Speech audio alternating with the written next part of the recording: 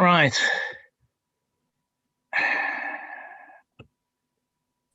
We're going to be starting in about 30 seconds. So if you mute yourself, Jeff. Okay, I'm ready to go. Okay, Jeff, I'll start and I'll hand over to you, okay? Okay.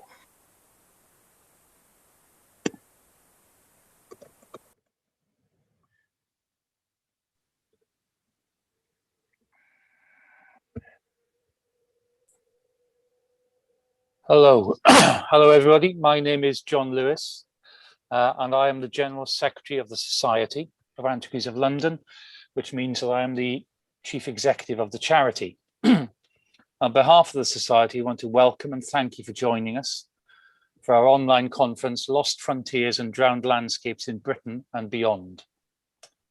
The Society of Antiquaries is an educational charity that promotes the understanding of the human past and recognises distinction in this field through election to its fellowship.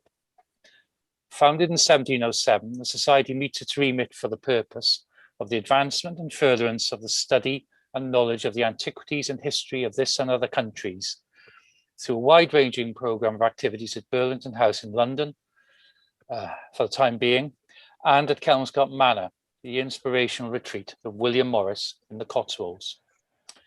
We meet our primary aim through focusing on conservation, research and dissemination. We encourage the care of the remains of the past. We find out about the past through those material remains, and we share those findings with the public. This conference is part of that sharing of knowledge with the wider community. Since June 2020, we've moved our programme entirely online and have seen a huge increase in attendance, with hundreds of people joining us for all our lectures and events from all over the world. Today's conference has been organised by fellows Professor Jeff Bailey, FSA, and Professor Vince Gaffney, FSA. I'd like to thank them for the time and commitment to this conference, which was postponed from last autumn due to COVID. The conference is in collaboration with the ERC research project, Europe's Lost Frontiers, and will be part of presenting the results of this project. We're delighted to be able to welcome over 500 people from around the world to this two-day conference. And we welcome all our speakers who are joining us from the UK, Australia and beyond. And 500 people is, for the Society, an enormous amount when you consider the physical capacity of our lecture theatre is about 110. The exploration of the inundated prehistoric landscape of our coastal shelves is one of the great challenges remaining to archaeology. In Britain and Northwest Europe over the last 2 decades, the results of dedicated research projects, commercial work carried out in preparation for marine infrastructure and community archaeology programmes have transformed our understanding. And on a personal level, I've spent a fair chunk of my professional career as an archaeologist excavating and writing up the late glacial long-blade lithic assemblages from Britain. And it's quite clear that these represent, and in Europe, represent groups of hunter-gatherers following migrating reindeer herds out of the North Sea basin, which has subsequently been drowned. So from a professional point of view, I'm really looking forward to this conference. Doggerland is now the best studied of these areas, and UK researchers and collaborators around the North Sea have given us a global lead in such studies. However, it is massively resource intensive and as yet has attracted very little RC UK research funding. All the major funding has been European, and the project has also been dependent on the goodwill of European partners for access to research vessels. Big developments will be happening in the North Sea, and we as archaeologists must be ready to respond. Future research and researchers must be supported if this lead is not to be lost. I'll now pass on to Jeff, who's going to say a few words about how this event came about and the purpose of it. And he'll also provide some information on how people can ask questions. So Jeff, over to you. Good morning. I've got 3 opening remarks as the chairman of this morning's session. First of all, to the speakers, you have a time limit, which I shall monitor. I shall turn my screen and microphone off while you're speaking. When you're close to the end of your talk, I will turn my video on again. If you don't take that hint and you hit the deadline, I'll turn my microphone on, just to establish that protocol. Secondly, to the audience, there is an opportunity and will be an opportunity to ask questions in the normal fashion. But if you want to do so, please remember that you have to type your question into the chat box at the bottom of your screen. I will then read out the questions depending on the time available. We're bound to lose some time, but we'll see how we go. If worst comes to worst, the speakers might reply to you in the chat box. The third comment that I want to make is about how this meeting came about. It originated as two quite separate ideas. Over 2 years ago, I proposed to the Society of Antiquaries, their research committee, of which I'm a member, that we have a one-day meeting on this theme. I was aware that in the UK, in Britain in particular, Scotland, England, Wales, there are many people working on this theme. Too many actually to fit even within a one-day meeting, which is the standard society format for a collective event. Nevertheless, that proposal was accepted. And at about the same time, Vince Gaffney, who's on the council of the society, was in discussion about hosting the final workshop of the Lost Frontiers project. So we very quickly combined forces to make this a two-day event. Of course, this was all in pre-COVID times, designed for people who live or work within easy traveling distance of central London. And that constraint has been removed, as we all know now, thanks to international video conferencing technology. Nevertheless, the original format remains. This is essentially a British, predominantly a British affair, but there is a beyond in the title, which needs explanation. That recognizes the fact that there are many other people working on this theme, especially amongst our European neighbors. The southern North Sea is shared by 5 countries in Western Europe, and we have some of those people talking as part of the landscape project today. The other element is that in tomorrow's meeting, 3 of the speakers, myself, Jonathan Benjamin, Helen Farr, are actively engaged in fieldwork in Australia, as well as in the UK, and that may seem a rather exotic outlier to combine with Britain, but we should remember that Australia is par excellence the maritime continent. It is a continent where human entry always required fairly lengthy sea journeys from mainland Southeast Asia, and we know that was happening at least 50,000 years ago, perhaps even earlier. And that maritime strain is deeply embedded in the history of the Australian continent. It is still there. It is ingrained in the indigenous Australian Aboriginal worldview, with its emphasis on sea country. And the history of that continent has a lot to teach us, I think, about what might have been going on along coastlines in other parts of the world and in other continents, and has the potential to alter our perspective on world history. More of that tomorrow. Today's talks are entirely focused on the Europe's Lost Frontiers project, which is led by Vince Gaffney, who's going to give the opening talk. Vince has shouldered the burden of leadership by giving himself the shortest amount of time to talk, so I won't dwell too much, but I should introduce Vince. He's quite well known to many of us, both nationally and internationally, famously so for an earlier project that he led on the North Sea Paleo Landscapes prize-winning project, which demonstrated in a remarkable way just how much information about features of the drowned landscape can be extracted with sufficient computational power from the seismic records of the offshore oil and gas industries. The new project builds on that, and indeed that earlier project paved the way for the new project funded by the European Research Council, which is using different and new technologies and techniques dedicated to answering archaeological questions rather than discovering oil and gas deposits beneath the seabed.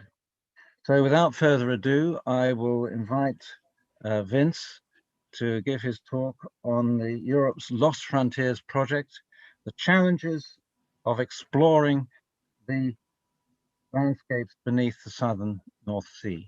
Vince, over to you. Right. Thanks very much, Jeff and John, for that introduction. And I will be giving the background to Europe's Lost Frontiers. I think we all know from the introduction that the archaeology of the prehistoric coastal landscapes within the coastal shelves is becoming a strategic point of research for many areas, from America through Northwest Europe, the Gulf, Southeast Asia, down to Australia. These are critical areas at various periods for understanding the peopling of the earth and the archaeology of the regions. The area of the North Sea, Doggerland, isn't the largest of these areas, but as has already been stressed, it is amongst the best studied of these areas, and that is of critical importance to today. However, we have to set alongside the multitude of presentations we're going to hear from various parts of Britain and the world. This today is about Europe's Lost Frontiers. This is the result of a single project, as Jeff has said, an ERC funded advanced grant. It's run over 5 years. It's brought together about 40 academics all the way from Cork to China to look at the landscapes of the southern North Sea. And this has included archaeologists, environmentalists, geneticists, software engineers and modelers to look at the Vince, sorry, Hello? you're not sharing slides. No slides sorry. on the phone. Oh, Yeah. that must be better. Yes? Yeah, that's it. You're Thanks, seeing that? Vince. Okay, not a problem. Well, it is for you. Anyways, I had got on to the fact that we're looking at the collaboration over the past 5 years to look at the southern North Sea. Like all good projects, it has a backstory. We know that there's been research related to the southern North Sea for about probably 200 years. There's only, though, been certain points and certain people who've probably progressed the research in this area in dramatic ways, which have allowed other people to do more research. You can go back to, obviously, the great work of Clement Reid back in 1913, his book on submerged forests. Graham Clark, who was the doyen of Mesolithic archaeology in the UK, who was well aware of the potential of the southern North Sea, if rather perplexed about what you could actually do to understand it, I would suggest. And of course, Bryony Coles, whose work in 1998 on Doggerland, a speculative survey, is the springboard for much of what you're going to hear over the next 2 days, and probably inspired many of the people to do work in this area. The last 20 years, though, has seen champions of research on prehistoric inundated landscapes. Jeff, Nick Fleming, the networks they've created have been critical to how we've brought together a community to work in a much larger sense. It's probably worth remembering, though, what archaeology actually constituted 20 years ago. If the whole area wasn't discounted as a land bridge between Britain and Europe, it was essentially a series of maps with almost no information in it. which would, for the archaeological sense at any rate, reconstructions that relied on inherently irrelevant bathymetry, which generally didn't reflect the land surfaces we were looking at, and a whole series of artifacts which were generally trawled, chance finds of relatively little archaeological significance, although we're getting more and more out of this data, I should say. But even the iconic Lamananoa Point highlighted by Clark falls into this gap, and in fact its history has been revised in recent years. The onset of Lost Frontiers, though, has to go back to the North Sea paleolandscapes, as Jeff has said, because much of what happened there has formed or guided the work that was done within Lost Frontiers. And it was largely a product of a series of chance encounters, actually starting with the initiation of a PhD by Simon Fitch, looking at the use of 3D seismic data from oil and gas to look at these blank maps that we had in the North Sea. That was facilitated by Ken Thompson, a basin geomorphologist who worked in the project and sadly died in 2007, who introduced us to the industry. PGS provided through their good officers initially 6,000 square kilometers of seismic data to see if we could actually find anything. I don't believe they were holding their breath at the time. However, the results were such that within a relatively short time, his English Heritage, through the aggregates levy, remember that, provided funding for to look at about 24,000 square kilometers of seismic data on the basis of this earlier work. And that provided the Mapping Doggerland book and the basis for all our future work following that. It is worth, however, remembering something about the problems and technical issues there. We were relatively well supported in IT terms, but actually, if you look at it, the core storage for analysing 24,000 kilometres was 5 terabytes, which would clearly not support any of the massive data sets we're looking at today. But this, to a certain extent, reflected the limitations of what we were doing. We were looking at relatively coarse data. It provided good overviews of specific types of features. We were also only looking at the top half second of the seismic columns. That's essentially the Mesolithic. Now, we knew that there were earlier landscapes beneath that, which we could see. But for commercial reasons, we weren't actually allowed to look at that at the time. Now, that wasn't in the end necessarily a bad thing, because we probably couldn't have used the exponential data that would have arrived if we'd attempted to do so. The other point was how we looked at the data. The information was very good at allowing us to volume render river channels, estuaries, lakes, features of that sort, which were important because we felt that was where we would find the environmental sediments that would allow us to take major steps forward as we went forward. But it also meant we were only looking at particular parts of this landscape, even though we hadn't seen them before. It also told us something else that was important. When we had these maps of landscapes we presumed, or features we presumed were early Holocene, they almost had no relationship to the existing sedimentary archive.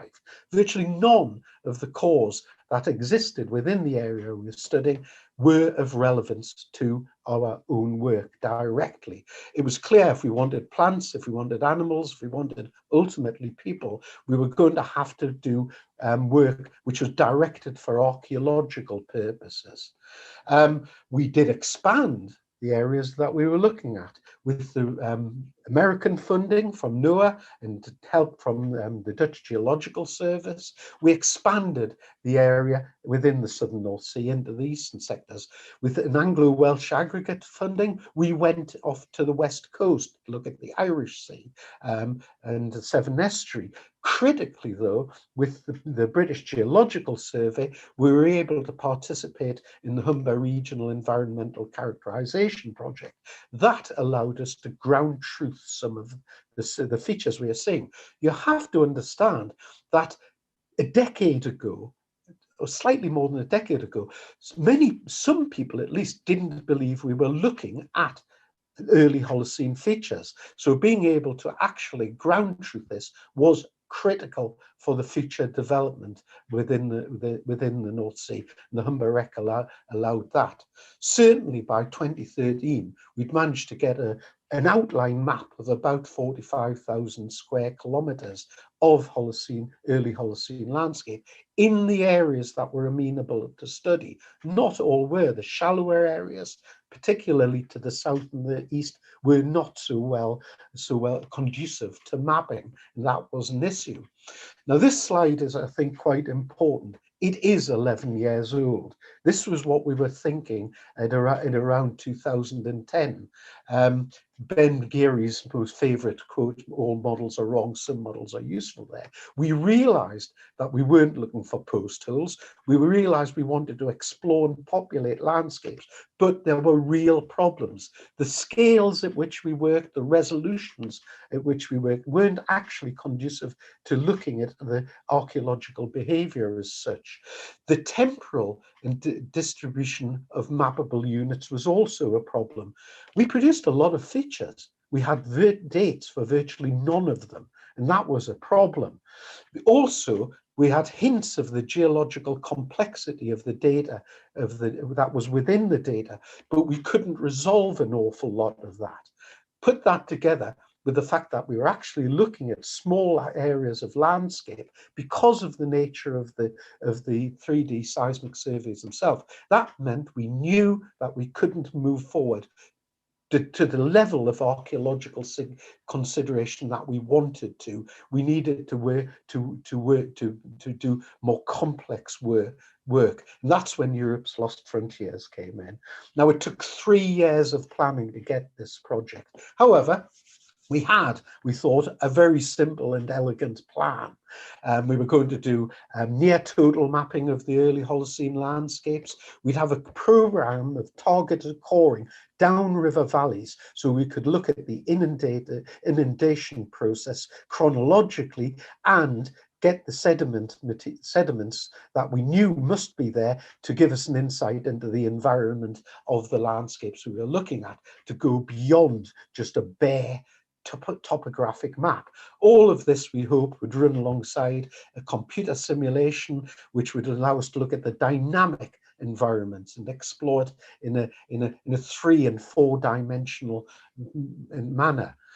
We got our study areas, much of which again actually correlated with the areas we've been looking at within the North Sea Palaeolandscape projects, with a nod towards the north, to what we thought at the time was northern Doggerland. This has changed, as you will see, particularly in the lecture by Simon Fitch following this.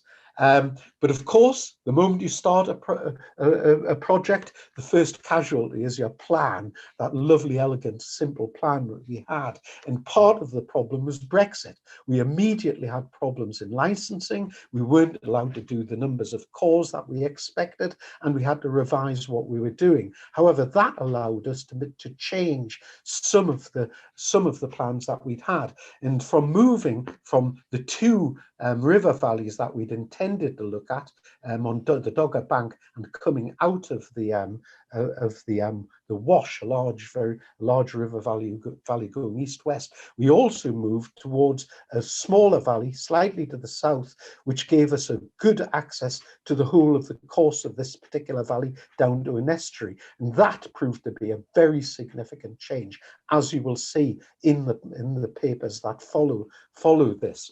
We also went out into the off the west coast. We weren't going to be stuck in just the North Sea.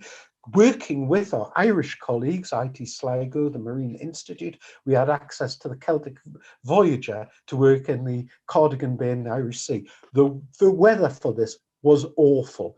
It meant that we couldn't collect data in the Irish Sea. And for a while, I thought we were going to lose James Bunsell as well. He suffered terribly during that voyage. But we did collect work in Cardigan Bay, and this will be looked at by Rachel Harding later today. We also critically began a collaborative work with our Belgian and Dutch colleagues. And this was important because it also gave us access to research vessels to allow an iterative process of development. We were particularly interested in the Brown Bank, an area where there's a concentration of Mesolithic artifacts, which we thought we could link to surfaces which might be eroding out. It also allowed us to look at the Southern River estuary in detail, because we felt at least that there would be exposed surfaces there which might expose actually archaeological artifacts that we could make perhaps even prospect for, as will be reported again later. We produced essentially about 109 cores across all these areas. Some of these are duplicates, some of them actually weren't very useful, but nonetheless. The important thing about this, though, is this iterative process was only successful because we had access to research vessels provided through European partnerships. We had the ability to do this through UK means. It would have been impossible. We have almost no access to the level of resource we require. And as we go forward, this is something that is going to have to change within the UK. When it came to the results, well, as you will see today, we produced, I think, insights into methodologies for specific technologies and areas of research. We've produced specific case studies related to these. In some areas, we've been able to aggregate this data to produce significant outputs down to individual events. The work we did on the Storega, in particular, demonstrates the capacity to bring this work together. It's also, of course, shown some of the problems. The area is complex. It's much more complex than we actually we anticipated, but now we're starting to see it. This is a fractally complex area, and bringing this data together has been a problem, and sometimes it's contradictory, as you'll see, but that's part of the challenges of working here. The other point, I'm afraid, has been COVID. We are a year behind where we expected to be. We had expected to come with monographs in hand. That is not the case. We'll be running to November, but now you will be able to see where we are, how the results of much of the work, and the overall significance of what we're doing. And with that, and under the BDI of Jeff, I will now stop and hand over to the people who did the work. Thank you very much. Thank you, Vince, for that introduction. There is actually one question that's popped up in the chat box from Bob Bewley. He refers to the Aggregates Levy Fund, which supported some of your earlier work. He says, as far as he knows, that fund still exists, but it now goes into the UK government treasury. And he wonders whether there's any chance of resurrecting that fund for your sort of research. I think the Aggregates Levy saved most of British archaeology during the beginning of the century. If that were possible to free up some of this, it would be critical. It really spurred research in these areas, and we have to make the case to the British government. I don't think I can emphasize too much that this area around the whole of the UK is under-resourced. We can't keep relying on other people to keep our research going. Okay, thank you. All right, let's move on to the next talk. There are three co-authors in this talk: Simon Fitch, Richard Bates, who's University of St Andrews, Andrew Fraser, who's University of Bradford, along with Simon. Simon has been part of Vince's research, as he mentioned, from the very beginning, is an expert in interpreting two-dimensional and three-dimensional seismic maps, and he's going to present new information under the deceptively simple title, Mapping Doggerland. Simon. Thanks, Jeff, and thanks for calling me an expert. It's from you, that's kind of pleasing. Anyway, I'll be briefly talking here about Europe's lost frontiers from the remote sensing side of things, looking at 3D seismic and also 2D. Apologies, this will be a whistle-stop tour due to the time constraints, but hopefully this will give you an understanding of what we've done and some of the processes we've done to achieve this. First thing, sorry, it's going. First thing is that obviously we have a series of targets we have to meet. And the first, this is obviously to use the legacy 2D and 3D reflection data to achieve a high degree of coverage, to not obviously achieve the best possible mapping we can. We can't obviously cover everything, but we try to cover as much as we can with the data that is publicly available to us. We also want to provide an interpretation from the regional down to the human scale. And this is quite important, and this will be part of the topic of this talk, is stepping down in scales from the big to the small. We also need to provide material that will be used that will allow our other colleagues to extract, for example, DNA or archaeoenvironmental material from the sediments, and we need to locate those sediments. And the other thing, obviously, the main goal of this is to provide data on the landscape that can be ploughed back into simulation. You can see one of Phil's little simulations in the bottom there. So the background, obviously, very briefly, as archaeologists, maps have dominated our thinking of the Paleolithic and Mesolithic in Doggerland. Obviously, we need accurate maps to guide us to archaeology. We need to locate where people are living and understand how that exists. And that's true for both the Paleolithic and the Mesolithic. One of the critical aims, obviously, of this part of the project is to improve the maps that we have, expand them, investigate new areas, and to see what extent they might need revision. Now, there have been some geological surveys in this area, for example, Britice being a major one, looking at the Great Glacial and the glacial processes that go on, and some of their seismic is actually very interesting, but obviously that's targeted for deeper sediments, older sediments, and not really for the Holocene. Obviously, Vince has touched on the Humber REC, again funded by the ALSF, and a very good thing which allowed us to look in detail. But again, we have gaps in those lines, so we can't join things up. There have been some very small detailed surveys for Andy Emery and Anderson, excuse my pronunciation. But both of those, again, using energy data, have picked up the late Pleistocene, some of the Holocene, but again, they're little windows into the landscape, and we need a big joined up picture to understand the archaeology in Doggerland as a whole. So obviously, as Vince just showed you, these are some of the data sets we've used. And as you can see, there's an awful lot of them. Obviously, very, very useful 2D data, but obviously has gaps between lines, and 3D data, the blue blocks you see there. Obviously, it covers quite a large amount of landscape, and hopefully, as I'll show later, we've covered a lot of this landscape in quite some detail, which will allow us to actually refine our understanding. So the 3D data set, primary one is PGS's SNS data set, which is shown here in the red. We have used this in the past, but this new data set we've used is been expanded to new areas. There's additional data sets that have been bolted on, so it's a lot bigger, some 10–15% bigger than the original North Sea and later the American survey that we did. We've also had access as well to the blue outlined area, which is the CNS data, and that is totally new to us in archaeology. That has allowed us to not only explore the northeastern side of Doggerland, but also move up, and this data set, it doesn't show it here, but goes all the way to the Norwegian Trench. So it allows us to explore the whole of what might have been Doggerland in the Paleolithic and the Mesolithic. So we've got a very useful set of data that covers this area in 2D, but obviously there are other areas, and as you can see here, some of the other data sets we've gained from other geological surveys and oil companies that allow us to cover the areas which aren't covered by 3D in some detail and allow us to map features.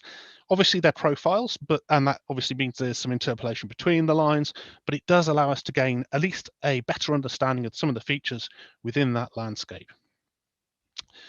So one of the things we obviously want to look at is the 3D data. And as you can see, the 3D data produces a wonderful map view of the landscape, both temporally and spatially. As you can see here, for example, the little Paleo channel in blue, this is a very late Pleistocene, early Holocene channel, as you can see, meandering down from the Dogger Bank, probably following the course of an old glacial meltwater channel, which has then been reused.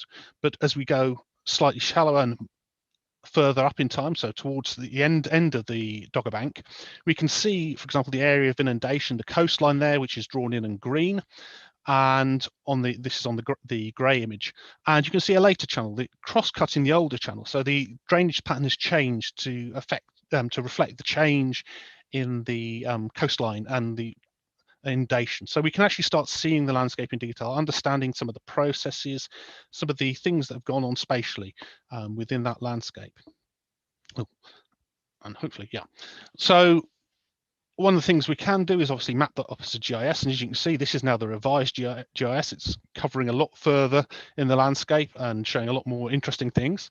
As you can see, there are some areas we still have where there is no data, or for example, there is data, but it is not yet publicly available, so we can't gain access to it. And I've drawn them on there just to show you, once those become available, it will be very, very useful to be able to join things up. But even with these small holes in the data, and they are relatively small holes, we can actually start joining up features, having very long channel systems, which we can start understanding the nature of the landscape, its connectedness, and the connectedness of the environments within the landscape, which is really important.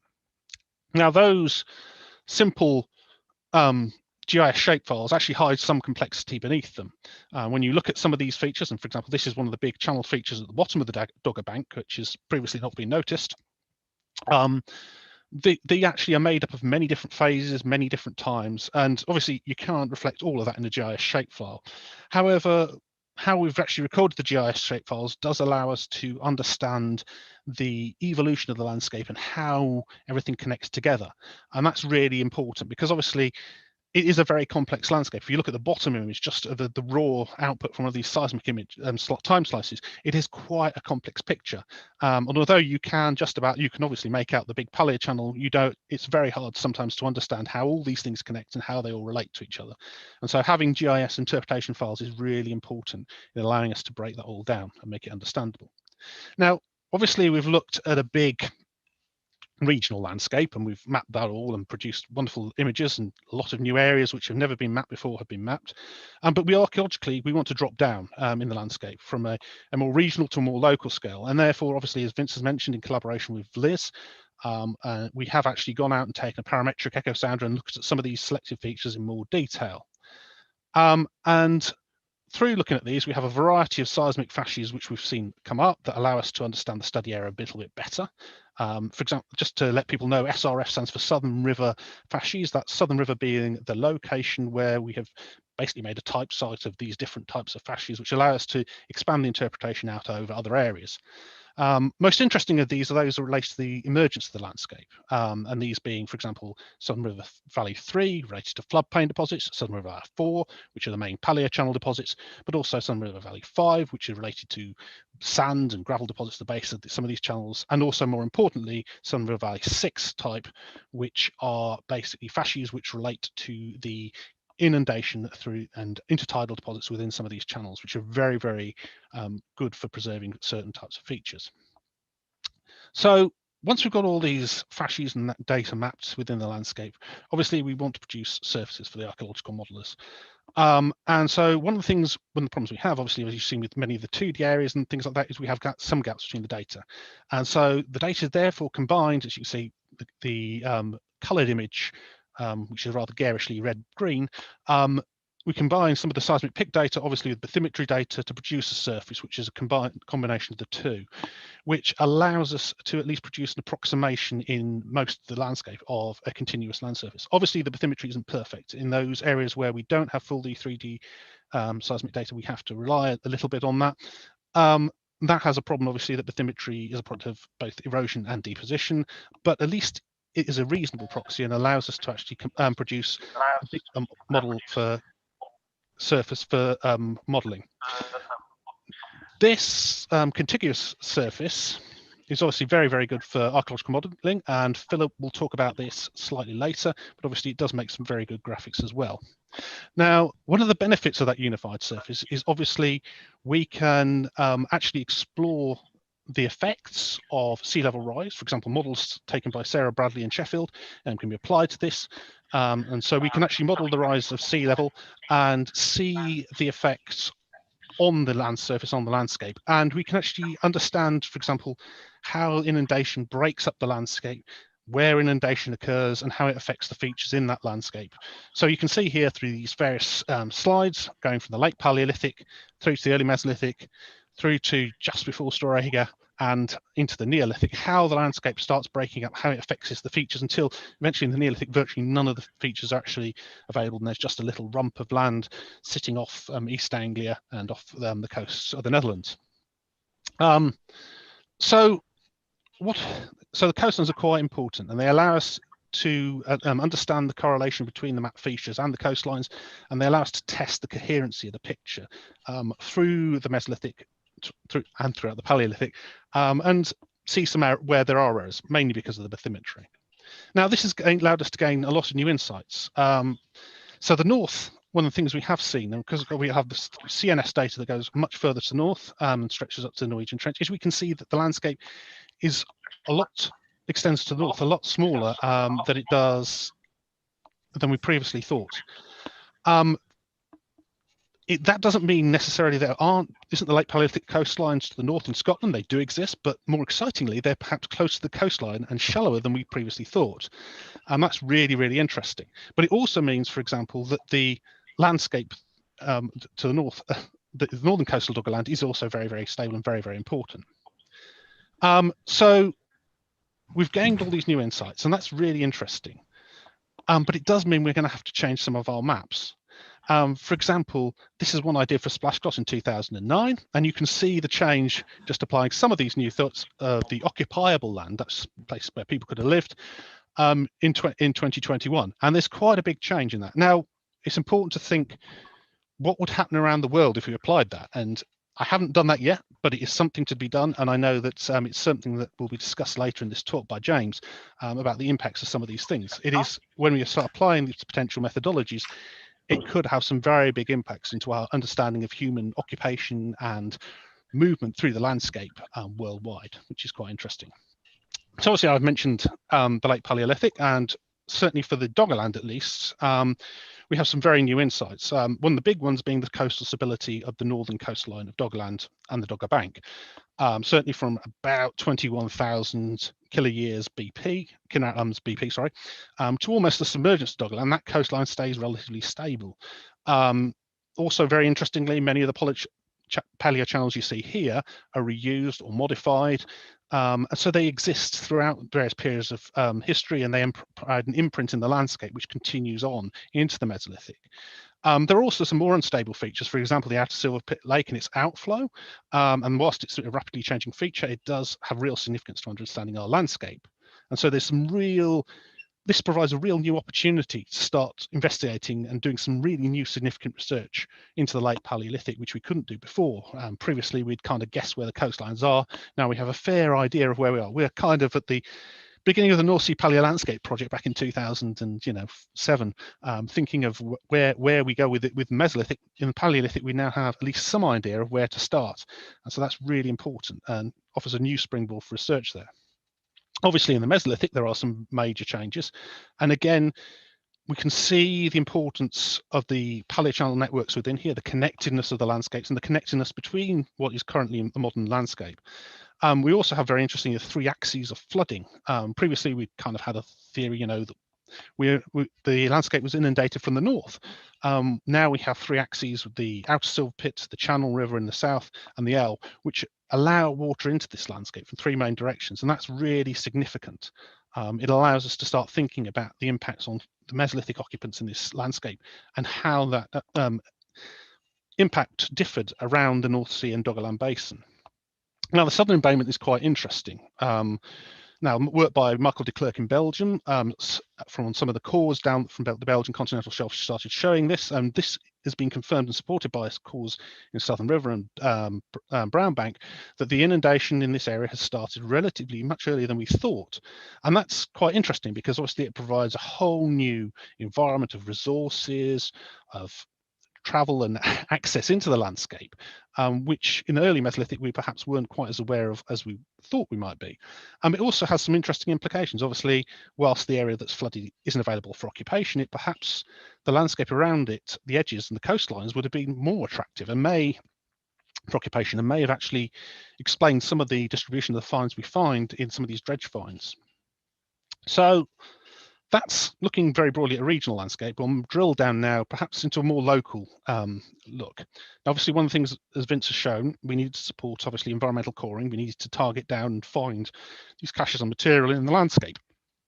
And, you know, we'll take here the Southern River as an example, just to show you how that was achieved. Now, the Southern River is the large green river here, which you can see with all the dots in the center. It cuts through several different glacial moraines formed by the last glaciation, pushing basically sediment, dumping sediment as it expanded and retreated through various stages. It is only one of several other channels in that region which run down to a coastline, shown in black here. They all penetrate the glacial moraines and some of them follow the paths of late glacial meltwater channels. Other ones are cut later, but by and large, these are fluvioglacial channels that have been reused in later periods and used into the Holocene as active channels. So we've taken active profiles across this. You can see here a seismic line across the data. And as we can see from the models and seismic flashes we built up, we can understand that looking at that particular paleo channel, that is rather full of SRF6, the intertidal deposits. And when we core it, and you can see on the cores up there, you can see lovely laminated sediments all the way through. So that's good because it allows us to validate. So we're predicting what the sediment caches are within that feature we see. We can assess its environmental and archaeological potential, and then when we go and core it, that gives us a better idea of what we're going to get out of it, and that's really important. For example, previous survey we've been involved in many years ago, when we just used 2D coring and sonar, which is mapping the seabed, we only got about 48% success rate of getting material we needed archaeologically. Now, when we use the ELF survey, we use 3D refined by 2D, so we have a picture of a landscape, and we know the position of the core in that landscape, and we know where it is in the feature, and we can know what the sediment is, and we got a much better success rate, between 90 and 82%. And that's really significant. It's a big up thing. It also, of course, means for our paleoenvironmentalists and other work, DNA people work, a lot more work, but that's a good thing, and it's a good recovery. And compared to the slide Vince showed earlier, for example, of just taking cores pretty much randomly, it's a much more significant achievement. And given the difficulties of taking survey in this area and recovering material, obviously any kind of step forward in that way is a good thing. Now, obviously, we're archaeologists, and recovering and mapping landscapes, recovering sediments, and that's all very nice and very, very useful. And it allows us to tell us, about the resources in the landscape, the DNA, for example, marine mammals, and other critters in the landscape, as well as plants, and of course, paleontology telling us about plants. The geology can tell us about flint resources and freshwater resources within a landscape. But we want to see the people, and like Terry Jones there in Monty Python, How Not to Be Seen, we have people hiding behind bushes and trees. We don't see the people from the things in the landscape, and we can't really ask them to stand up to know where they are. So we obviously need to start using some of the higher resolution stuff and start drilling down.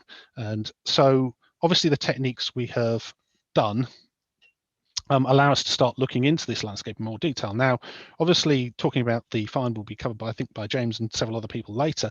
But by actually using these techniques of looking at the landscape, and here you can see the 3D surface of the landscape, the paleo channel, the estuary, we can start predicting where people would have lived in that landscape, and then targeting high resolution survey over that. And then obviously we can then go to recovery.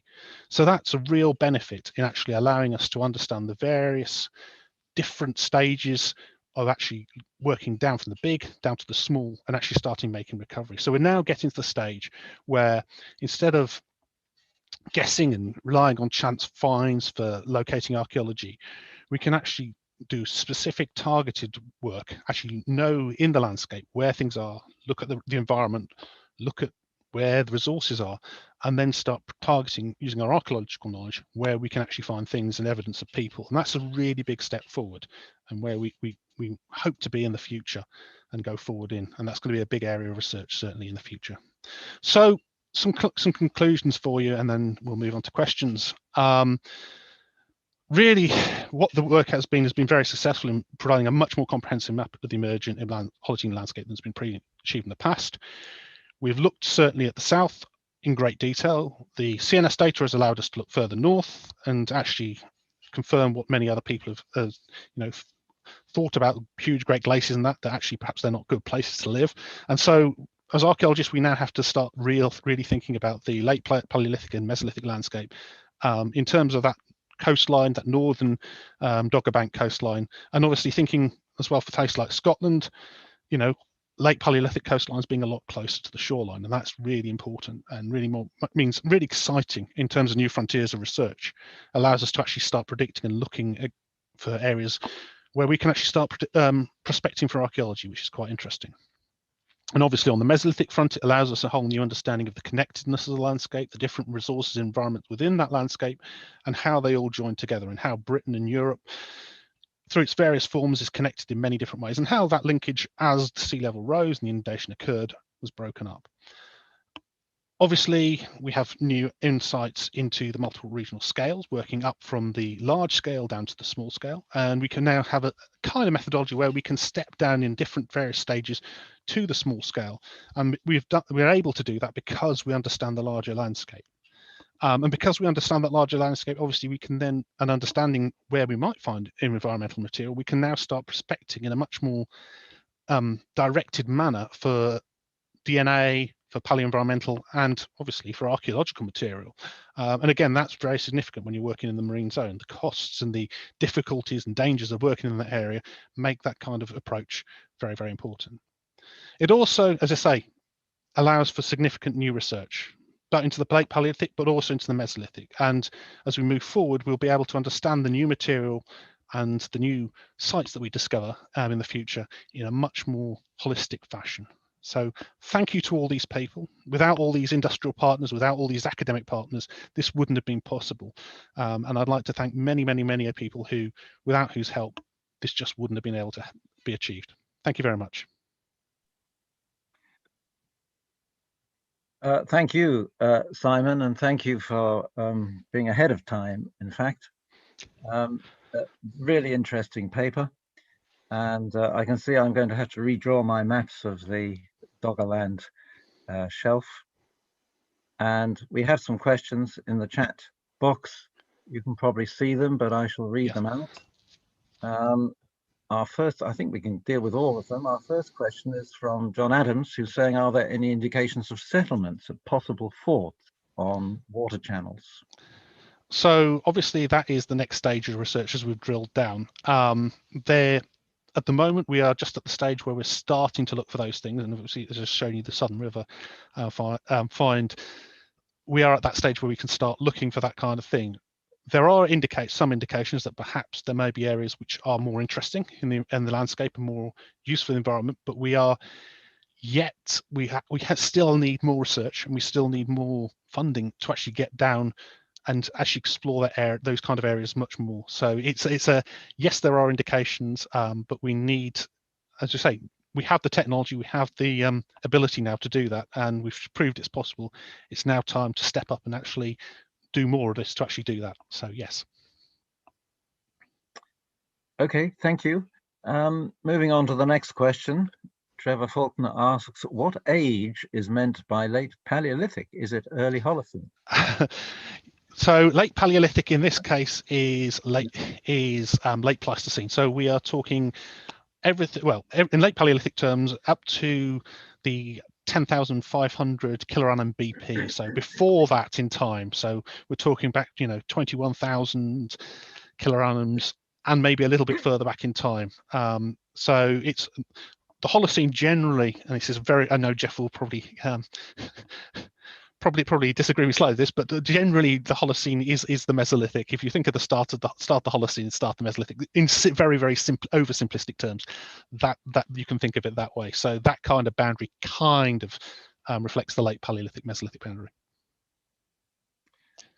Okay, yes, these are rather arbitrary labels and arbitrary boundaries in some cases. Okay, Jerry Gillies asks about the Fourth Bank complex, a large island group in your recent maps, and is that something you're looking into? That's something we will look into. Obviously, Lost Frontiers, as you probably saw with the original diagram that Vince showed up, the core area is that northern Dogger Bank boundary down to the bottom of the channel. Obviously, that Fourth Bank complex falls just outside that. So obviously that is something we hope to look to in future research, but unfortunately with the scope and the limited funds that we have available, unfortunately that's something we couldn't look into as part of this project, but it is something we hope to look to in the future for sure. Okay, always a good answer. Look to the future. Definitely. Now we have Stina, I hope I've pronounced that right, Hildebrand is asking, could you, it's quite a technical question, I think. Yes. Clarify what kind of seismic data you use. Right. Okay. Well, this is quite complicated because obviously there are lots of different sources of seismic data. For example, the 3D seismic data was taken with air gun, bin spacing of 12.5 meters. But obviously, for example, the parametric echo sounder is a lot higher frequency, and we're talking of resolutions of decimeters. So obviously there are, as I talked about in the talk, you know, being nested, moving down in scales of size, there is a broad landscape scale set of data, obviously working on air gun and things like that, moving down to higher resolution data sets, such as the PES, which are working much higher frequency and much smaller area, but working obviously on a much smaller bin spacing and much tighter resolution. So hopefully that kind of answers it, but basically the answer is a lot of seismic data and a lot of different types. Okay, well, I'm sure that could be pursued in more detail. Now, there's another question here from Katrina Yule Anderson. Time frame for discovery of submerged settlements and direct human remnants. I think the question here is about, I'm not quite sure whether this means when do you expect to discover such things, or what age of material do you expect to discover? Probably the former, I think. Yeah, when is a question, I suspect, is obviously a question of funding, and I can't unfortunately predict the government's mind on whether it feels generous or not. But we have the technology and techniques to do it now. And so certainly for the far offshore areas, it's a possibility. That said, there obviously are places near shore, which, for example, Baldner Cliff at Gary Mumba, who have actually discovered near shore sites very, very close to the shoreline in the Solent. So these kind of sites do exist, and that the fact they exist very close to the shoreline tells us that actually they're probably going to exist much further out, and now we have the techniques to find them. So I would hope it wouldn't be too long before we find these things. On the time scale, well, as I've talked about, certainly for the Mesolithic period, and I would say definitely from the Paleolithic period as well. Obviously in the deep Paleolithic we could go much further back, but certainly I think there's possibility for finding things very close, relatively close to surface in some areas for the late Paleolithic. So that's 21,000 to the 11,000 kilo-annum time zone. I think there's possibilities there as well for sure.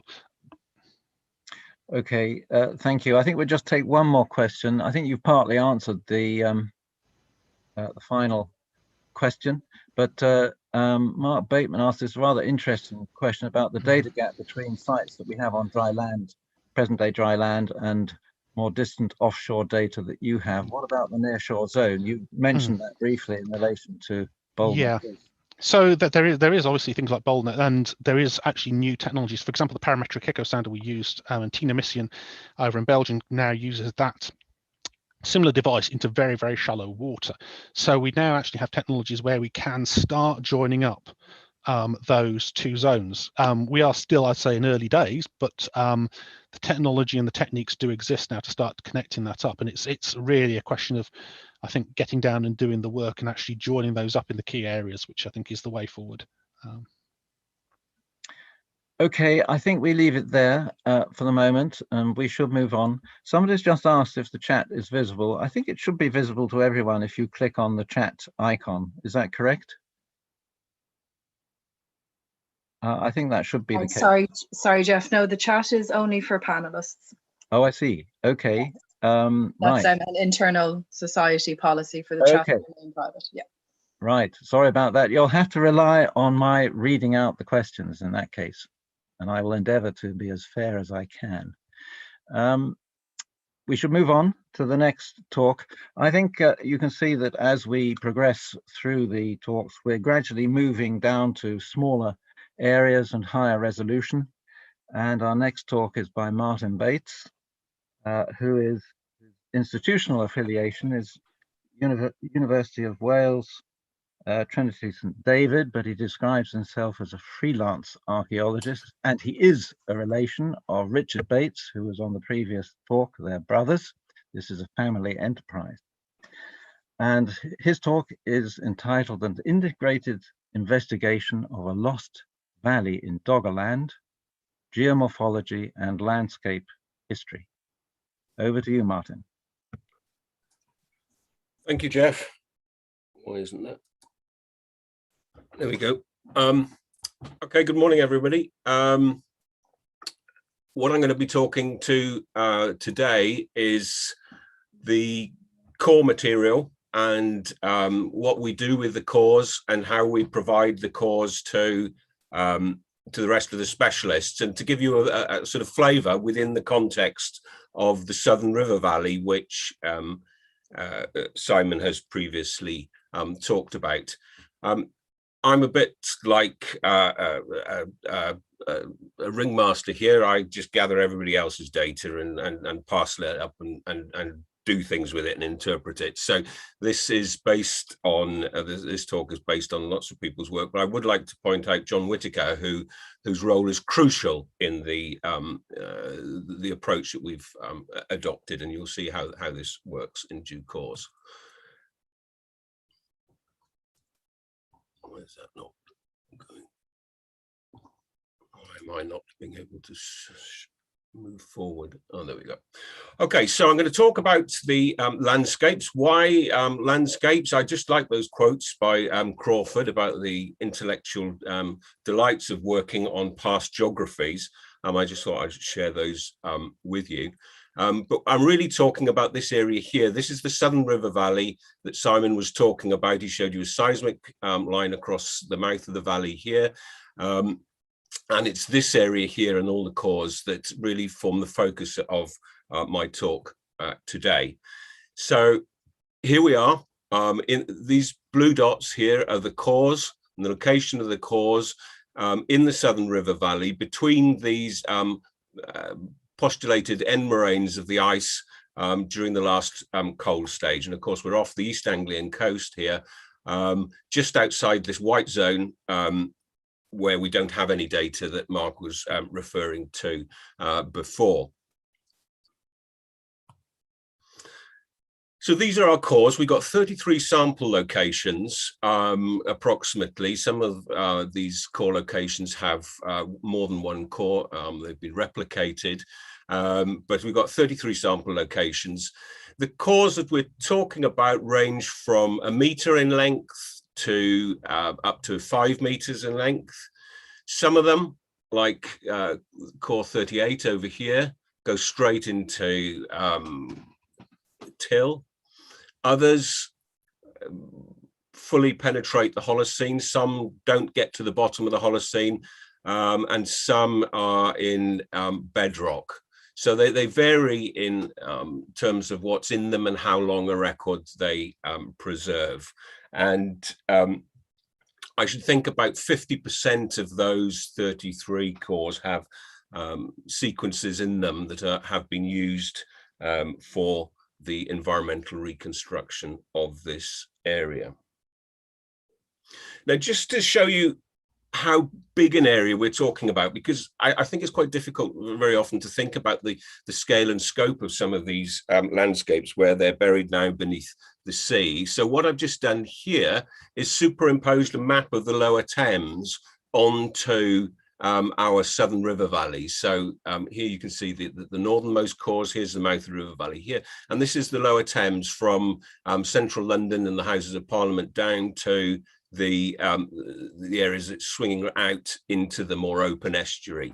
So we're dealing with a valley that's about that length, and I think that's quite important, because when we think about the number of data points, about the number of lines of information that we're trying to use to reconstruct this landscape, we need to bear in mind the sort of scale of the landscape that we're talking about.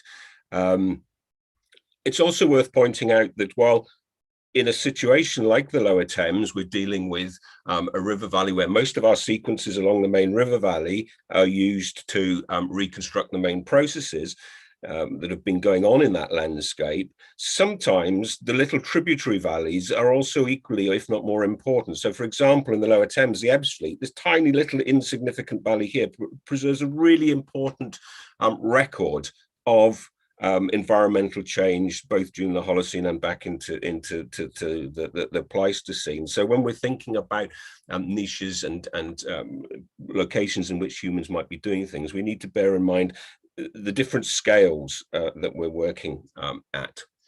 The other thing to bear in mind, again, I'm using an example from the lower Thames here, from the Dartford Bridge out towards the estuary. This is an attempt to reconstruct the early Holocene landscape beneath the floodplain based on 880 data points. It's still difficult, even with that high resolution of data, and we've got 33 data points in our landscape.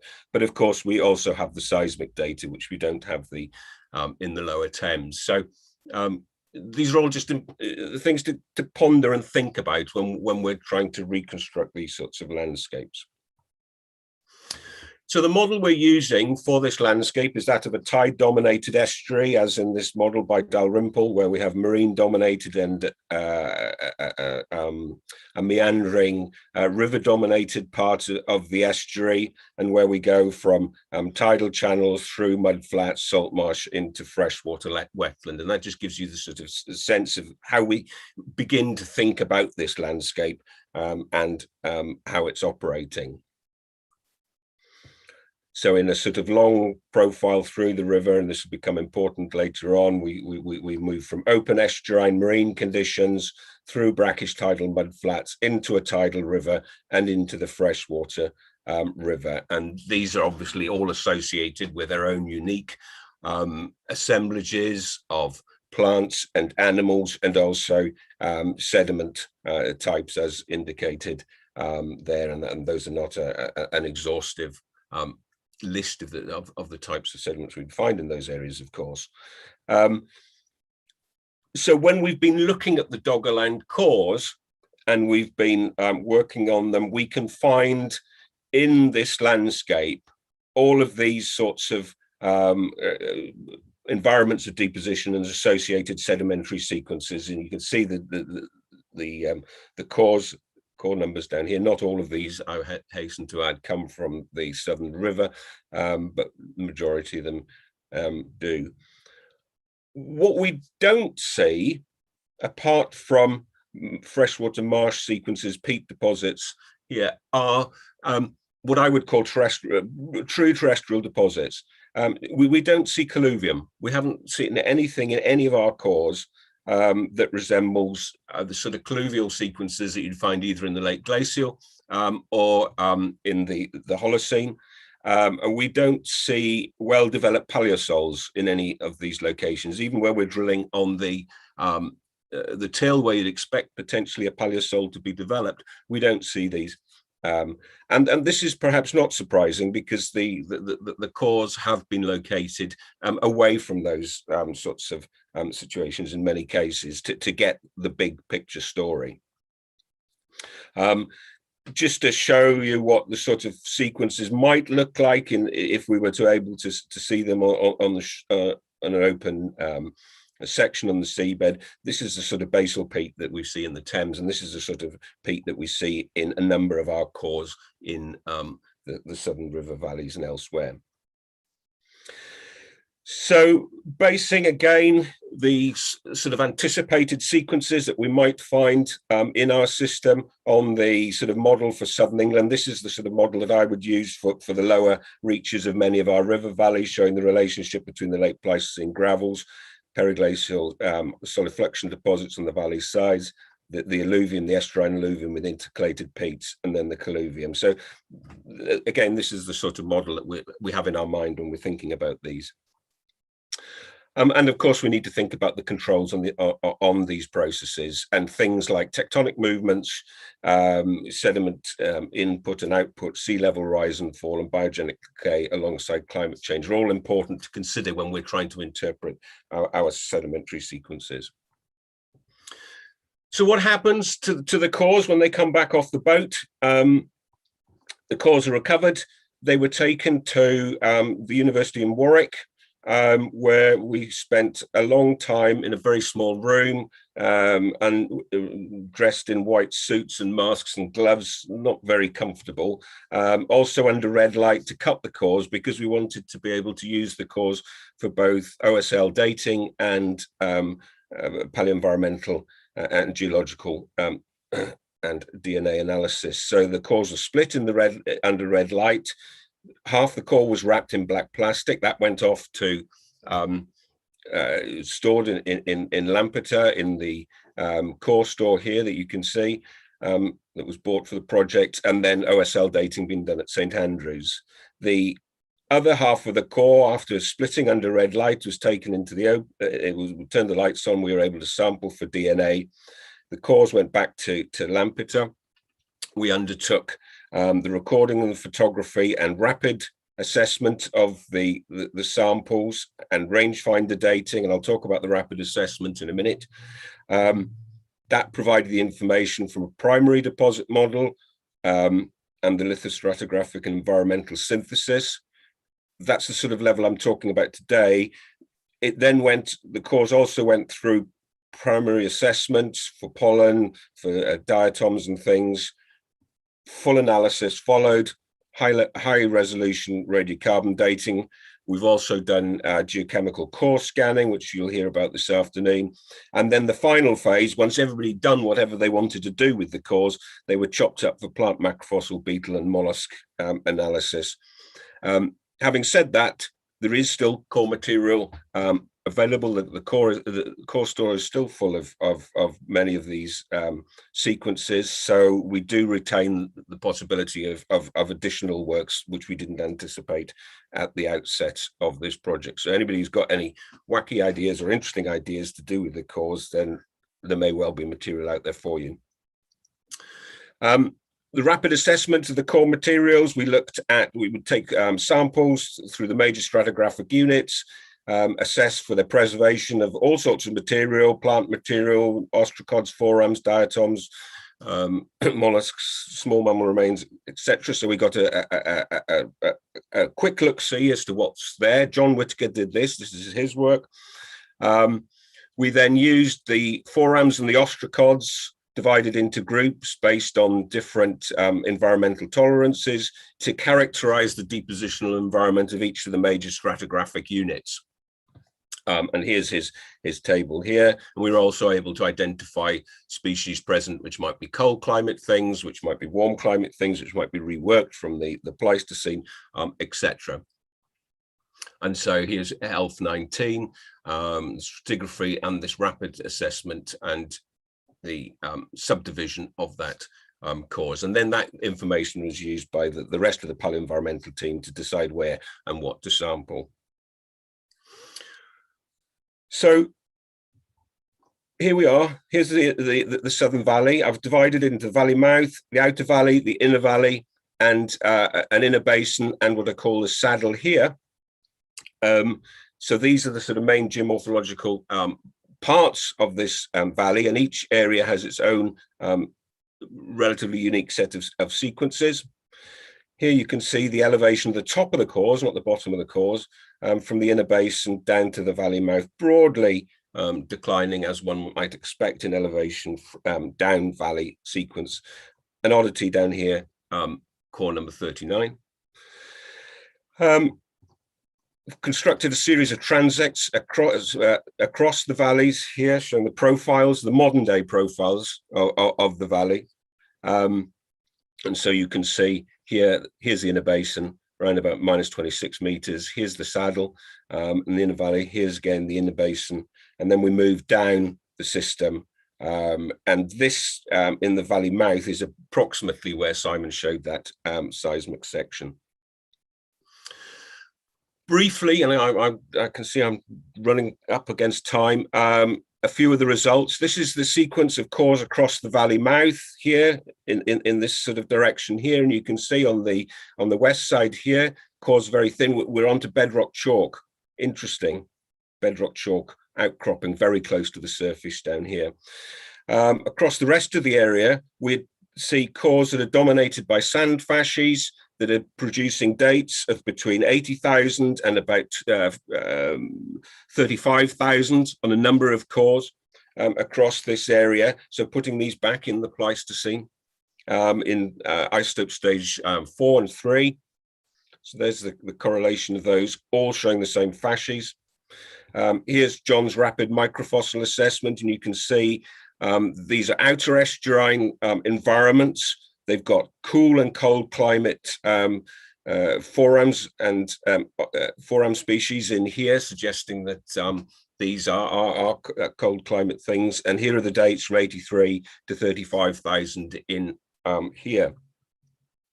Also note over here, it says Azolla. Azolla is a reworked plant remain that outcrops normally in marine isotope stage 9 and 11 sequences. So this is reworking into these cold climate marine sequences, showing that somewhere over here are exposed Middle Pleistocene sediments. And we've got Holocene material on the top there.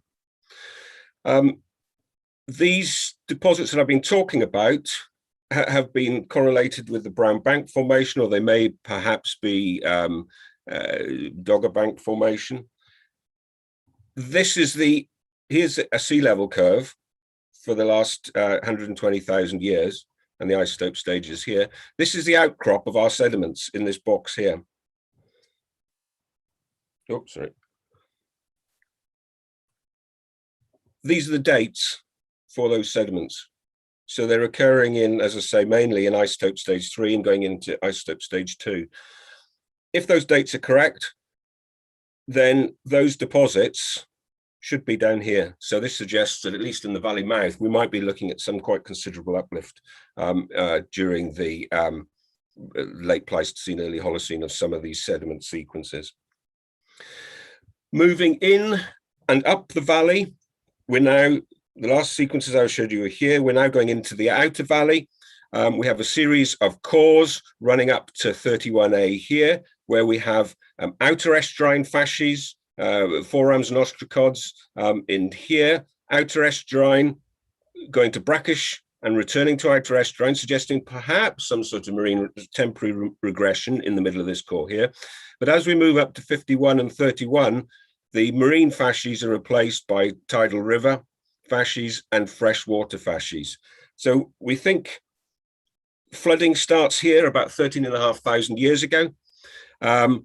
Flooding starts here, marine flooding about 9,000 years ago, or 10,000 years ago, sorry, and a similar sorts of dates here. So we've got a package in the lower valley of the valley flooding by 13,000 years ago, possible slight regression in here. We've got a tidal river running in this part of the valley until around about 10,000 years ago, and freshwater to about 9.2 thousand years ago. So we're beginning to build up the picture of what's happening in the lower valley. As we move into the inner valley, there's a sudden shift and jump in elevation of the sequences and in the facies. So we see brackish mudflats now developing in this part. We don't have any dates on this yet. Up to here, we got brackish conditions starting around about 9,400 years ago in here. sat on top of a nice peat sequence that goes back to about 13,000 years ago. And then finally up here, 34, this is on what I call the saddle, which is up here, which is a sequence of peats that runs from about 14,000 years ago to about 9,000 years ago, contains some really interesting pollen plus some interesting fish remains from the base of the sequence here. And this is some sort of perched water table feature high up on, well, relatively high up on the valley sides. So that's just showing the sequence of all of those long profiles from the mouth over here up to the saddle in here. We've also got a sequence of cores from this inner basin. This is where the tsunami core came from here in 01. Interestingly, in this part of the sequence, we've got a lot more salt marsh. We don't see much salt marsh at all developed in the main part of the valley. So this basin's working slightly differently. So going back to my original model here, which we used from southern England, we can modify that. In the red box is really where most of our cores come from. And we see the late Pleistocene gravels, we see tidal freshwater river deposits, we see possibly basal peat deposits in places, estuarine alluvium, and then subtidal flats. We're not seeing anything out towards the edge of the valley here. So this is one of the areas we need to start looking in the future if we get an opportunity to go back. There are anomalies in this landscape, and with the cores, core 39 is anomalous. It looks, from all intents and purposes, as very similar to many of our sequences, with freshwater river deposits, cold climate, forams, ostracods rather, in the base here, going up into brackish marine deposits. The only problem with this core is it's down here. It's considerably lower in elevation than anything else. The dates suggest it's flooding from the freshwater into the brackish around about the same time as the flooding in parts of the inner valley. So what's going on here is there's some sort of barrier that has prevented this flooding at an early date. This, you know, we are dealing with tunnel valleys, but something must have kept the water out, the marine waters out from this. So we need to think about the potential barriers in this landscape. So in conclusion, this is the first time I think that an area in Doggerland of a single valley has been looked at in detail. Mostly previously, you know, isolated cores have been looked at. Here we've targeted something in detail, and this is unique. The valley systems are complex. We've got perched water bog systems, river, valley, estuary, coastal embayment, all of which are enticing to Mesolithic people. And we've identified that there are subtle differences in patterns of sedimentation that occur in these landscapes. We have a lot of problems, undoubtedly. There are this potential uplift in the valley mouth. We don't understand the valley mouth geomorphology fully yet. We have some sea level index points, but some of they are maybe limited. We've got issues of localized geomorphology at a scale commensurate with that of thinking about the archaeology, and particularly zoning the areas into, you know, the valley into areas of archaeological potentials. And we do have evidence of recycling of older material into younger sediments. The Azolla is a very good example of that. What does the future hold? Well, the work we've done is a good start. We now need to look at cross-valley profiles and the margins of sequences to see if we can find these more terrestrial deposits that I was talking about that we're missing. We need to better understand the mouth of the valley. It's interesting, we've got chalk bedrock here, because, you know, that's going to supply a source of raw material for tooling up for late Pleistocene and early Holocene humans. We need to think about the role that barriers, maybe beach barriers or other forms of barriers, may control may play in controlling patterns of sedimentation. And I also think we need to look at these smaller and potentially tributary valleys in which unique sequences may be preserved. So that's it. Thank you. And again, thank you to all the people who've collaborated with this. And sorry if I've mangled your words and your interpretations.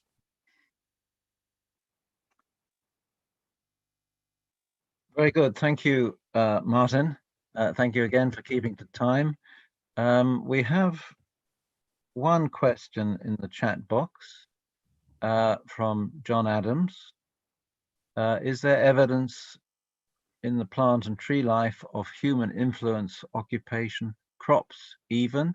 To which, if I may, I will amplify, do you have any evidence in those cores of anthropogenic influence or even archaeological material? We don't have archaeological material in the cores. We've obviously not sieved everything, because in order to genuinely rule that out, we'd have to, sieve the whole core. But certainly in the cutting of the cores, we haven't seen anything. In terms of the plants and the pollen, I will defer that question until you've listened to Ben after coffee, because Ben's in a far better position to comment on that sort of thing with me. I think one of the things to point out is the majority of these cores are coming from situations where we might not expect to find certainly in situ evidence for human activity. So the majority of the cores, coming from intertidal and subtidal sand and mud flats, are not going to be the places you'd necessarily expect to find archaeology. Obviously, the 34, which is a terrestrial deposit in what I would define as terrestrial, but again, it's a pretty wet, marshy environment. So this is why I think we need to target the valley sides and really see if we can pick up some of these colluvial sequences and paleosols. It did surprise me we didn't find any paleosols and any true sort of dry land situations. So I'm not sure whether that answers the question fully or whether it's but in part that answers your question. Okay, well, we have a comment that was added to the chat here by Ben Gearey, who's giving a paper a little later, who says that the next paper will touch on evidence for human impact or not. So stay tuned for that. We have one more question, time for it, from Chantal Connolly. Do we know if any British rivers feed into this one? Just thinking of the predominant riverine distribution of early Mesolithic sites and some of the patterns in East Anglia. I think, Chantal, in this case, this river is entirely within Doggerland. The headwaters are probably somewhere in the vicinity of the inner basin. We don't quite know how. Well, I don't quite understand how the river relates to that. Some of the rivers that might enter the coastal embayment from to the southwest of where we're working might well drain parts of East Anglia, but not directly into the southern rivers that we've been looking at. It's entirely contained in Doggerland. Okay, two questions have just been added. I think we can take them. Anthony Firth is asking one of them. Three questions. They're coming in thick and fast.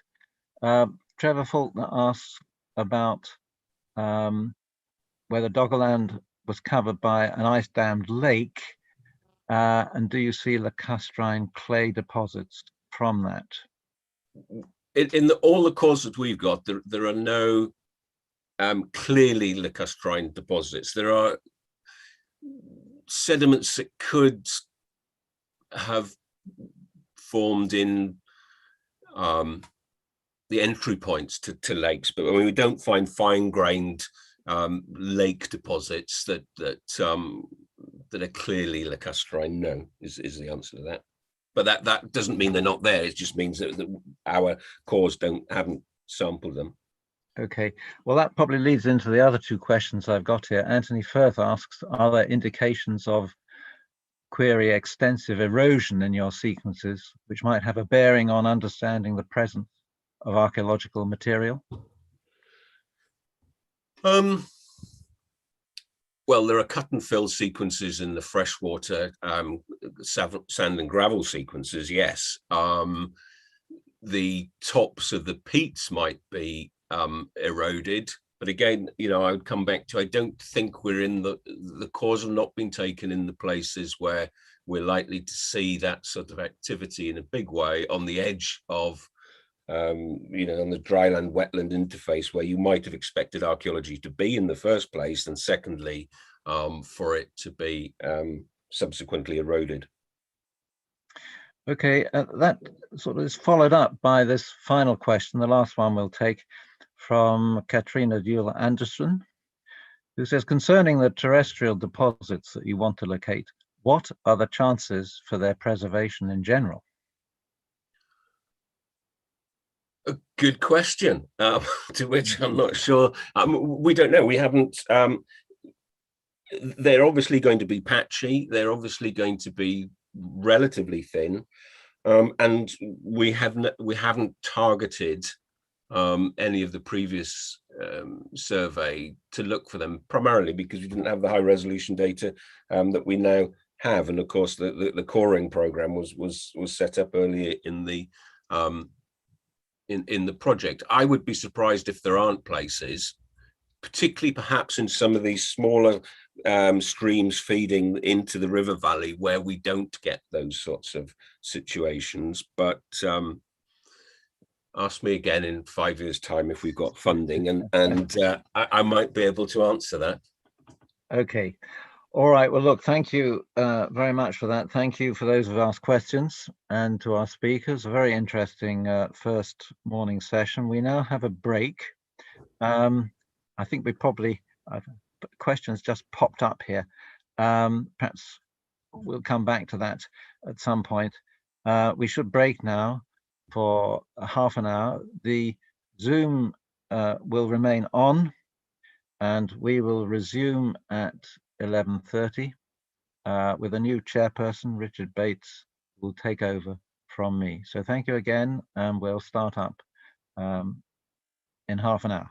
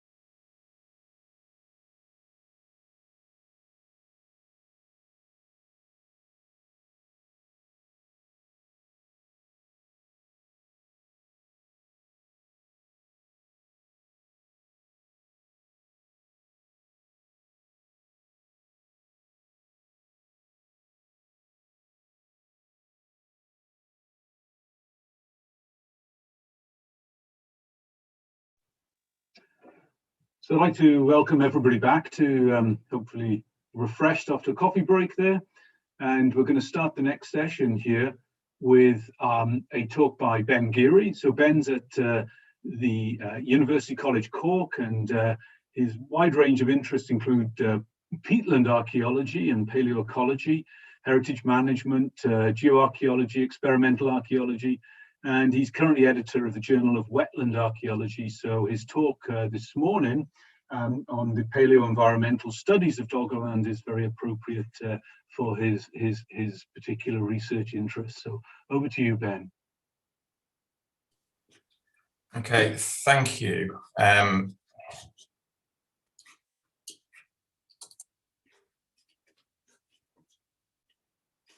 Hopefully everyone can see that. I'm going to take that as a yes. It's the it's been one of the lines of the last year or so of doing online presentation, online teaching, assuming the tech is working. Anyway, thank you, Richard, for that introduction. I'm speaking on behalf of a collective of environmental archaeologists. I don't know what the collective noun is for a group of environmental archaeologists. If anyone has any suggestions, please put it in the chat. So it's myself. I'm presenting on behalf of Dr. Kevin Carney, with him here at UCC, Wendy Carruthers, David Smith, University of Birmingham, and Matt Law, Bath Spa.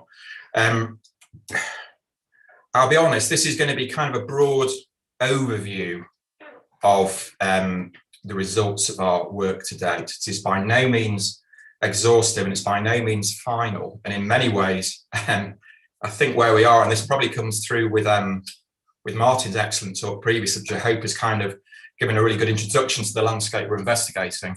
In many ways, I think we've come up with probably more questions than answers, which I think is a good thing. But certainly some of the key questions I'll return to in this, I think are relevant in terms of how we understand Doggerland as a landscape on different scales. So that's something that hopefully I'm going to touch on. So the cores I'm going to talk about are only 4 of the cores, and as I say, these analyses are by no means complete. So we've got core 34 that's been mentioned already. We have core 51, which is down here, and we have cores 7 and 20, which is over here. So again, Martin gave you a reasonable idea of the scale of the landscape. I think it's very easy when you're working in submerged landscapes to kind of lose the idea of scale that we're so used to when we're working on terrestrial areas. And I really like Martin's image of the Thames Valley. That gives you an idea of the kind of issues, I suppose, around scale and interpretation. Anyway, so I'm going to begin with L34. This is, sorry about this, this is the saddle core that Martin mentioned earlier. It's a small wetland, freshwater wetland perched on what Martin refers to as the saddle. And every time he says saddle, that's what I think. Apologies. I'm really going to look at the bottom part of this core. So really a 50 centimetre section at the bottom. So it's a series of organic clays and silts into a peat. Tom Hill is going to return to say a bit more about the silts and clays. In particular, that's really important in terms of the formation of this small freshwater wetland. So just bear that one in mind for the subsequent presentation. I should also at this stage lodge the following trigger warning. I'm really sorry there are going to be pollen diagrams in this talk. I can only apologise for that. Again, I think there's a few paleoecologists in the group I looked through earlier. I think I saw Michael Grant there. I'm sure there's some others. This is a bit of a busman's holiday. I'd hope to come up with a kind of more user-friendly way of talking about the pollen data, but we've not had a chance to do that, so I'm sorry. I'll try and make it as painless as I possibly can. Okay, so here we go, lovely pollen diagram.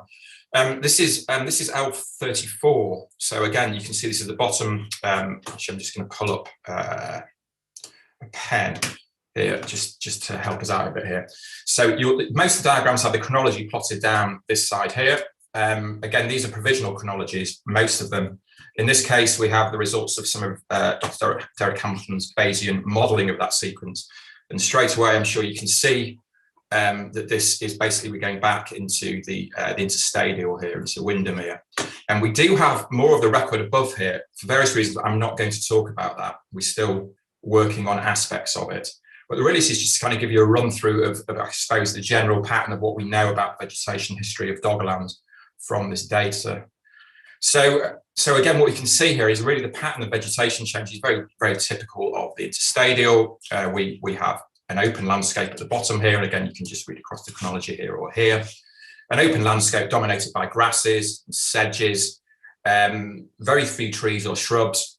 Willow is certainly present, usually underrepresented, and juniper. You can see there's a juniper peak here. That's very typical of this part of the interstadial. So the expansion of juniper scrub and then a subsequent decline. You can also see there's some other trees and shrubs in here, not least betula. Which will also draw your attention to the fact that these are selected taxa-only pollen diagrams. What is notable for almost all these records is the generally very, very low presence of herbs in the most part. Not a huge diversity and generally very low values. Kind of often the same for aquatics, but you can see here we do have aquatic plants down here at the bottom, such as myriophyllum, that's water milfoil, and things like reed mace and pondweed as well. So here's our record going through, and we can bring in some of Wendy's macrofossil data at this point that kind of fills out the picture. So as we're moving into the interstadial and as the peats start to form, we definitely have a wetland, it's a birch, willow, fen carr. We have evidence in the macrofossil record for both tree and shrub birch at that point. And again, another kind of range of wetland aquatic plants and taxa that wouldn't be surprising, I suppose, in this kind of freshwater context. So we've got many anthes, we have nymphaea, sedges, lemon, that's duckweed. We also have, and I think, I apologise to David, who I think is listening in, I think I only have one reference to his beetle data. He's still working on that, and hopefully that this will start to fill out the picture. And he reports he has a single elytrum, that's a wing case, of Tannisphoros lemni, which is associated with, you can probably guess, with the duckweed there, and that's actually from slightly further up the sequence. So this is our earliest part of the record. Again, you can think of this in terms of, I suppose, if you think in terms of human activity across Doggerland, I guess in a terrestrial context, this might be the sort of location that in a very environmentally deterministic way, upper Paleolithic or Mesolithic hunter-gatherers may be drawn towards. And again, that's something we can talk about. I'm certainly not saying that is definitely the case. But again, I suppose in terms of predictive thinking and modelling, that's important. Okay, so moving on, sorry, another pollen diagram.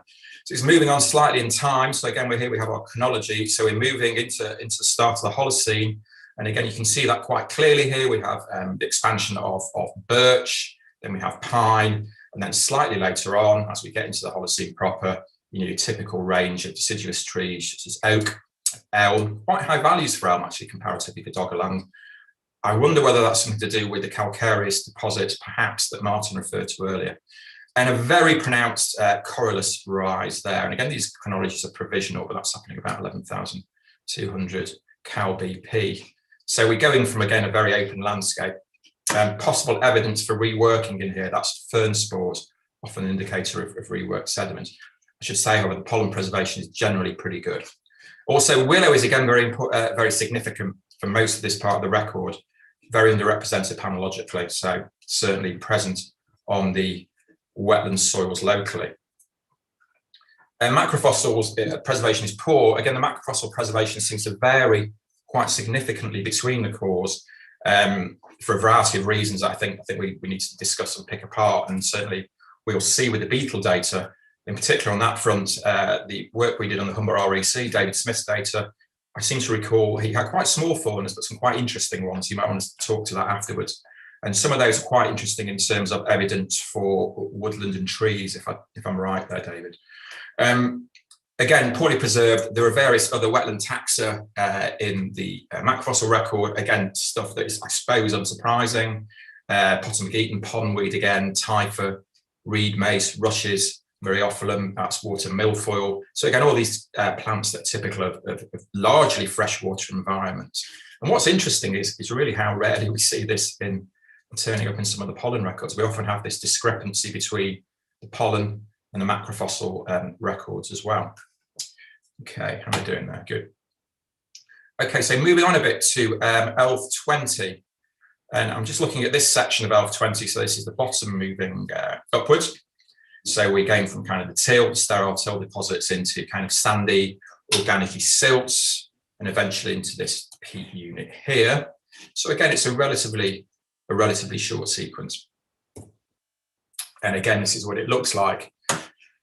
Again, there's our calibrated ranges. So you can see we're going back into the end of the into the Loch Lomond, into the Stadial, and then into the Holocene above. And again, it's very clearly reflected in the stratigraphic changes you see, where we go essentially from organic sands into kind of more organic peats and silts and so forth. So we get this really kind of black peat here. Again, the pollen doesn't hold a huge number of surprises. We see importance of birch coming in here, Scots pine, and again, as we see later, oak and less elm here. And again, really important, willow, that shows very much a local presence, nearly kind of 50% of total land pollen sum. What we also see is a kind of evidence for open ground. I'm going to come back to this in a minute. I think we're quite unclear in terms of what we can and can't say about the structure of the vegetation of Doggerland, that is the terrestrial landscape, if you like. And again, as I said earlier, if we look at the aquatic records, we have some of these species turning up. The reason there's very few herbs plotted is, again, this is selected taxa, and Kevin just pulled out the ones that are better reflected. So we have things like Apiaceae, that's the carrot family, tall herbs. The Chenopodiaceae, that includes, that's the fat hen family, and that includes plants that are saline or typical of salt marshes. So we do get a curve coming in here, and that's significant because, as we'll see with Tom's talk, this is an important core in terms of understanding this transition from fresh to brackish and into saline, and Tom's going to talk more to that later. But again, what is interesting, the preservation of macros is poor again. There's betula remains in there, showing a plectus, that's a soft reed rush, which I think is largely freshwater, but can be a bit marine. We also have in here some more kind of marine to brackish taxa. We have Nias marina and Rupin maritima. That's hollyleaf naiad, that's Nias. Rupin maritima is the wonderfully named Widgeon grass, or Widgeon weed. I think it's sometimes called ditch weed. And that one's typical of brackish environments. But generally, we don't see a huge evidence of perhaps what you may or may not expect at the transition from, I suppose, freshwater to brackish and saline environments. And that's important in terms of what Martin talked about, some of the other points that came up earlier, particularly in terms of how we understand process and pattern of change. And again, other things we might note here, these quite high values for Pteropsida, that's fern scores. There is certainly some reworking, but again, the preservation is fairly decent. What else might we say here? Again, there's other ferns in here. There's Polypodium, common Polypodium. It's a little fern, probably epiphytic on oak trees. So I suppose we're starting to get a broad impression of the general, I suppose, pre-submergent vegetation of Doggerland, and it seems to be broadly a deciduous woodland. Corylus, hazel, if you ever count causal samples from Doggerland, from the submerged landscape, you will see a lot of hazel. I think Kevin is probably sick at this stage of counting samples of hazel. I'm going to say a bit more about that in a minute. I think there's a certain amount of taphonomic control going on with that representation. How am I doing for time? Okay, not so bad. So, I promise this, I think this is the last column diagram. Just bear with me. So yeah, ELF7, and again, very similar sequence. We have these basal peats, and again, the basal peats, there is some variation in the date ranges. This is something I think we need to work on more. I think Derek might say a bit more about this later on, but the age range for these freshwater peats, pre kind of rising water table and channel aggradation in a lot of these contexts. And again, what we see here, there's our chronology. So again, a bit later into the Holocene, very typical, as we've seen already. Higher oak, I beg your pardon. Again, elm is quite high. We have pine in there. What you might also notice, and probably I imagine the paleoecologists and stratigraphers amongst you are noticing this, is our pollen zonations, which are here, often track or are identical with stratigraphic changes in these units. So you can see that. This is, I think, taphonomic. So again, we're seeing shifts as the depositional regime changes in terms of the representation and reflection of different woodland taxa in particular. Okay, and this is interesting. This is notable. So we have less willow in here. Again, this is our grass curve. You might ask, well, what does this show us about the degree of openness of the landscape? That's a moot point. I think certainly some of this curve is coming from wetland grasses. We can't separate out wetland grasses such as Phragmites, common reed, from dryland grasses. So some of this is certainly in channel. Some of it is probably almost certainly coming from the wider landscape. But again, what do we see in the herbs? These are selected taxa, very little sedges in here. This is Palaeoenvironments lanceolata, which is much beloved of paleoecologists because it's what we call an anthropogenic indicator, as in it's a plant that grows in open conditions and is typically associated with the opening of woodland, mainly in the Neolithic, at least in most of Northwest Europe, earlier and elsewhere. But very, very low values. These are trace values. Sorry, where you see a cross, that's a trace value. So we are getting traces. What does that show? Does that show human activity? No, I don't think it does. I actually don't think we have any compelling evidence for direct human impact in the paleontological data, at least. You might also ask about charcoal records. Generally very low values of charcoal turning up throughout these cores, even at the base, where quite often you can see increased levels of charcoal in some of these basal peats from the southern North Sea. And again, aquatics, you can see there are some, not huge numbers. Macrofossils, if we look at the basal woody peat, so I'm about 9,200, 9,400 BP, it's dominated by birch remains again. So this is a woody peat with birch certainly growing locally, and I think we can infer oak is in there as well, some as well.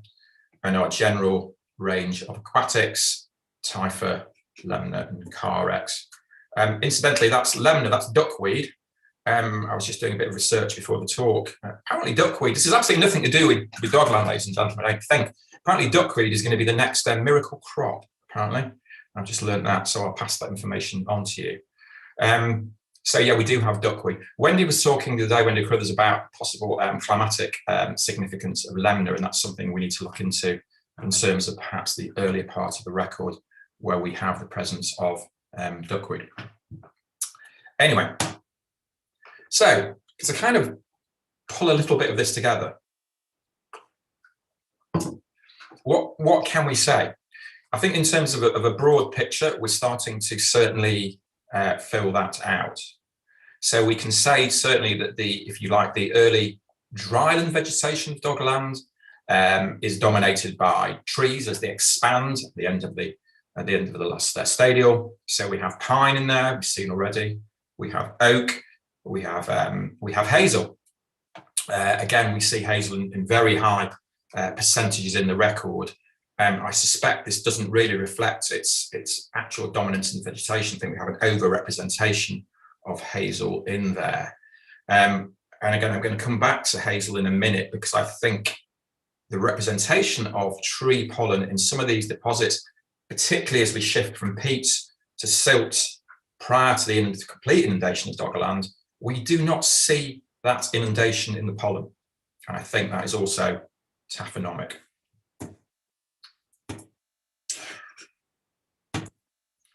So to come back to an earlier point and a question that was asked at the end of Martin's talk, what is the structure of this woodland? I must admit, I'm unclear on that. And I think as a group, we're slightly unclear.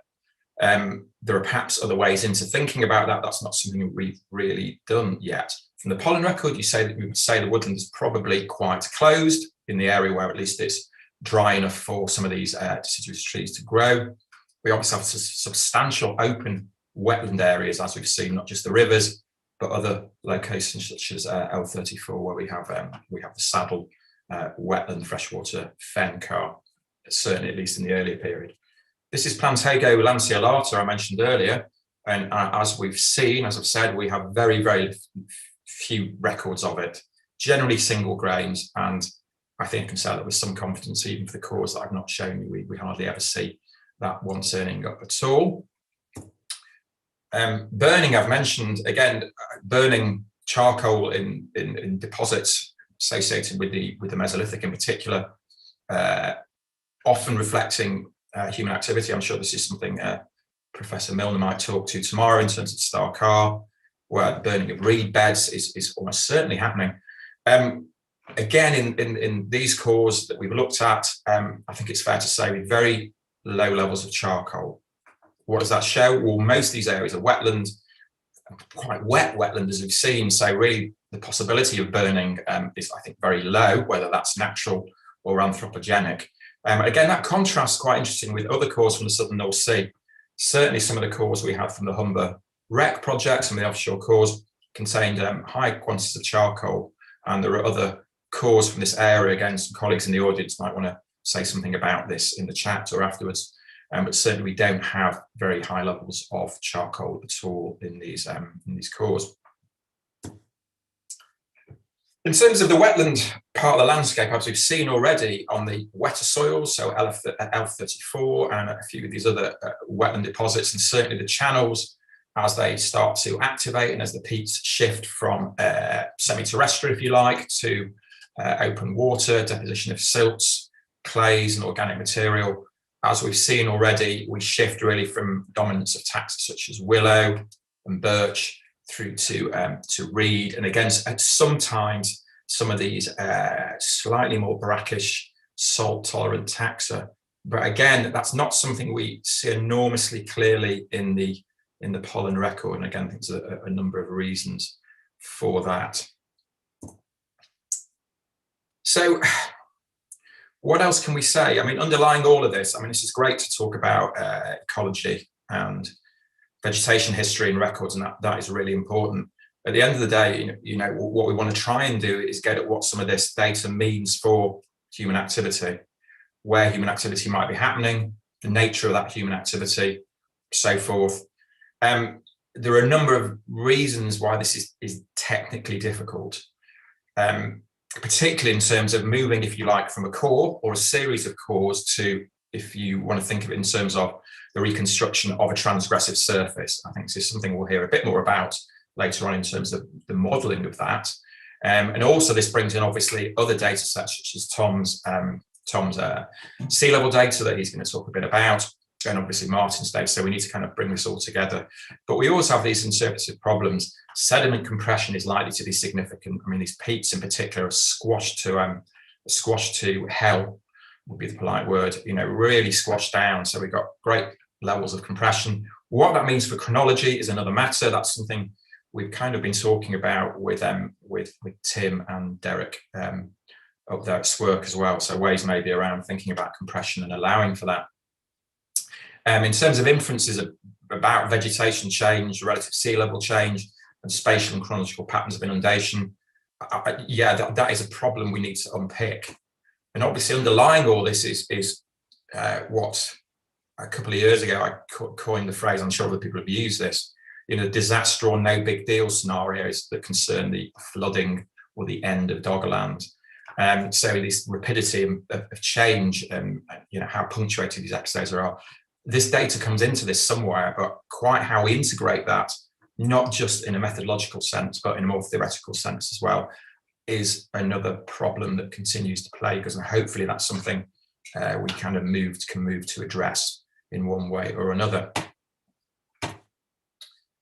So yeah, underlying this, again, is this is particularly an issue, as I've said already, as these sequences and as this river valley shifts from, if you like, being, I suppose, the initial aggradation of the peats through to the channel aggradation as the channel activates, as sea level rises. And this is an estuary not too far from here in lovely sunny Cork. And you can see the issue here. So as you know, here's the dry land, here are our channel deposits. This is obviously a tidal estuary. So we have all these sorts of issues in terms of how we interpret the pollen record, and particularly what we see in many of the pollen records from this project and also from the REC is very high levels of deciduous tree pollen, in particular hazel, right up until you pretty much get inundation. Why is that? Does that mean that hazel is growing on mudflat? No, it doesn't. Where is the dry land? Can we think in terms of, obviously we don't have deeply incised valleys like this, where we might have, as in Southwest England, we might have trees growing in close proximity to tidal inlets. I don't think we have that. I think we have a taphonomic issue with very high representation of tree and shrub pollen up these river systems further towards the dry land. Okay, how am I doing? Richard has appeared, so that can only mean my time is nearly up. So I'm going to leave you with this summary. So really, we have an excellent data set here, and we're starting to address some of these questions. We need to do a lot more integration of the data sets. We certainly have my favourite word, taphonomic issues in here. In particular, what we call the RSAP, the relative source area of pollen, for these deposits that are tidal or intertidal are very large, resolving vegetation on a large scale. Macrofossil and beetle work is ongoing. That's starting to help us understand some of these differences between local, extra-local and regional representation. And hopefully that's going to move us towards reconstructing patterns of flooding, changes in dryland vegetation across what we might call the transgressive surface. So please watch this space. Thank you for listening. Thank you very much, Ben. So we've got a few minutes left for questions here. We've had some comment first about the Netherlands and the Yangtze Harbour, and that there's evidence of repeated burning in full marshy environments. And that kind of follows on with a question about the charcoal and whether you can determine the species of charcoal and if this has been done. With Wendy, as far as I can gather from my discussions with Wendy, I think the charcoal fragments are very small, so I don't think they're identifiable. That's a very good point there, and certainly one we can look into. But generally, the levels of charcoal are pretty small. Yeah, that certainly seemed to come up from what you had presented there. There's a question here. Sasha Kruer has asked about explain the very high percentage of sites, 45% in ELF 20, given that it is insect pollinated. Yes, exactly. Yeah, I mean, this shows an extremely localized presence of willow. Again, the paleoecologists in the audience will recognise 20% is of total land pollen is very high, and that shows a very local presence of willow. So again, we have this kind of, again, it's a taphonomic control. Willow is growing on these wetland deposits. I think the DNA people might say something about that as well. Again, so yeah, that shows very much that local presence. It's a good point. Great, thanks. So a question from Patricia Shaw. What do you think the causes the discrepancy between pollen and macro signatures? That's several lectures all on its own. I think this is often an issue for multi-proxy investigations. There are a variety of reasons for that, including possibly redeposition, reworking, pollen productivity. Again, the difference between where vegetation is growing in the landscape. And I suppose the point to be made there is this is always the joy of multi-proxy. And I think there's always sometimes an assumption that we carry out more analyses and everything will converge. And it's often the way that we carry out more analyses and some things converge and some things go in different directions. So it was probably easier back in the day when you just did pollen and it was fine, Yeah. So there is a question here Lauren Brown has put towards the thoughts on hazel and willow copsing or conservation as a practice, I presume. Sorry, as in the sense of in the kind of Mesolithic, I suppose. Is that the sense there? Sorry. Yeah, well, I think we're probably too early to see that. I mean, certainly high levels of hazel are very typical of the early Holocene. A lot of discussion about the apparent rapidity of the hazel rise at the start of the Holocene, and this is something there's been quite a lot written on. Talentau's work in particular, he's suggesting that willow is probably growing locally right to start, before the Holocene, but it's not producing much pollen, and then you get this very steep increase as the climate improves drastically, and that's increases the pollination. So I think that's probably what we're seeing there. But again, it's something we need to look into a bit more as well. I think time for one last question from Steen Hildebrand. If there has ever been any study of the recent pollen in the uppermost sediment layers of different river valleys for comparison? Yeah, that's a really, really good question. The answer to that is yes, there has been, and we certainly know that in some of these estuarine systems that you're recruiting pollen from all over the place. The bigger these systems, the bigger your pollen source area. So yeah, I think that is certainly something that is at work as we shift into these these estuarine or mudflat deposits. Yeah, we're seeing a certain amount of reflection of that, the size of that source area. So it's very frustrating, because we see these. You can kind of sometimes with the cores, you can kind of go, well, there's the end of Doggerland, it's conformable. We shift from the sands to the marine gravels, and then your pollen records just saying, yeah, there's definitely hazel right up until, it goes Ingenic, and there's obviously not. The hazel is growing somewhere else, I think. So that is a problem. Great. Well, thank you, Ben. We're just about on time there, and so we'll leave your presentation, and we're going to move on now to one from Tom Hill. Tom's at the Natural History Museum. He's the sector leader in micropaleontology there, Department of Earth Sciences, and his specialism is in quaternary sediment archives, particularly diatom and pollens. So Tom, please, can you start sharing and we'll take it away.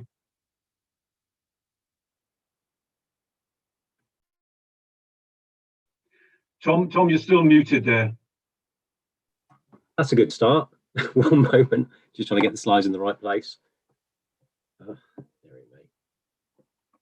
Now my computer doesn't want to work. There we go. Let's try that.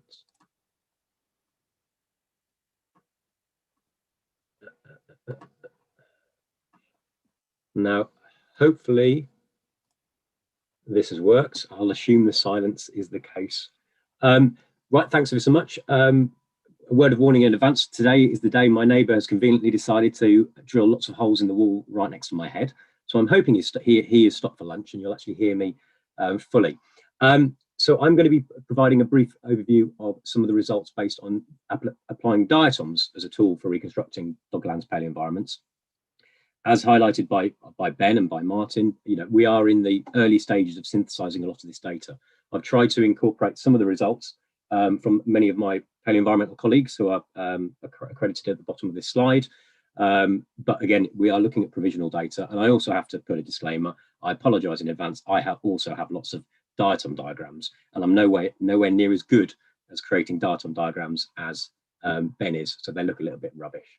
But in light of the size of the audience, I wanted to, in the first instance, highlight, introduce diatoms. Not everybody may be familiar with what these little critters are. So very briefly, these are single-celled photosynthesizing algae that are found in almost every aquatic environment, whether you're looking at freshwater lakes or open marine settings. They secrete what's called a frustule, a siliceous skeleton, and it's often very well preserved in sedimentary archives, particularly mineralogic archives. So these are things like muddy, sandy deposits, not as well preserved in peatlands, as we'll find out about. They thrive in peatlands, but their preservation is limited over time as that peat gets buried.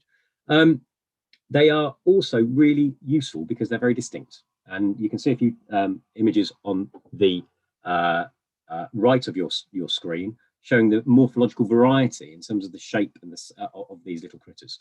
And I think it's also useful to appreciate scale. To date, we've, especially with Martin's presentation, we were talking about very, very large scale reconstructions. We're going into the micro now, as similarly with the pollen, with Ben. This is here on the right-hand side is a genus Actinophycus, a marine plankton taxa, approximately 100 microns in diameter. And so there are 1,000 microns in a millimeter. So you line 10 of these little critters up to make up just 1 millimeter on your ruler on your desk. So very, very small. The great benefit of diatoms is that they have very specific environmental requirements, which mean that certain taxa will be encountered in certain aquatic settings, whether that be fresh, brackish, or marine. If we looked at salinity as an example, we can go into more detail, and I'll allude to this in the presentation because we can talk about life form as well. Some taxa live floating within the water. These are planktonic taxa. Others live attached to or within the substrate underlying the water, which these are the benthics. And we also get a bizarre group called the tychoplanktonic taxa that sometimes are associated with the benthic realm, but can also be found floating in the water column. Now, we can then go into further detail with, especially with the benthic taxa. So these are the ones that are attached to or living on the substrate, because different species prefer different types of substrate. There are taxa associated with aquatic plants, such as epiphytes, which are called the epiphytes. We have epipellic taxa. These are the little critters who like being attached to or living on muds, very, very fine-grained sediments. There are also aerophilous taxa. And these are taxa that are adapted to being irregularly flooded. So that could be on the margins of a lake, or more often than not, in the intertidal zone, if we're looking in coastal settings. And then there are epistamic taxa, those often attached to sand grains, which are more common in things like riverine settings. So we've seen this diagram quite a few times already in terms of the location of many of these cores that were extracted as part of the project, and I'm going to be focusing on a selection of cores within this area. Ben alluded to as well, and I'm going to try and provide a generalized summary of the results. There's been a lot of analysis that's been undertaken, but I'm just going to broadly divide them into two groups. First, I'm going to explain two cores that have been identified as having late glacial freshwater depositional sequences. And then I'm going to talk a little bit about some of the cores that have very valuable sequences that show a transition from peat deposition into the development of more established coastal environments, with the transition appearing to be relatively uniform across the area of around about 9,000 years BP. And considering the aim of this project is to understand Doggerland and its eventual loss to the advancing seas, it's a really important part of this project as well. So if we were to start off with basically a walkthrough time, we're going to start off with the oldest sequence that that I have encountered, which contains diatoms and indeed contains other lovely little things to contribute to our understanding of the late glacial period within Doggerland. And Ben and indeed Martin alluded to L34, and Ben indeed commented on the one section of the sequence. So one thing that I would like to acknowledge is the outstanding work done by John Whittaker, who again Martin highlighted, did a rapid assessment of every single core to give us an approximate understanding of the overall water conditions that prevailed for many of these sequences. And John encountered through his initial ostracommon foram work that the basal section of this core was full of freshwater forams and freshwater ostracods.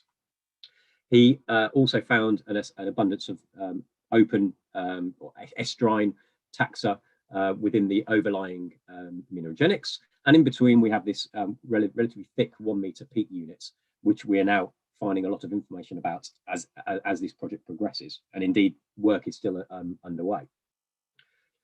Some provisional radiocarbon dates and an assessment for diatoms identified a relatively discrete 30 centimetre section which had diatoms in them. There were none above, none below, and radiocarbon dating provides us with a relatively reliable signal. Now, this is bearing in mind that Ben's talk was predominantly on the upper section going into the peat. I'm looking a little bit earlier, so we've got slightly older dates. But for at least for the section of the core in which diatoms were present, we can be confident that this accumulated between approximately 16,000 and 14,500 cal BP. And if accurate, this places this period of freshwater deposition into the late glacial stadial, which occurred between 17.5 to 14.5. For those, to give context for those individuals who may not be familiar with this, we are looking at the very cold period prior to the onset of climatic warming.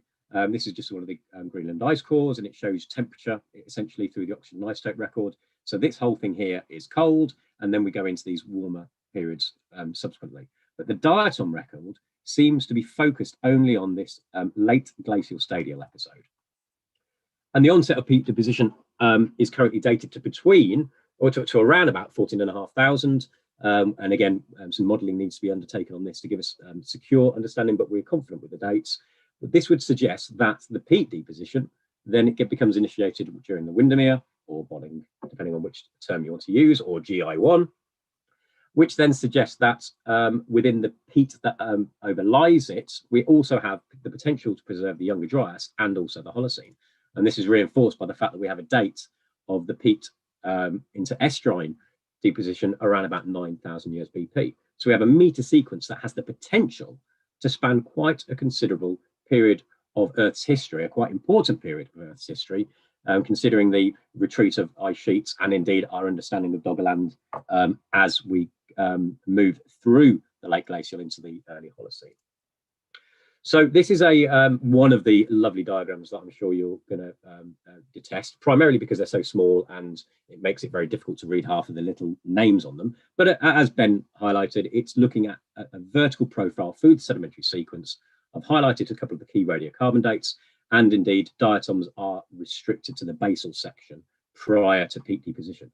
But just to highlight the interest that we're looking at here now, we've got this, all the work is ongoing due to the delays, as we're all familiar with, but we have a potential to have a sequence that could, a peat sequence, in fact. You know, this is an organic sequence that could shift through the entire late glacial into the early Holocene.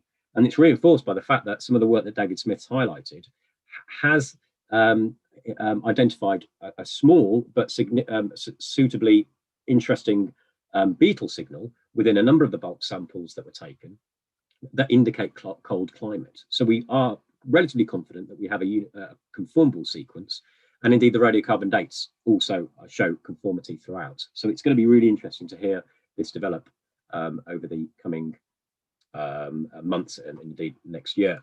So we're going to focus just on this joyous signal down here with some provisional results.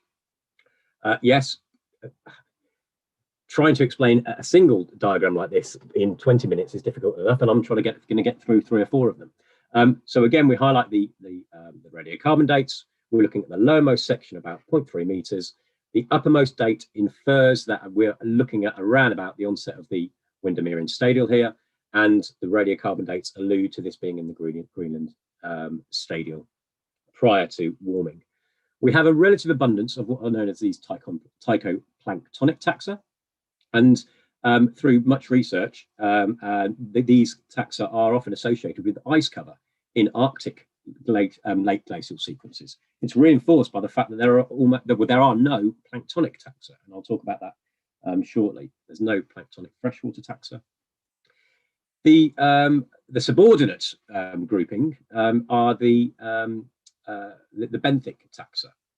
And as highlighted with these little arrows, there is an increase in the tychoplankton and then a decrease through this zone. And the benthic taxa, specifically this little critter Gyrosigma attenuatum, decreases and then increases, mirroring the increase and decrease in tychoplankton. And towards the top of the signal, we have this increase in some benthic taxa associated with organic fragments and organic remains. What's really bizarre is the fact that there is a small but sufficiently significant signal of marine plankton and brackish benthics. They are in low numbers, but in terms of preservation, they look genuine. But this is something that we will talk about as well. But it's also worth bearing in mind the elevation of this core depth. The top of this section is around about minus 18.9 meters OD, and we are looking at 14, 15, 16,000 years ago, a long time ago, and quite high elevation. I also want to highlight some of the other work. You know, Ben's alluded to the abundance of dwarf pollen, juniper. Then there's these aquatic taxa, the water milfoil and bulrush.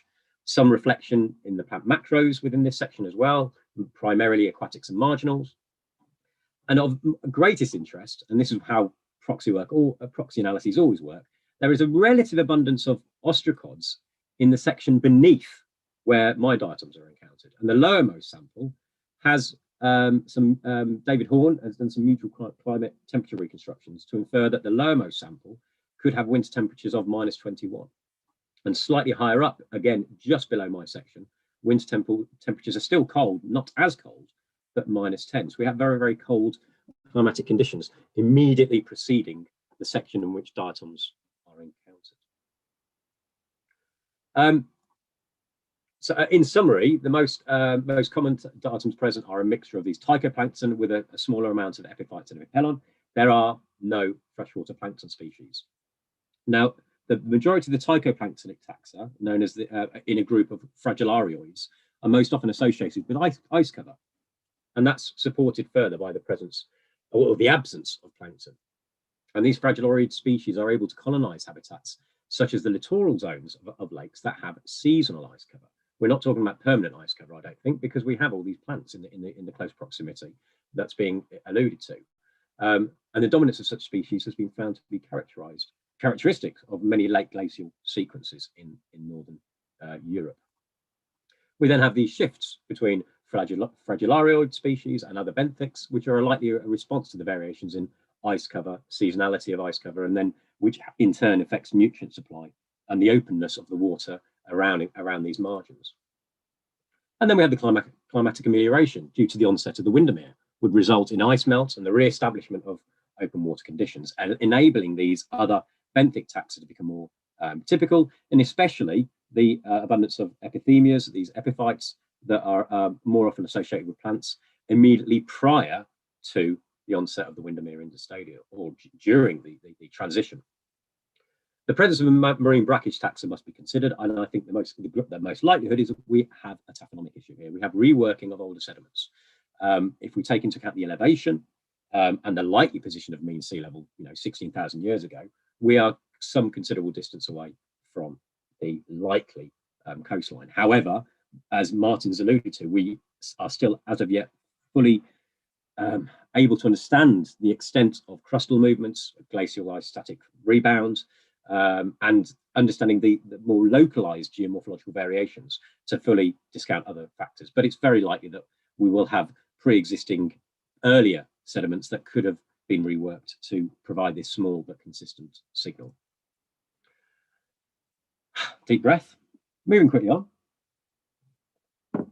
ELF 51 is located at the southernmost section of this southern valley that Martin provided a summary of. Slightly different stratigraphy, dominated by minerogenics with an organic rich silt rather than a peat unit. And again, fantastic work by John Whittaker. I highlighted the initial abundance of freshwater conditions, which were then replaced by estuarine conditions, which includes this organic silt section. And diatoms were found in abundance throughout the whole 2 meters. The lack of organic material prohibited radiocarbon dates throughout the sequence, and one of the activities we will be doing is working with the OSL results in the longer term from the underlying strata. But one of the dates from towards the top of the freshwater signal, it identifies that we are looking at around about 12,500, and from which you could assume, assuming no considerable unconformities, that this material beneath that date is going to predate 12.5, and that would therefore put us likely in the Windermere, this slightly warmer period. Previously, we were looking at the Greenland Stadial. Now we're looking at this slightly warmer period. And again, because of the fact that we have radiocarbon dates towards the top of the sequence that allude to late Holocene, we can have the potential that we could have a section that spans the Younger Dryas as well as the early Holocene.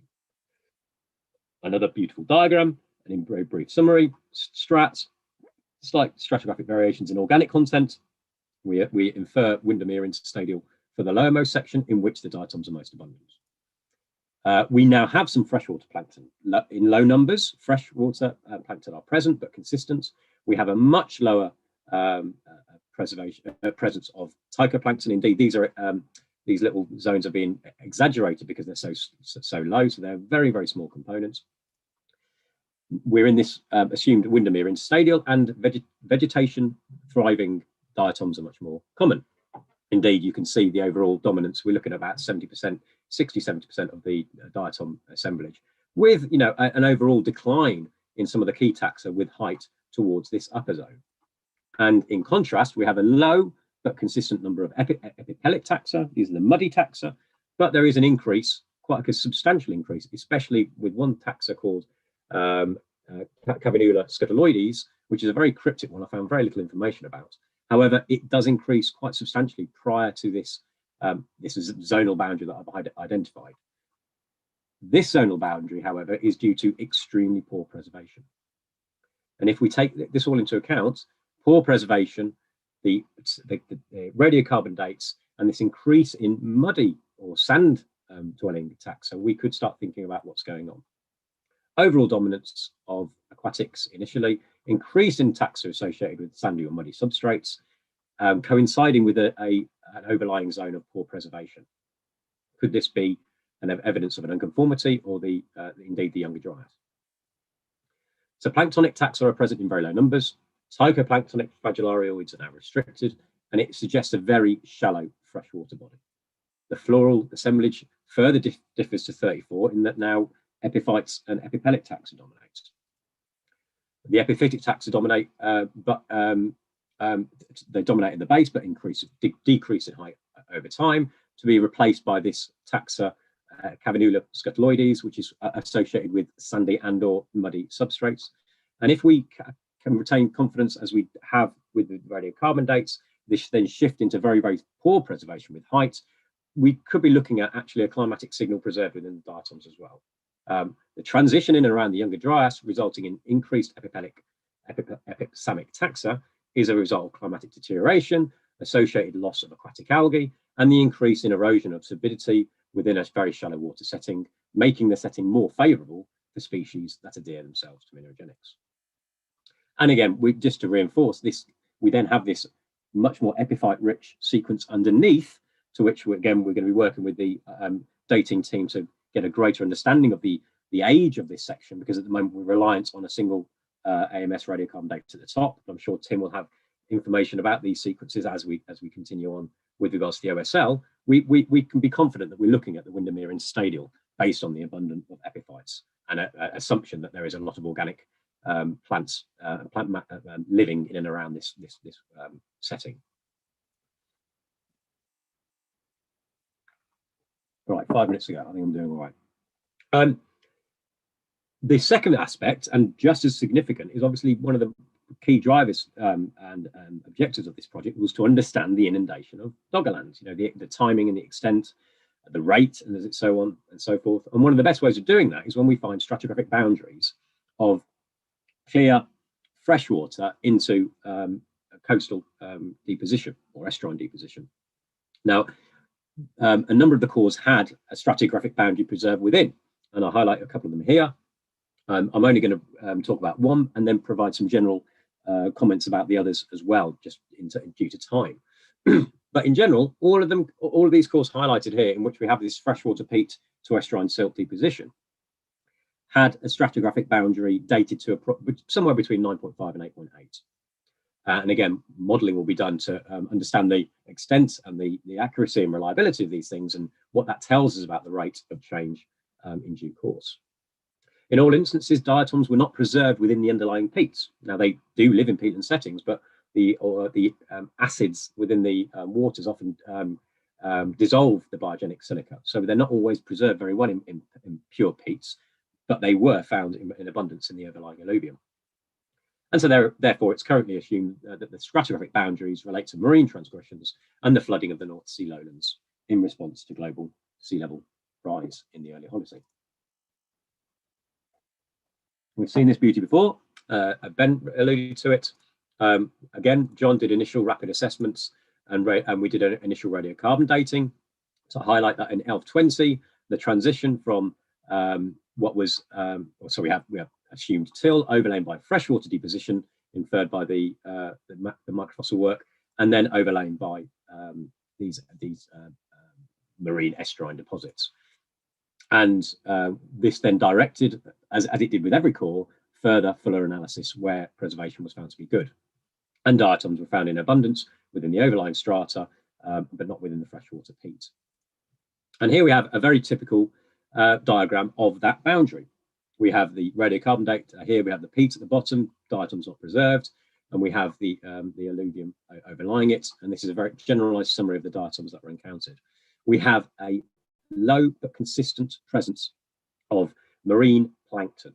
These are taxa typical of open marine waters, and they are present throughout. And in general, this is a very typical indicator of the influence of tides and so on and so forth.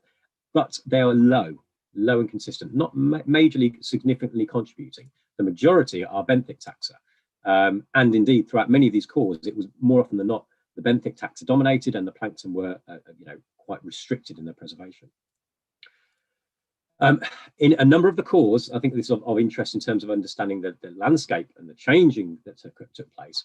Many of the cores have a few taxa that are in relative abundance immediately above the stratigraphic boundary, and these taxa are associated with much lower salinity conditions. In this instance, we're looking at Diplonaeus finica, In another core, it was Navicular Virigula. There are certain species that are much more associated with lower salinity conditions, encountered in abundance at the stratigraphic boundary, and then reducing in height, to be replaced by the more typical marine brackish epipellic taxa, those attached to the body substrates, and epiphytes. Oh, I'm going to have to run now.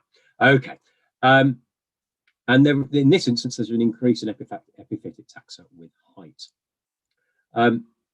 Is it working? There we go. So to generalize, the majority of the cores under analysis all preserve diatom assemblages containing taxa with lower salinity preferences immediately above the assumed freshwater units. And this would support the hypothesis, obviously, that the peat units are freshwater in origin, rather than being a small peat body accumulating in an abandoned tidal channel or something similar on the mudflats.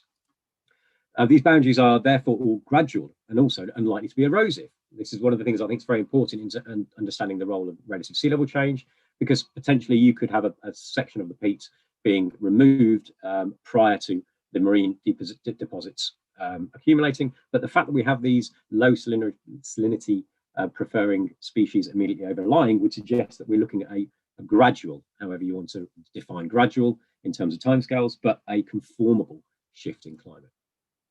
And in general, the floral assemblages are dominated by either epipellic or epiphytic, and there is an overall absence of these taxa in the aerophilus taxa and epistamic taxa, and generally restricted marine plankton.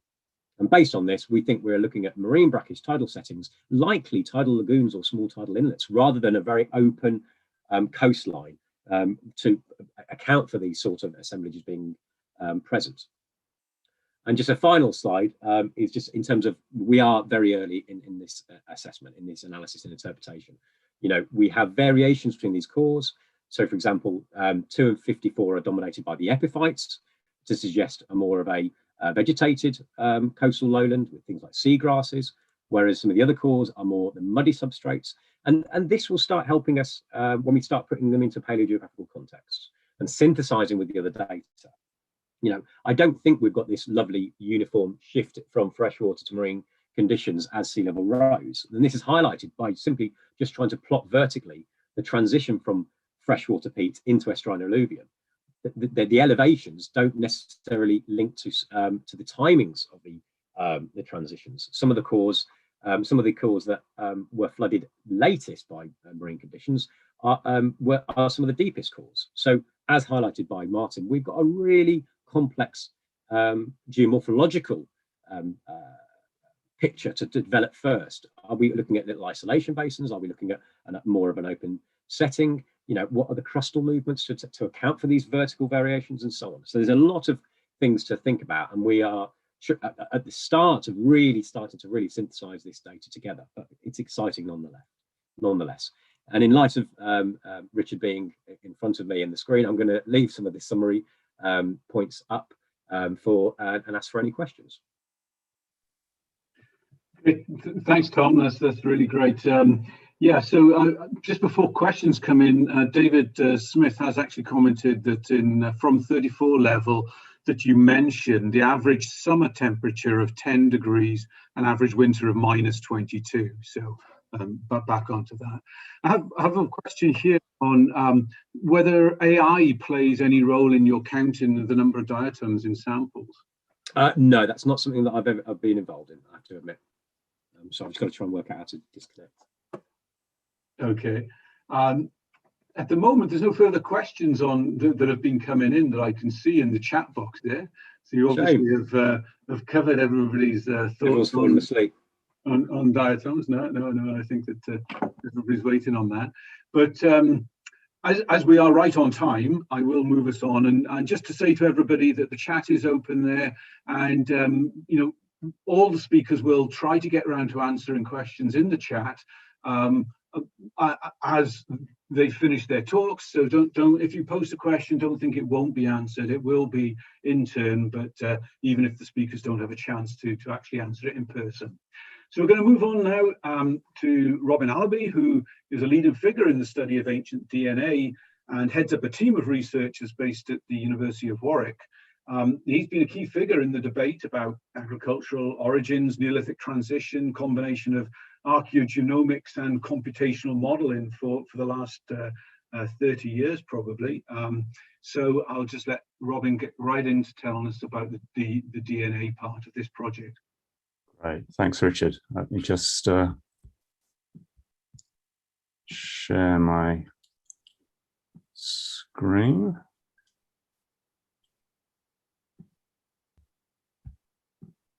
Right, you should be looking at my screen now.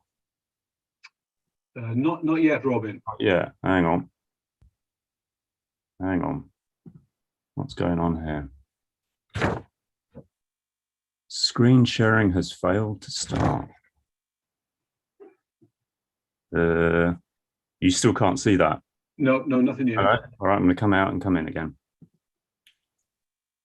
Right. Share screen. Share. Yeah, it's starting up now. That's nice. Okay. That's good. Right, thank you. It's a large file, so it may have to think every once in a while. Okay, so I'm going to talk about the work of my team here. So Rosie Ware is the postdoc on the project, was around for the first 3 years. Unfortunately, she can't make it here today. She's moved on to new pastures. And Becky and Rosie here are two PhD students who've worked over the past few years on some of the stuff I'm going to talk about here, incredibly hard at times. So for the uninitiated, sedimentary DNA is ancient DNA that occurs freely in sediments, and it comes from a number of different types of sediments. And as an area, it's about a decade and a half, just over, in age. So we typically get stuff from permafrosts.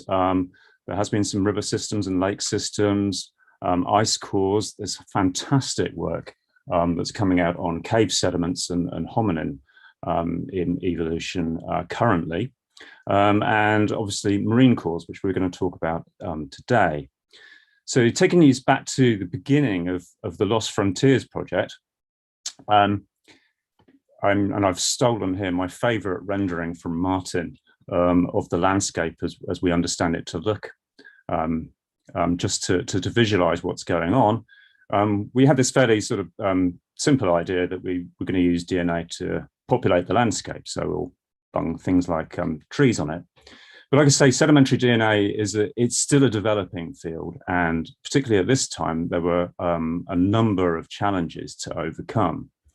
Not least the most basic, is it really there? Is it real?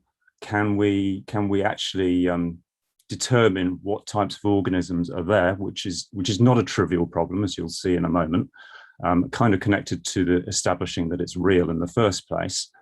And then can we say things about the frequency of organisms in the landscape, something about the biomass, which I won't talk about so much, but it did come up when we were analysing the tsunami stuff a year or so ago.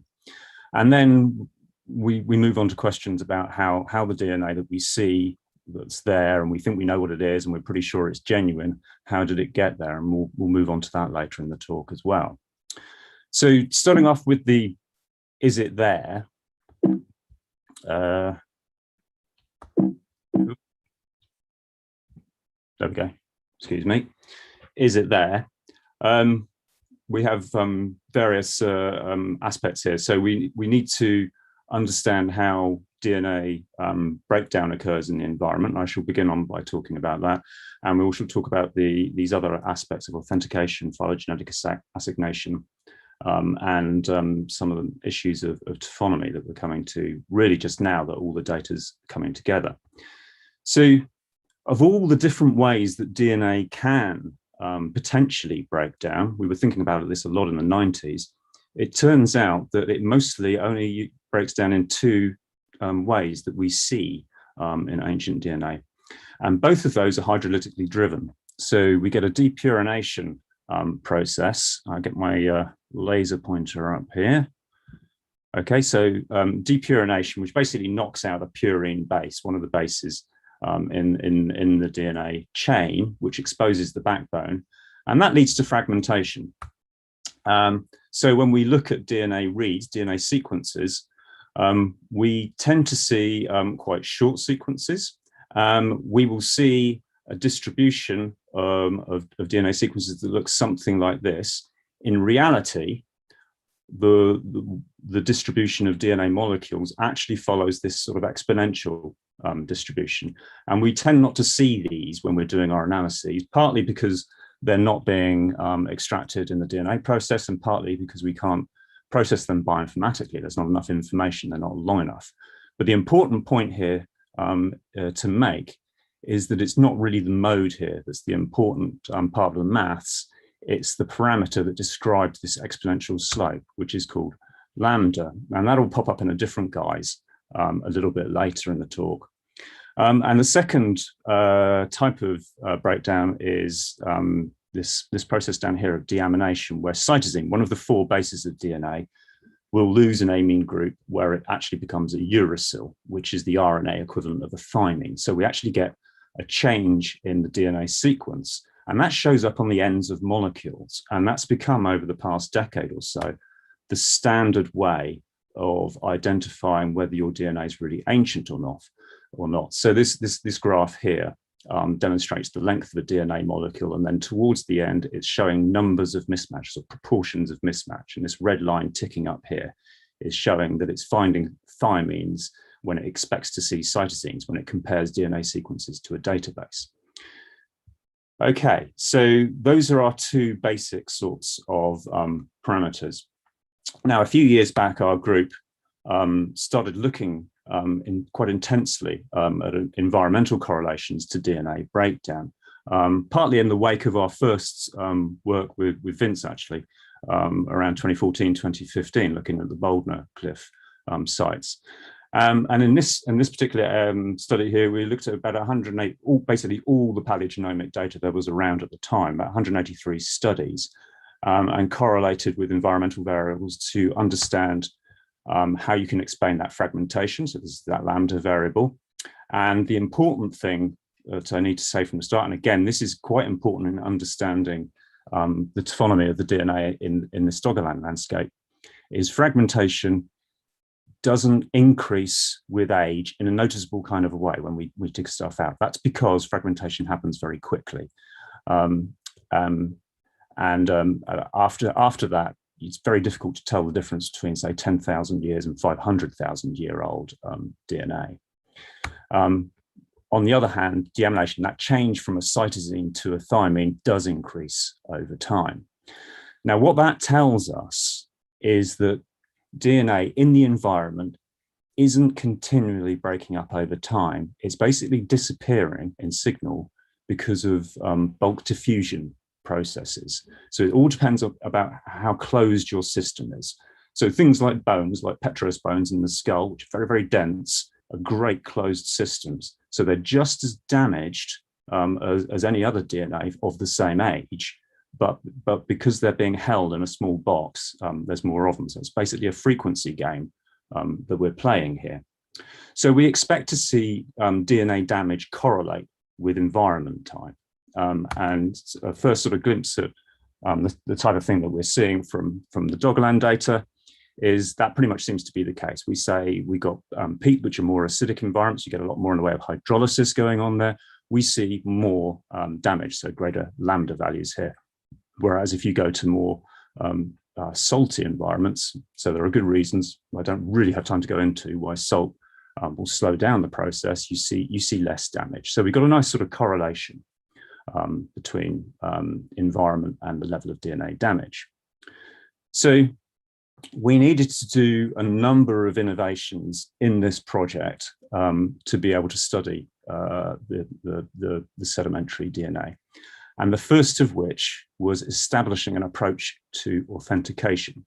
So this reflects a lot of the work that actually Rosie Everett's been doing during her PhD. But what we really need to see is the ends of the DNA molecules. Now, although authentication has been used for the past decade or so as a method of identifying whether your ancient DNA is real or not, the conventional approaches require a huge number of DNA sequences from a single species to be mapped against a genome. And our problem is that we're basically got a metagenomic situation here where we'll have maybe just a few reads from each different species. So we've developed a tool called MetaDamage, which will shortly be available for download through the unconventionally named GitHub, beloved of computer geek types, to download the program. And it should be immensely useful to the sedimentary DNA community. And basically, this gives that sort of typical output, showing, as you can see in our embryo fighter, we've got damage on the ends of the molecules, and we've got a confidence interval because we can deal with quite low numbers of reads. This has actually got a fair number here, 3,000, but we can be really quite sensitive. We can go down into just a few hundred reads and still see a damage signal, which is immensely powerful relative to what's available out there at the moment. Okay, so we've got a process of identifying whether our DNA is real or not. And then we've also been developing this phylogenetic assignation approach, so-called PIA, or phylogenetic intersection analysis, which is published and available for download. And it's a very stringent pipeline because once you are using metagenomic DNA in order to get that authentication signal, you're basically looking anywhere in the genome. So it becomes actually quite difficult to accurately say what organism you've got. So quite briefly, what this algorithm will do will give you a phylogenetic range in which your organism can occur. And it also, from the way the algorithm's set up, starts off with the starting assumption that the DNA you're looking for may not be in the database, and quite often it isn't. So it takes into account database density of occupation. Not going to go into that too much, but the long and the short of it is we're about 90% plus confident of our phylogenetic assignations, sometimes more, sometimes less. Okay, so the third innovation to deal with sedimentary DNA is to worry about DNA movement post-deposition. So whether there's leaching up or down. And this has been a big problem in terrestrial sediments in particular. So what we've done here, and you're not going to see too much of this, but it's a statistical framework to test whether samples are different from each other using things like beta distributions to check to see whether there's any homogenization process going on. Okay, and then the last thing we did, again, I'm not going to talk too much about this, but it's in the tsunami paper in Geosciences, is to get a proxy of biomass. So the amount of DNA that's left behind by an organism is a function of the organism's size and the size of its genome. So that takes into account those two factors. So things with very large genomes are going to be more present, especially if they're large. And in that way, we could show during the tsunami episode that we get this increased presence of biomass of trees in core 1A. Okay, so that's giving you the background. What I'm going to talk about in our data here, and again, like all the other talks previously, we are literally just analysing this at the moment and in very early stages of integrating, particularly with the other environmental sources. I'm going to talk about this line of cores going up and down the river system. So this is a lot of work that was generated by Becky more recently, and then Rosie Ware in the first few years of the project, and a little mention of some cores up here, so particularly core 27. Right, so I've shown you this already. We are generally quite happy that our data are genuine ancient DNA. As you can see, all our PIA authenticated data is over 4 million reads, and we can see that in our extraction banks we don't see damaged DNA coming through. So we're pretty confident in the data that we've produced. So that's what the data look like. The problem from here on in is we've got about 600 plus taxa, which would make quite awful sort of paralogs of pollen diagrams and diatom diagrams. So what we've done is to analyze the correlation of occurrence of organisms together. So basically, we've got a correlation coefficient matrix, which tells us which taxa occur with which other taxa, and helps get rid of some of the degeneracy. So sometimes we've got family level assignation, sometimes they're genus level, and often those occurring together because they're the same organism. We can invert those into a distance matrix from which we can make a principal component analysis, more accurately, principal coordinate analysis, and from there we can skip up into dimensional space, making hypercubes. So that's a fancy term. You can just think of it in 3 dimensions. If you had a 3-dimensional graph and just broke it up into squares, into cubes, we're looking for similar occupancy of the various different taxa. And from that, we build what we call plant guilds. So those represent basically different depositional categories of plant taxa. And I'm going to talk to you mostly about plant taxa in this, because there's a lot more of plant data than anything else. Okay, so we've got about 56, no, not about, exactly 56 plant guilds, and these are they. And some are more interesting than others. And some, even if we skip up to 10 dimensions, remain quite large. So this one in particular here, we've still got 60 taxa or so in here that do not want to stop holding hands with each other. So they always co-occur together. And then we've got other groups. So up here, we've got our Zostra, so seagrass group. So this is our representation of marine environment. And we have other groups that represent some things like reeds. So I'm going to pick out some color codes here. So green, remember, represents this sort of marine inundation. We've got a reedy group here in green. We've got a grassy group here in brown. And very much like Ben was talking about earlier, we've got this a lot of salix, a lot of willow occurring, willow and friends. And then this big group here, you'll see it's got a lot of taxa in it, but it doesn't feature very much. It's very restricted geographically. And then I will come to this towards the end of the talk. We've got some interesting groups. I noticed quite early on this occurrence of Jugglandaceae, and you'll see next door Juglans, so walnut, which both surprised me, worried me, and excited me in turn. So I was driving my group up the wall, I think, over the next couple of years, trying to establish whether this was a real signal or not. We'll come back to that a bit later. So we've got this guild structure, and what we can do is go through each of our samples within the course, and there are 322 in all, and we can ask of that sample what the guild structure is, what percentage of the guilds are represented. And we end up with this much simpler sort of thing to look at. So this is a typical 3 types of guild that we see a lot of. So we've got this marine kind of situation going on here, Zostra dominated, we've got a willow dominated, and grassland dominated, often with that reed group with it as well.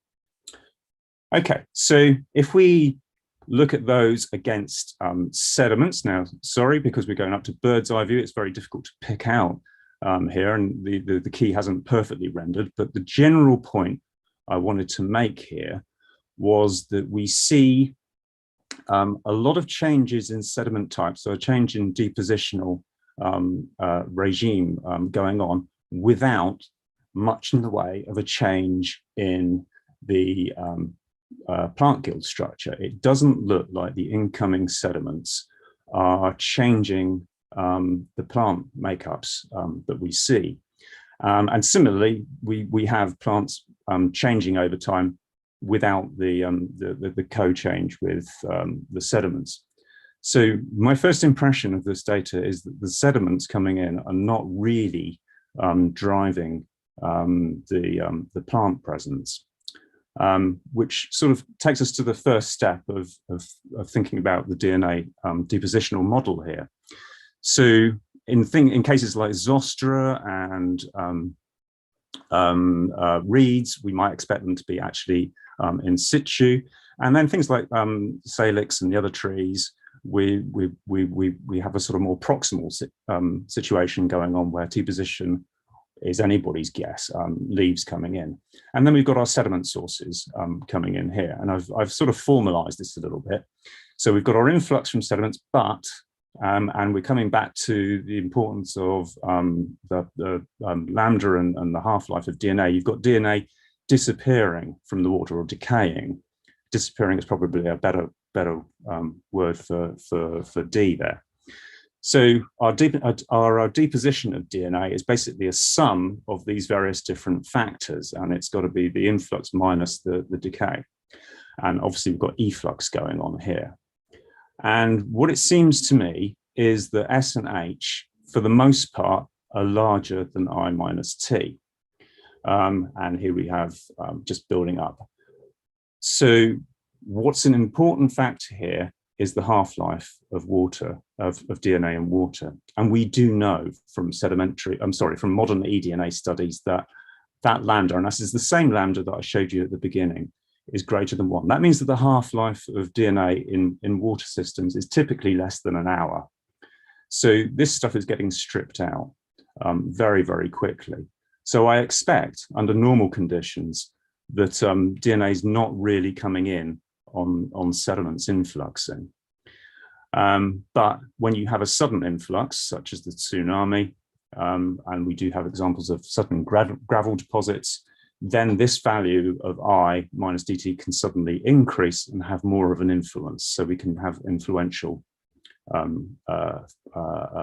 aspects going on there. So I'm under the impression at the moment that actually what we're seeing in the DNA is mostly a local deposition of DNA. Okay, and this sort of summarizes what I'm saying. I'm going to have to speed up, so these other points you can ask me about afterwards. So here's the river system, and we've got a couple of transects going up the river system and then across, and that is going to be displayed in the next slide. We also have Alpha 27, which is around up here somewhere that we're going to look at now. That's just to remind you what the guild structures tend to look like. And then there's this other guild structure which turns up, which we'll talk about in a moment, but this has that walnut signal that I was talking about previously. Okay, again, we've gone up to bird's eye view. So this is the southern river system with the mouth here moving up to the top, and then we've got the second transect across the top there, and then we've got 7 and 20 that Ben and Tom were just talking about a little further away, and then 27 further away again, and 22 is right up on Dogger Island. And what we've got here is the samples stacked against all the various different radiocarbon and OSL dates, and this is sitting with Tim and Kevin at the moment to map against sort of age models. So what we have here is some absolute dates, and samples tend to be stacked around. You see we've got an OSL date here and samples stacked up around. So we've got a sort of a first impression of the age distribution going on here. And broadly speaking, you can see lots of that green structure of Zostra going up and around the top here. And in the center here, you've got lots of Salix structures going on. And over time, we've sort of got this broad inundation impression across cores going on. I can take you through I'm not sure I've got enough time actually to take you through in too much detail, but we've got in early stages, we've got willow down in the bottom here. So this is deep in the Pleistocene, in the sort of river mouth cores, and we've got willow, we've got cold taxa like the Dryas and Ericaceae. And then as we move into sort of 11.5 to 13.5 thousand years ago, we're sort of spanning that sort of Alarod and younger Dryas periods, where we're seeing again some Dryas going on. But what I shall actually start showing you is some of the distribution of some of the interesting taxa going on here. So we've got Dryas popping up around about the younger Dryas. It also pops up later on. And we can also, just to demonstrate the usefulness of the guilds here, we fill that information out a little bit more if we've got the guild that occupies, that has Dryas as a member. So it's a sort of a cold guild, interestingly popping up in this period around here also. And if we look at something like Betulaceae, so this is birch, birch and alder actually, we see that it pops up all over the place fairly early on, but uniform throughout the cores. Something like Corylus, we've got it turning up very early. So we've got what might be presence of Corylus in Alarod period. And then quite similar to, I think, what Ben was showing later, we've got this sudden appearance of it around about that sort of 10,500 year mark over time. And again, then pretty much pops up everywhere. And then we've also got oaks following a similar sort of distribution, but that occurring fairly early here. Okay, more interestingly, I think in some ways is lime. So we've got lime, and I know this is a complex deposit over here, offshore, quite old in Elf 27, but occurring, you know, a couple of 1,000 or 2 years earlier than the UK mainland. So it looks like it's generally a bit warmer earlier. Again, pending the development of age models as we sort of integrate everything together. And there's an example of where we've looked at specifically at these Tilia reeds, and these are the ones that have been through extreme sorting, and we see a damage signal. We're pretty sure that's real lime. Okay, so just sort of getting towards the end, we've got the presence of this juggling signal, so this walnut signal. Now, walnut, we don't expect to be in northwestern Europe, as I'm sure you appreciate. It doesn't produce a lot of pollen either. Recent studies do place it in sort of South French glacial refugia, but in the archaeological record, actually the oldest walnut remains are about 10,500 years ago from Spain. And there's quite a long tradition of using walnut or moving walnut around. And what we're seeing here is what apparently is about from 11.3 thousand years up to about 8.5 thousand years of presence of walnut, and then much later in much lower quantities further up the valley. Now the walnut signal is real, so it's definitely walnut. They're 100% matches, and there's not really anything we can mistake it for. And it's genuinely ancient stuff. So it also occurs in its guilds, as I remind you here, with some typical disturbance indicators like nettles and wheat. Not wheat. That's Triticia. It's the wheat tribe, but actual wheat is not there in the system. So we've just got wild cereals going on. So I'm currently thinking, or developing the opinion that this is a possible anthropogenic signal. So if we were to put that back onto that landscape, this is where it occurs, and the size of the trees here are relative to frequency.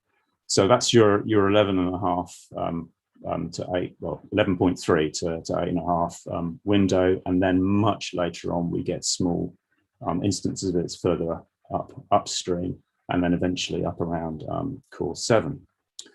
So I've burned up quite a lot of time here, but broadly speaking, again, it's a rapid overview of everything that's going on.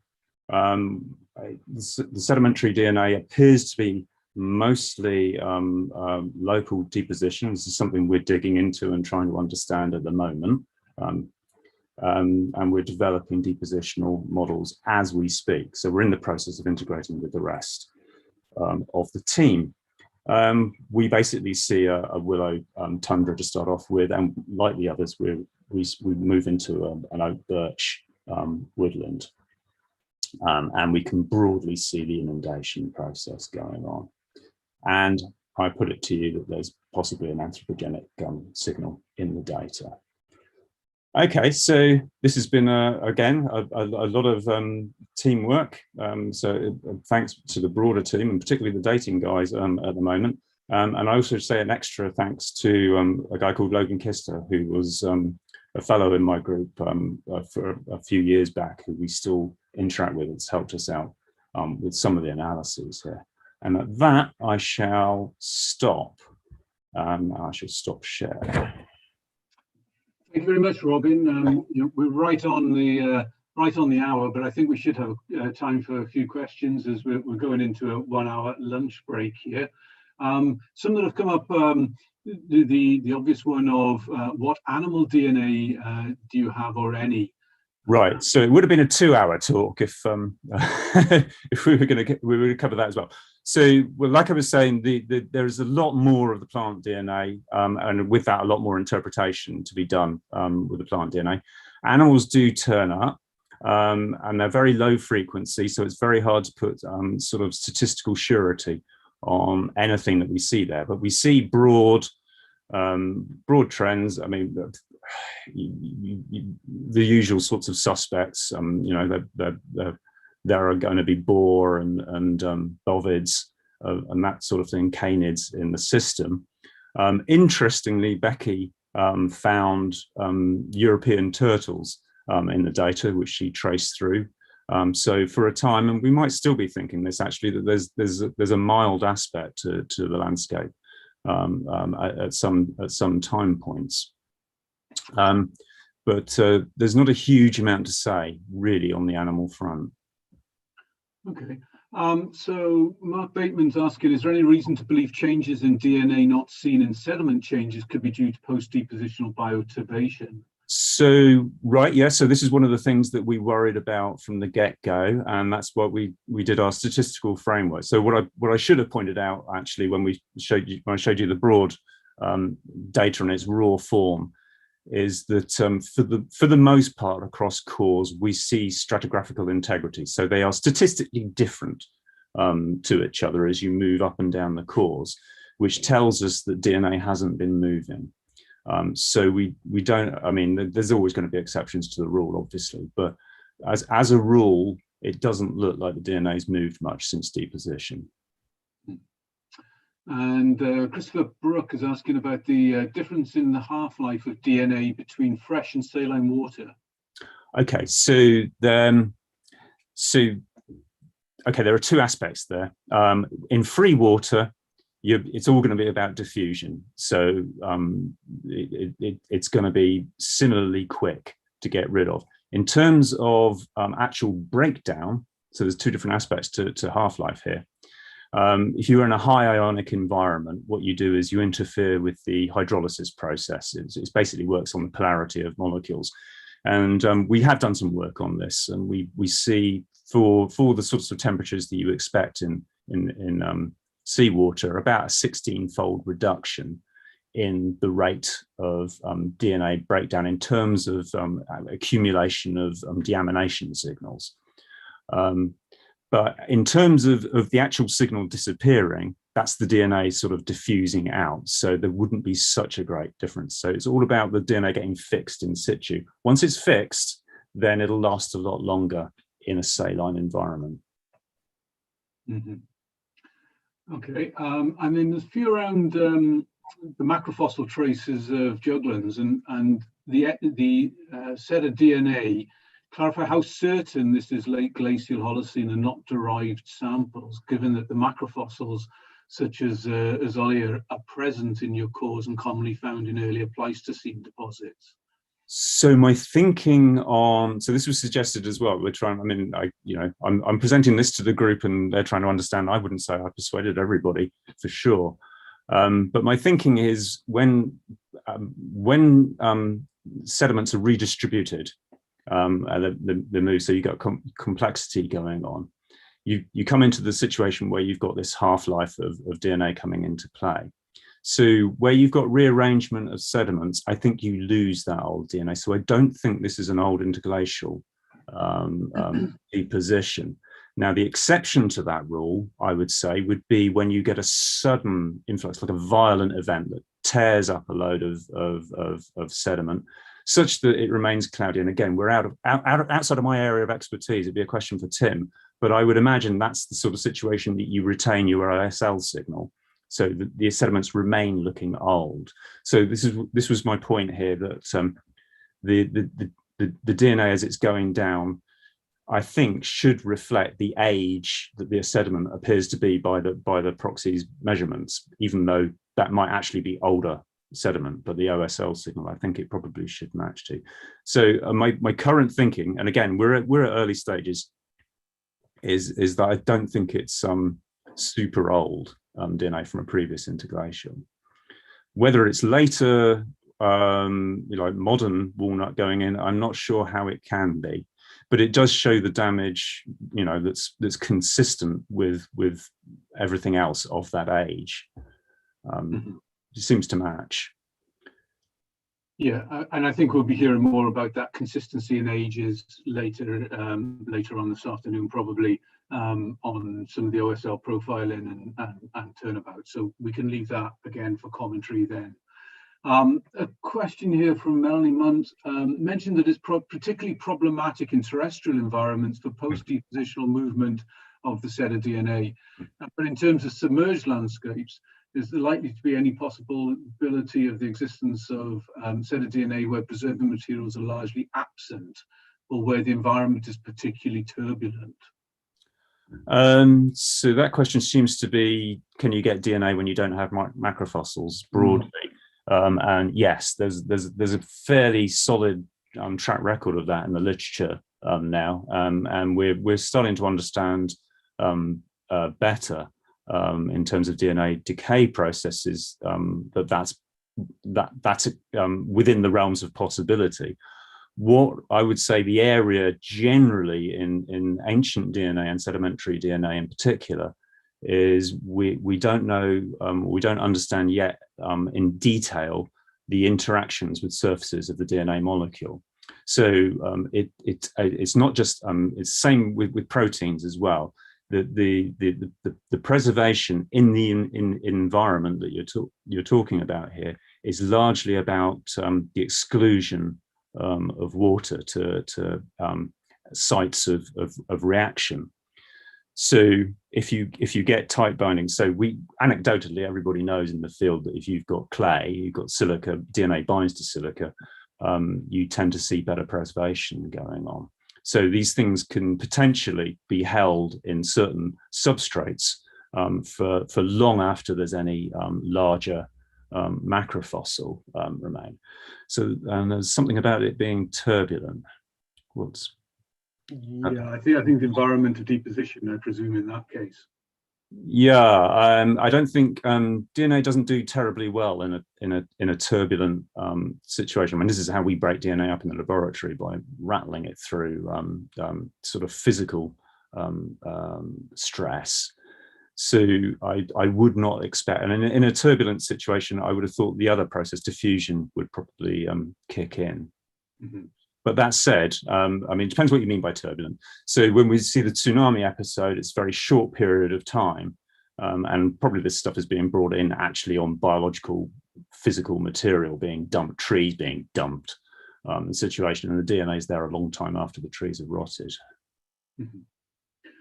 Okay, I think that's all the questions there. To wrap up this morning's session, I would just point out, scale was mentioned at the beginning, and we've gone from looking at the kind of the whole of Doggerland. I mean, this kind of scale area that we were working with, the seismics, 180,000 square kilometers. The Southern River Valley is something roughly about 380 square kilometers, and you've got a topography across there from the basins to if you want, the top of land surfaces of barely 70 meters, 70, 80, 100 meters max. So, vast areas, not much elevation change. I think that just has to be borne in mind when we're looking at then the details of each of these cores.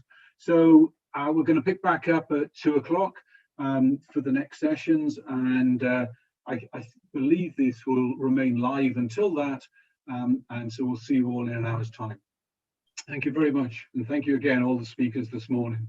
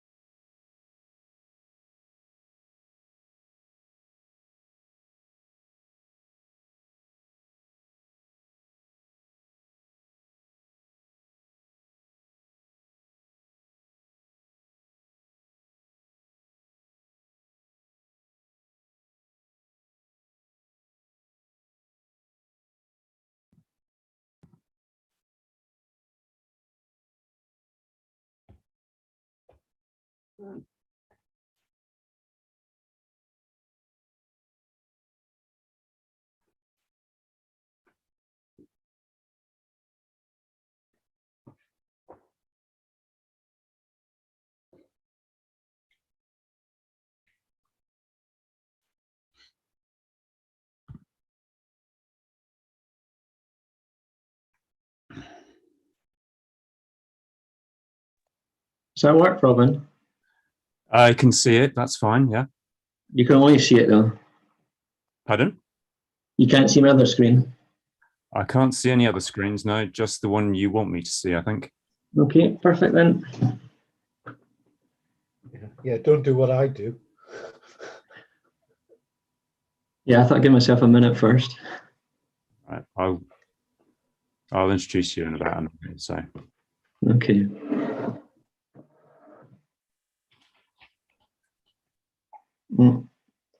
Should I turn my screen on too?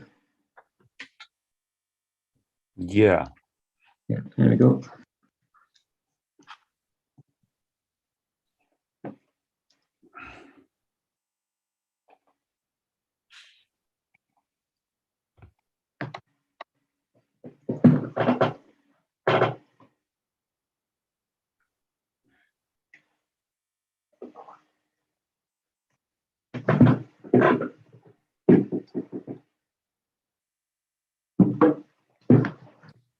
Okay, it's 2 o'clock. It's time to get started again. So in this next section, we're going to be getting more into the chemistry of the project. So our first speaker here is Tim Kinnaird. He's a research fellow at University of St Andrews, where he's director of the Cursor Luminescence. And his co-author's Derek Hamilton, who is a research fellow at the Scottish University's Environmental Research Centre, SWOC, at Glasgow.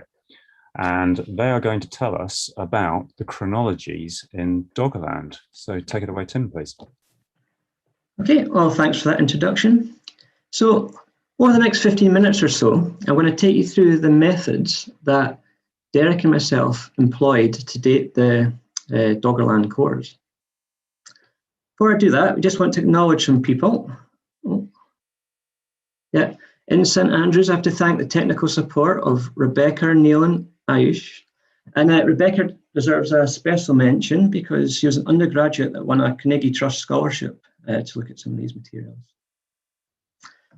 And over in CERC, we like to thank the whole of the radiocarbon dating team. So, key to reconstructing the paleogeographies and environments of Doggerland is a robust chronological framework. And this has been constructed here from at least 22 of the 109 recovered cores. And now we've got a very extensive data set. So we've got 178 radiocarbon constraints, 139 OSL constraints, and they are augmented by luminescence stratigraphies constructed from both proxy and calibrated data. So if it's not already apparent, Derek, he leads the radiocarbon and I lead the OSL. So what's more, we've got a great spatial distribution of core with a representative selection from across the southern North Sea, including the Southern River Valley that we've heard about this morning, the Silver Pit Lake, and then also Brownbank. And moreover, we've got a great temporal distribution, which spans everything from the late glacial up to the final inundation. And I've given this an exclamation mark here because you can see in some of the cores, we have evidence of a slightly later inundation for Doggerland.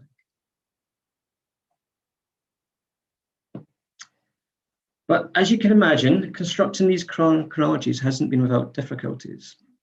So with regard to OSL dating, it's the sheer number of environmental settings that we've attempted to investigate that has presented a challenge to dating.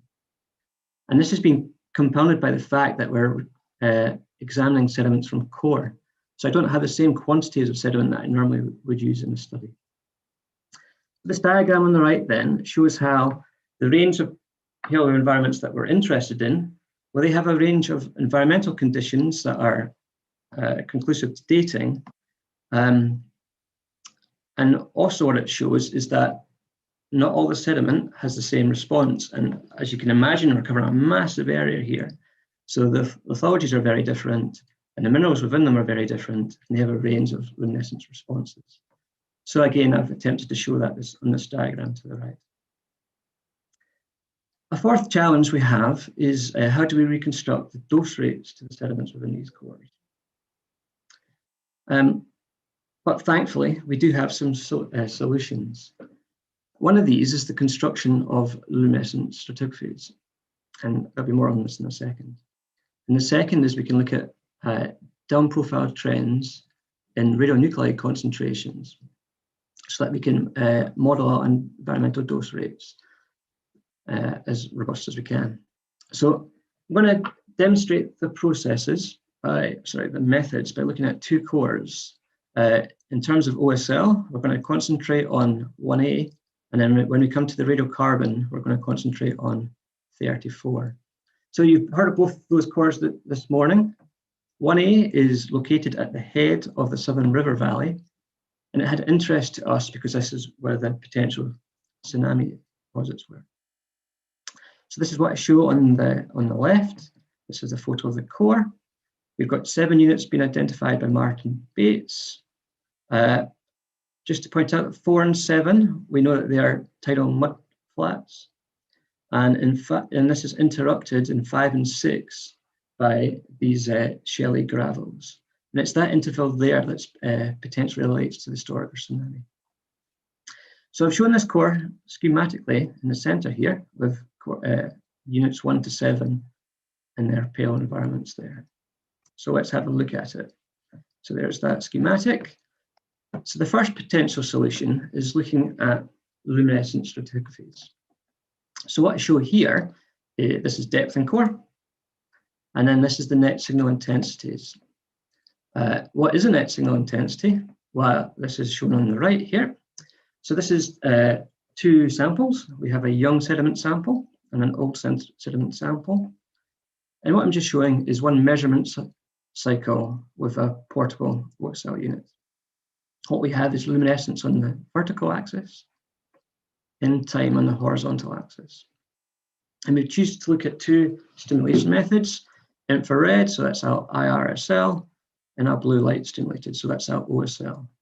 And I think it's quite apparent. You can see that the young sediment has a low luminescence count, whereas the older sediment has a higher luminescence count. So what does that mean for this core?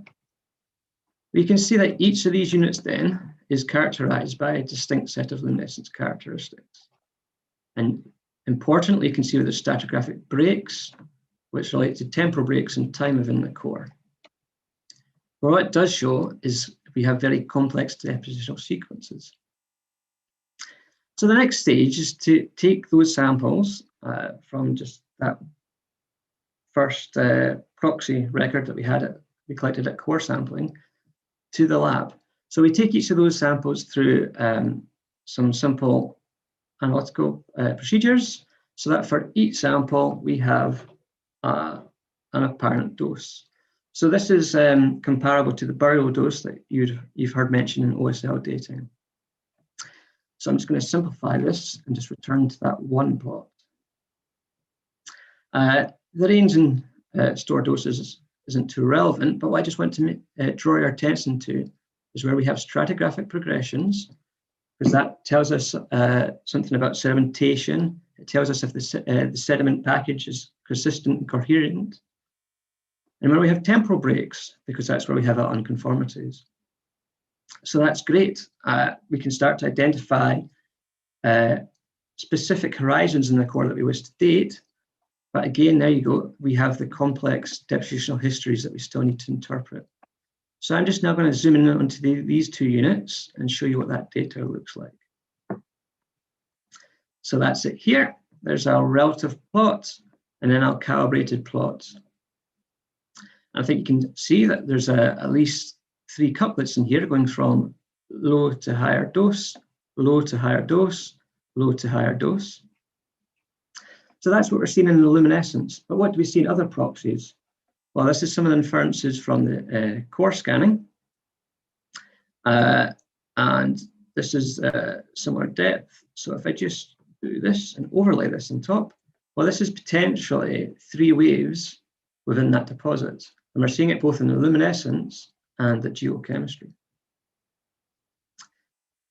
So with constructing these profiles, we have a good sense of the sedimentation histories.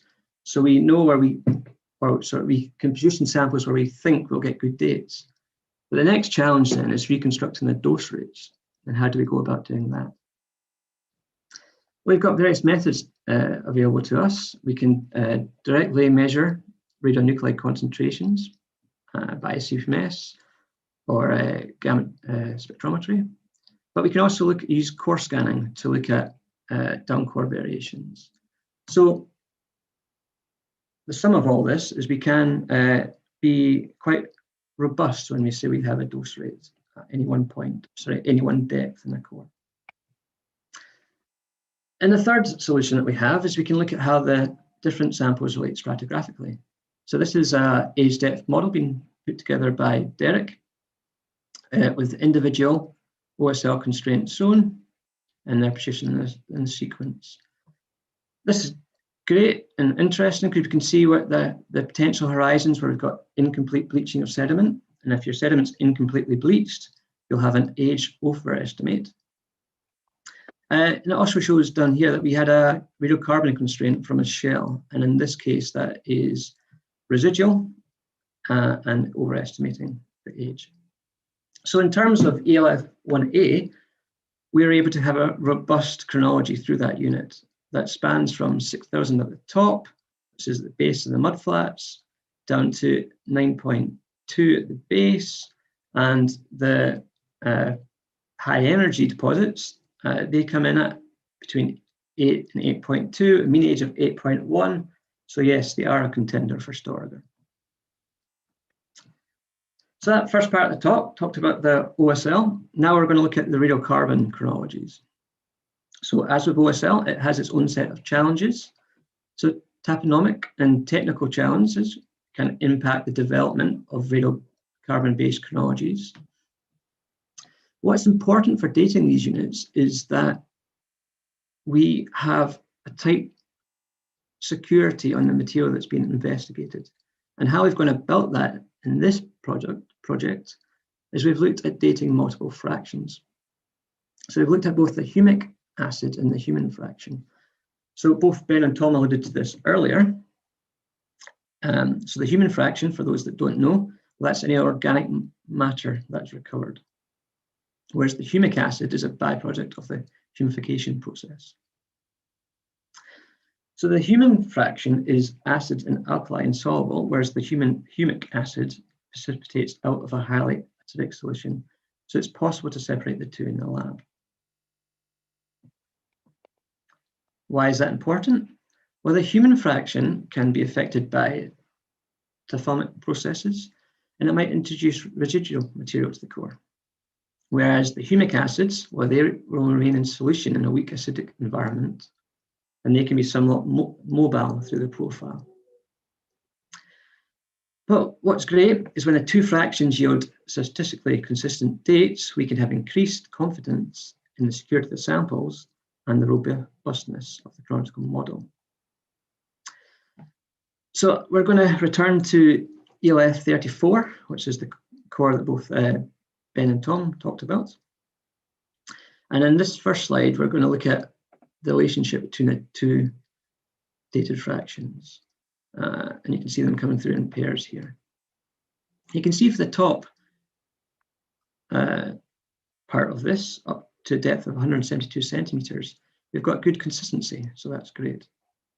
Whereas beneath that, the two fractions diverge. When we resolve these potential conflicts, we can then reconstruct age depth models. So here's the age depth model now for 34.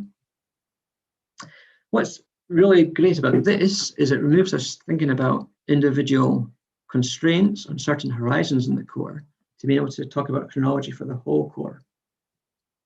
So we can query this model to date specific events in the chronology. So just to highlight this, and this is referring back to Ben's presentation, we want a date for the start Holocene and the start Stadial. So there's the query, and it comes in. So we have a date for the start of the Stadial in 34 to between 13 and 12,000. And you can read the rest of the dates there. So we realized when Tom was giving his presentation that we've mistook the description. So we've taken the base of the peat to be the base of pollen, so we can exclude that autumn date, and I'll come back to that.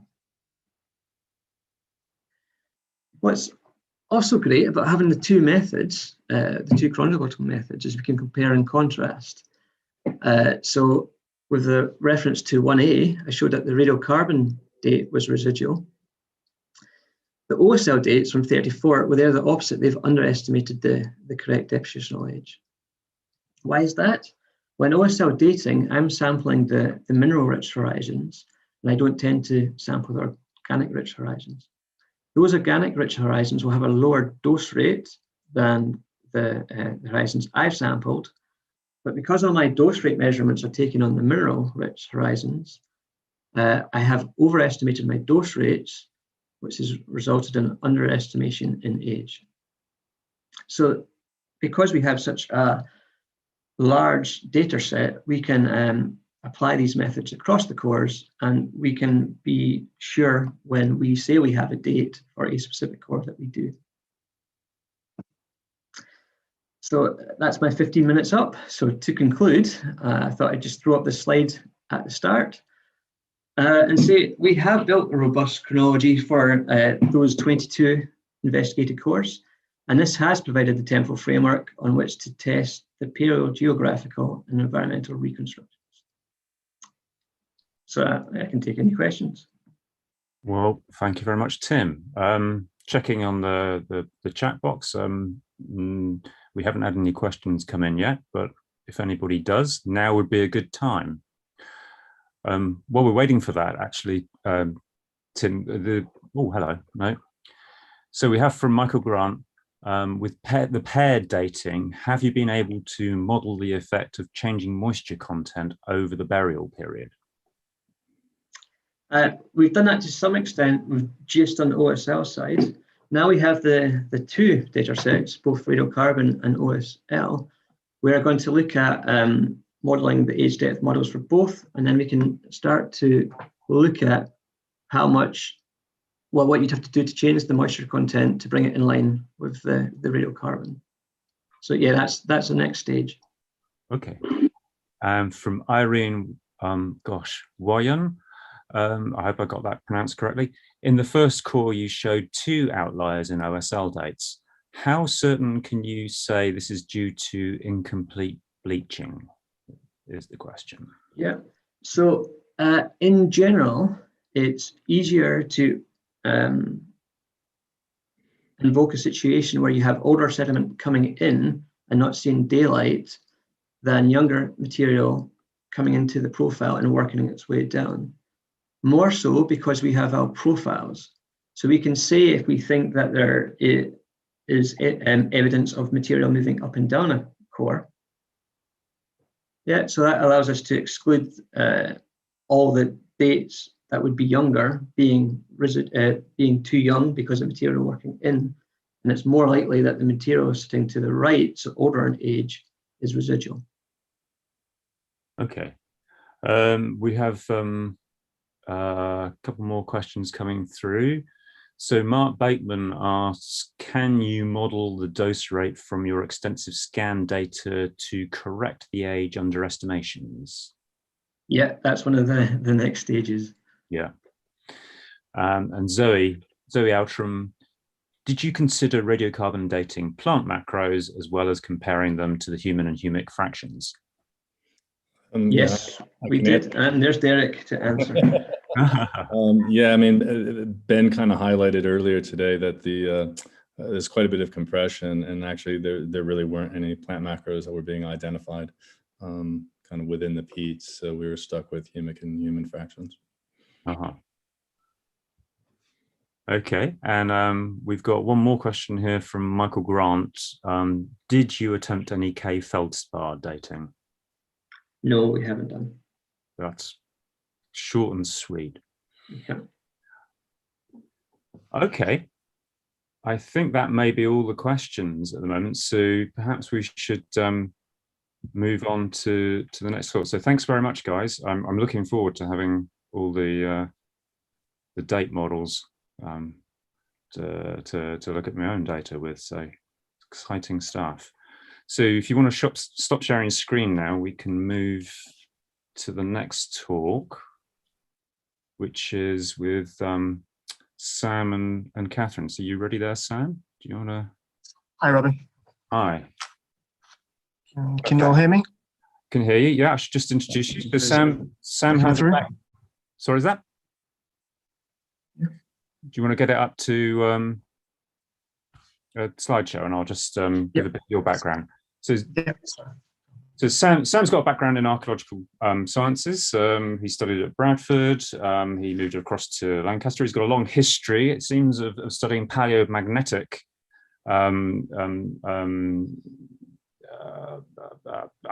things from quite old sediments, going right back to the Ordovician and Silurian by the look of it. And he's in the final stage of his PhD back at Bradford at the moment. And his co-author is Catherine Batt, who has been in Bradford since '92, and paleomagnetism is one of her areas of expertise. So Sam, please tell us about the paleomagnetics. Brilliant. Thank you, Robin. Okay, so before I just dive in, I'm going to say that at the outset of the Lost Frontiers project, paleomagnetism wasn't part of it, and that's okay, it's fine. So what I'm going to present to you here is very much a preliminary and a collective effort from a number of placement students, a master's student, and a month's worth of my own time in terms of what was funded, which is great. And all has been nicely guided by Kathy back through that. So before I do dive into the actual niggly bits of the Lost Frontiers, I hear you all saying, what is paleomagnetism? Well, it covers everything about the past magnetic field, namely the Earth's one, and how it's behaved. So we can look at the short-term variations, but also the long-term ones. And these are all important and crucial for understanding the sort of inner core dynamics and sort of the Earth's history, etc. And one other part of paleomagnetism is also looking at the characterization of the magnetic minerals present in any of the material you're looking at, because they change and they form, and they, depending on the surrounding conditions at the time of either deposition or creation. So for studying the present field, it's relatively simple. We have lots of observatories, we have marine navigational systems and satellite measurements, which mean we have a very good understanding of the present day field, but also sort of recent sort of changes as well, up to a couple of hundred years ago. Anything beyond that into prehistory is that we have to rely on these indirect records of the past magnetic field that have been preserved through a variety of mechanisms. So mainly for, we've got short variations known by looking at fired archaeological material and lava flows and things like that. Whereas if we want to go to looking at very long-term timescales, we've got things like geological stratas, which you can sort of look at polarity reversals. Now, the sediments are obviously crucially for this talk are ideal in that they are a continuous record of the Earth's field from the time at which they were deposited. And this occurs through a mechanism known as either detrital or depositional remnants. And through the water column is you have these already magnetized grains, which will align themselves with the ambient field at the time of through the water column, and then they settle on the sort of the sediment interface, and gradually they become compacted and sort of preserved in the sediment sedimentary record. Now, crucially, of course, is this does mean we have it's a continual thing. So unlike something like a fired hearth or a fired horizon in an archaeological record, is that we've got, whereas that's just one snapshot, this is continual. So these are really crucial places to go and look for records of the Earth's field in the past. And what we can do is when we look at bringing all of this data into one location, is that then people can model the Earth's field in the past through either declination, inclination, which are the two directional components, and then also the strength. Now, of course, as ever, is that with models only ever going to be as good as the data that's in it. So if you have a period of time where you have little data, the model is going to be inaccurate. So what's crucial here is that these cores, they span a time gap from the late Pleistocene into the early Holocene, which for the British Isles certainly is a really unknown area. So you've got the Windermere Lake in the north of England, which was very recently studied, which is brilliant, and that builds on studies done by Turner and Thompson back in the late 70s and early 80s. And then further afield, if we were to draw a range from the location of the Lost Frontiers, is you've got a number of lakes around the Scandinavia area where Snowball and colleagues have created a number of very good records of the Earth's field from sedimentary stacks there. There's Vigliotti down towards Italy, and then there are plenty of sediments up on the Icelandic shelf, which have got a number of studies being done there. Now, as I'm sure you can see here, is that actually a lot of those studies are from the whole of the Holocene and don't really go back beyond the early Holocene back into the late Pleistocene. So when we sort of began to look at these cores, is of course I wanted to split them up into having short-term aims, which are relatively achievable, but also equally achievable without lots of funding. So first and foremost is that, do these sediments actually have a record? Can we see there's geomagnetic field change in some of these sediments? Because if they don't, then also there's not much else we can do there. As I'm sure all of you are aware, is that one of the major outputs from the Lost Frontiers project itself was the tsunami core, which is ELF 1A, where there was multi-proxy investigations of this core to identify sort of the changing environments at the time. So in addition to those, is that we also applied rock magnetic mineralogical studies there to investigate how the magnetic minerals changed through the core. And with every single sample that's been taken, bulk magnetic susceptibility is a really useful measuring device which gives you lots of data, and it's fairly rapid, which means you can, and from that data you can infer the abundance of magnetic minerals in the cores, which is also a really useful thing to do as well. And then the longer term aims beyond the sort of scope of the here and now is that we're going to combine the high resolution paleometric data with the independent dating, so the radiocarbon dating and the OSO you've just heard about, because that's really key, because that tells us obviously the time spans of what we're looking at for the changes of the Earth's field through these cores. And then someone far more intelligent than myself will be able to then model the behaviour of the geomagnetic field from the late Pleistocene into the early Holocene, and then bringing it back to the archaeology and what we can bring back to the table in terms of understanding these landscapes is do a large-scale rock mag study to better interpret the depositional environments and things like that. So, as you can see here, these are the samples we have obtained across a number of sampling trips down to Lampeter. So the first one, 1A, is the tsunami core, and that is the only core that's received the most amount of analysis. That's pretty much full analysis through those things. Cores 2 and 19 were a part of a master's project, that was mainly geared towards understanding which lithologies responded best to the paleometric methods we apply. And then all of the material is waiting in store, ready to be analysed. And as you'll see as we go through. So first, a lot of these cores come from the Southern River Valley.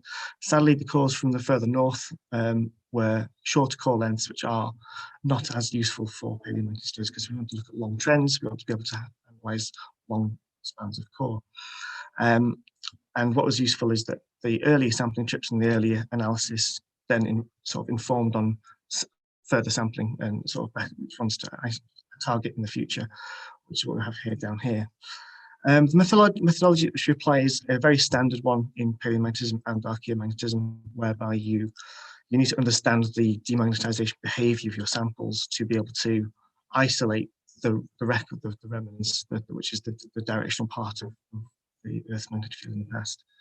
So you always do a subset, which is where we are likely to go to with a lot of the cores first, and then a full study where you apply a number of demagnetization steps which can pick out the single stable component which represents the field at the time of deposition of that sediment. And then before you can apply any of the rock mag, you need to have done all that. So because the rock mag applies new fields to your samples. So if you do that, you ruin your samples. It's not very good. So the master's project that was done by Elizabeth Topping, she analysed over 100 samples, and what she was able to deduce was that apart from some of the more nuanced differences, was that the ideal behaviour here, I'm not going to go into what this plot actually means or looks like, but actually a single stable component is represented by a straight line. And as you can see here, the finely laminated silty clays are ideal, they're perfect. Whereas if you're analysing something like a peat, you end up with a lot more complex behaviour, and that's because it doesn't generally preserve a record from the time of deposition. So if we look at the inclination values from core 1A, now because these cores were taken without paleomagnetism in mind, is that you've lost the declination orientation. So you can only have the relative amount of that, whereas you get the absolute inclination values. And what's brilliant and what these measurements have shown is they are geomagnetically possible, and they match some of the trends already seen in the Windermere core, which is this back plot you have here. And then before the tsunami is you have, again, a change in the geometric field going through further back. It was quite interesting to see the chronology of ELF 1A before, so because that's what's key here is that you obviously this plot here infers a linear sort of sedimentary rate, whereas what you might end up happening is contraction and expanding of obviously these points as you go down. So it's independent dating is key if we're going to establish what the geomagnetic field has been doing in the past at these points. So looking at the rock magnetic properties from Core 1A is that magnetically speaking, we were able to identify 4 sort of differing magnetic behaviors of the minerals that were present in the core. So the first one is above the tsunami layer and represents a relatively harder magnetite type behavior, which could, and it's marine mainly input there. And then you've got this very different layer, which is the tsunami deposit. And again, what this shows from the magnetics point of view is you've got new material being brought in and being deposited here, which is definitely different to what was lying beneath in the sediments beneath this. Interestingly, you've got a slight difference for what's known as the soft component, which is the ultrafine magnetite just at this boundary here. You'll see more later on in the next talk by Alex, where we sort of delves into the geochemistry a bit more about what that actually looks like. When you bring in the elemental analysis.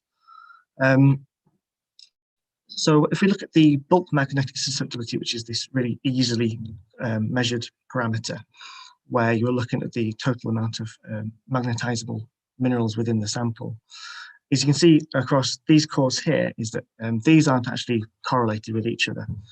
Just to point that out, these are all relative to the core cores, as it were. But you can see there are some subtle differences, but also some fairly large differences as you go down the core. Now, things where you've got really low measurements are generally where you've got really high organic content, so that's what peaks, things like that. Whereas with the higher peaks, is that this represents obviously a higher amount of magnetic minerals that are measurable. And what these could be indicative of, and people have published in the past with additional rock magnetic parameters added into it, is that they could be indicative of large-scale rainfall events or mass floodings, which are washing heterogeneous material from the surrounding landscape into that marine system. And they could be useful for things like correlation between cores, providing, of course, the cores are from a localized vicinity where you've got similar weather patterns, etc. And then if you go to some of the more recent cores that I've sampled, now paleomagnetically speaking, when we are looking for suitable material for paleomagnetic studies, is you want low energy environments. So you want it to be a nice, easy sort of environment for the sediment to settle into their detrital remnant magnetization, and without any sort of external tidal influences, etc. Or equally large-scale flooding, which might upset the sedimentary interface as those particles are settling. So apart from the large, what could be equally a paleosol, or again a large-scale rainfall event, is these cores are relatively calm, which is these sediments have been settled in relatively low energy environments, which could be ideal for paleomagnetic studies. So obviously time will tell with those, but we'll see. So taking it forward is that this preliminary studies basically demonstrates that we can isolate secular variation from the cores we've looked at so far, and that further material from these cores should be really useful for elucidating this behaviour of the field in the past, and crucially, sort of not just locally but also on the regional and global scales of defining geomagnetic field change in the past. This is quite a useful study, alongside the rock magnetic measurements, which can add to the proxy analysis and infer depositional environments. And as you'll see in the next talk, the combined the magnetic susceptibility there to alongside the geochemistry. And future plans, of course, money is always important with these things.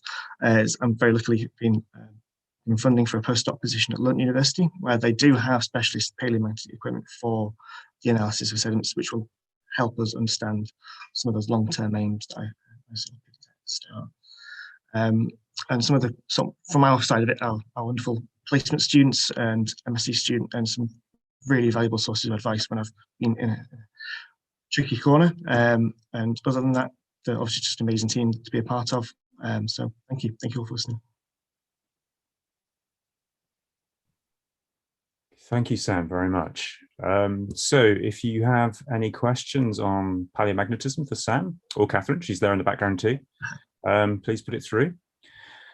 Okay, Michael Grant writes, your inclination record appears to nicely match the reference curves if the record is rotated. However, how good a match was the paleointensity record, which is core orientation independent? Also, do you feel lock-in latency is minimal in this record? Good question. So as of yet, we actually haven't done an RPI for this for that core, because there's only 25 samples from that entire core, and certainly with the future core samples I've taken, that'll be an interesting one to look at and tie into looking at the other records there. Yeah, definitely want to look at. And I do believe that the latency is minimal in some of these cores, especially in those low energy environment ones that I've picked out towards the end of the talk there. Okay. And just waiting to see if anything comes through. Give yeah, that's all right. The attendees a chance to. We have a minute. We have a minute or two. We're a little bit ahead of the game. Good. Makes a nice change in these COVID times.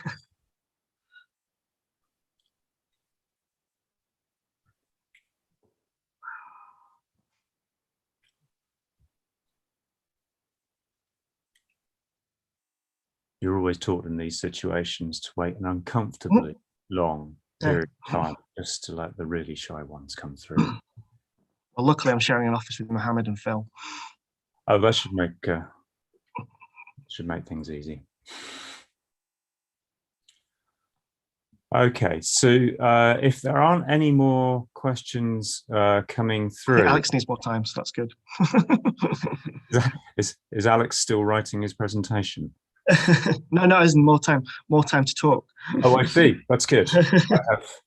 I have known people, not in this group, their talk are literally 2 minutes before they're going to give it. Okay. Right. Richard asks, can you say anything about the rates of change you're seeing? That will come in from the independent dating, essentially. But also bringing in from the geochemistry, whether we know there's any hiatuses in the sedimentary record. It'll all be a case of when we have all the data together, that'd be really useful to look at. And that will really help aid sort of like whether we can, if we need to sort of expand a certain area by looking at, or equally understand that there's a very short period of sedimentary deposition, pretty very long. Okay, that's great. Well, thanks very much, Sam. Is Alex there? We can move into the next talk. I can see Alex is there. Hello. Hi. So I shall introduce you guys. I understand this talk is going to be something of a double act. So Alex is from industry, actually, from Chemostrat Limited. And he was brought into the Lost Frontiers project to help interpret the XRF data, so the elemental profiles that were somewhat mystifying, I should say, at first, but he's been able to shine some light on that. And then with him, Mohammed Ben Sharada, who's finishing up his PhD based at the University of Bradford, is going to contribute a slightly different aspect of the chemistry in terms of the isotope analysis, lipid analysis side of things, as opposed to the elemental profiles that I presume Alex is going to kick off with.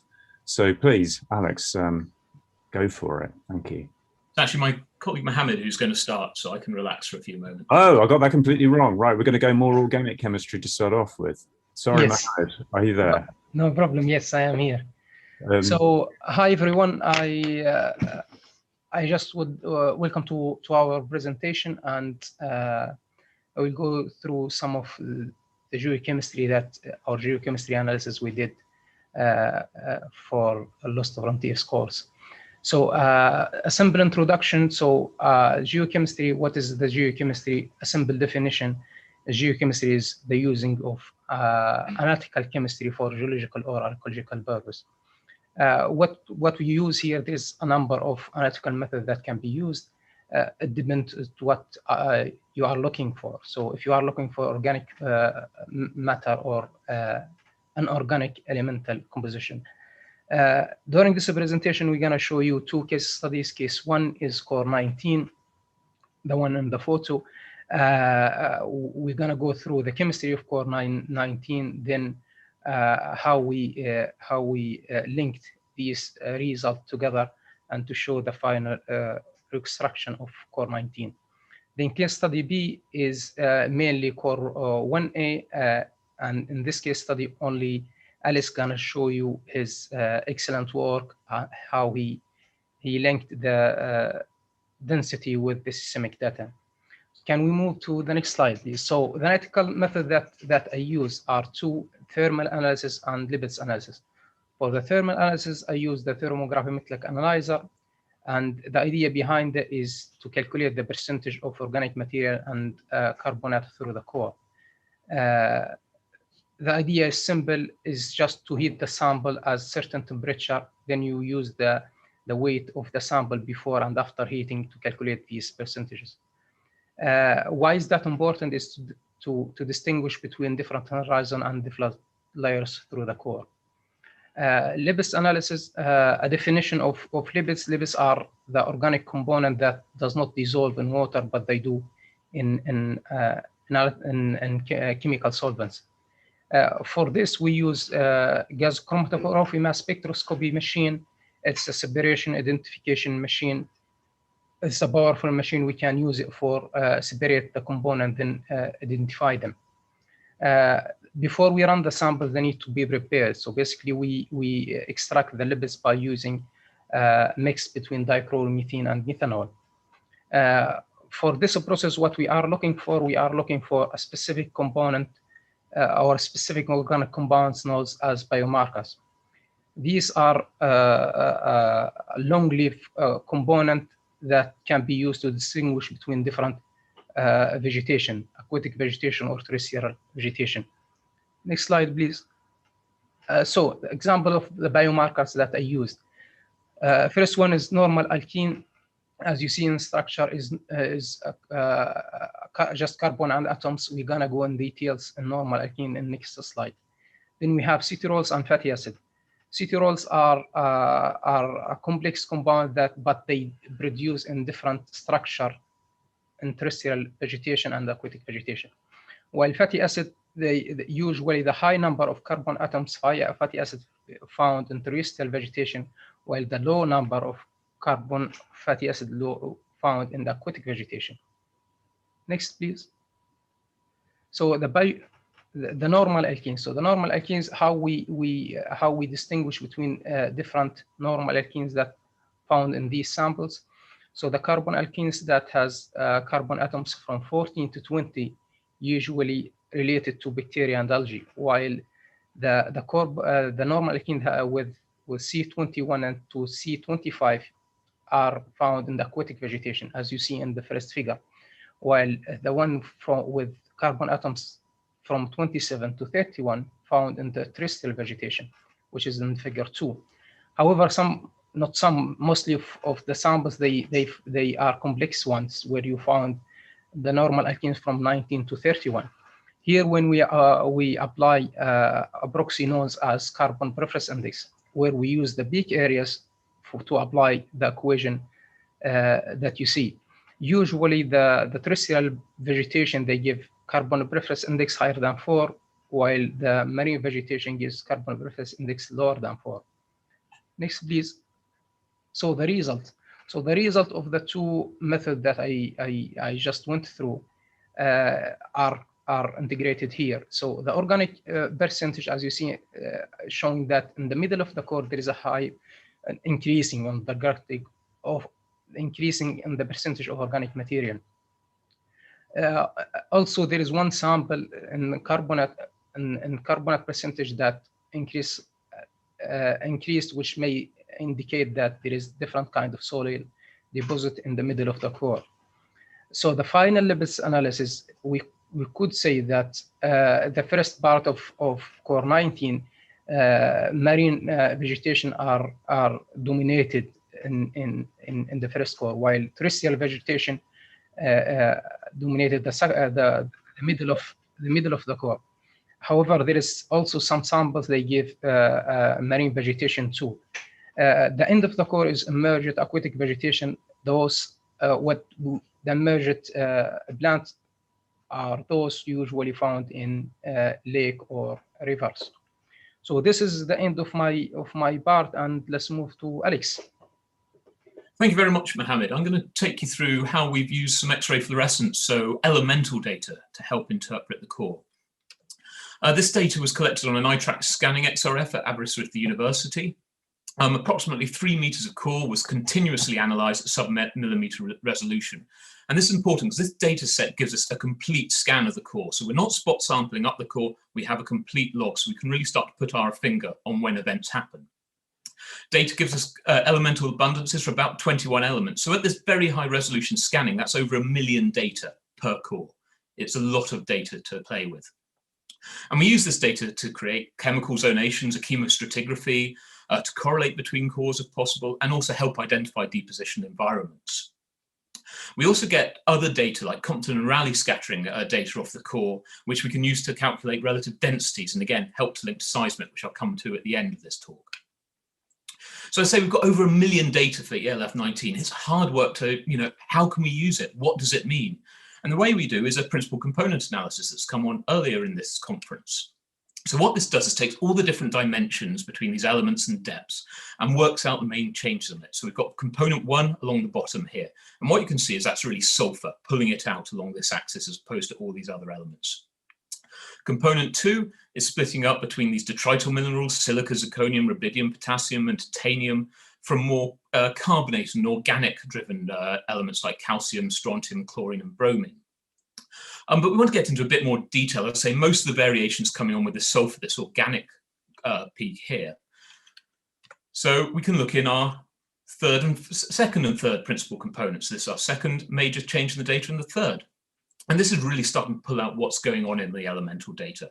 We have rubidium, potassium, and titanium. So these elements are generally associated with different types of clay, our illites, our smectites, our chlorites. We have bromine, normally relating to salinity. Strontium, calcium, and chlorine with our carbonate minerals. Zirconium and silica and detrital zircon and quartz are high energy depositional minerals, and sulfur in our organic material. So these are what we normally, when we're doing chemostratigraphy, expect elements to be associated with.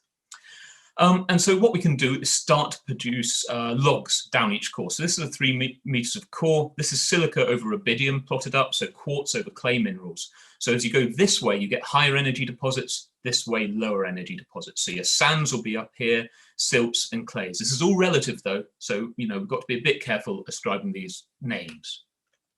We have carbonate over rubidium, so calcium over rubidium, which is our carbonate over clay proxy. Again, as you come this way, you get an increase in carbonate, and you can see this big spike in carbonate in the middle of the core. Sulfur rubidium is our organic proxy, again increasing nicely and then dropping off down core. And bromine titanium is actually one of a ratio I've not used before, but came up in this study and I found it in the literature.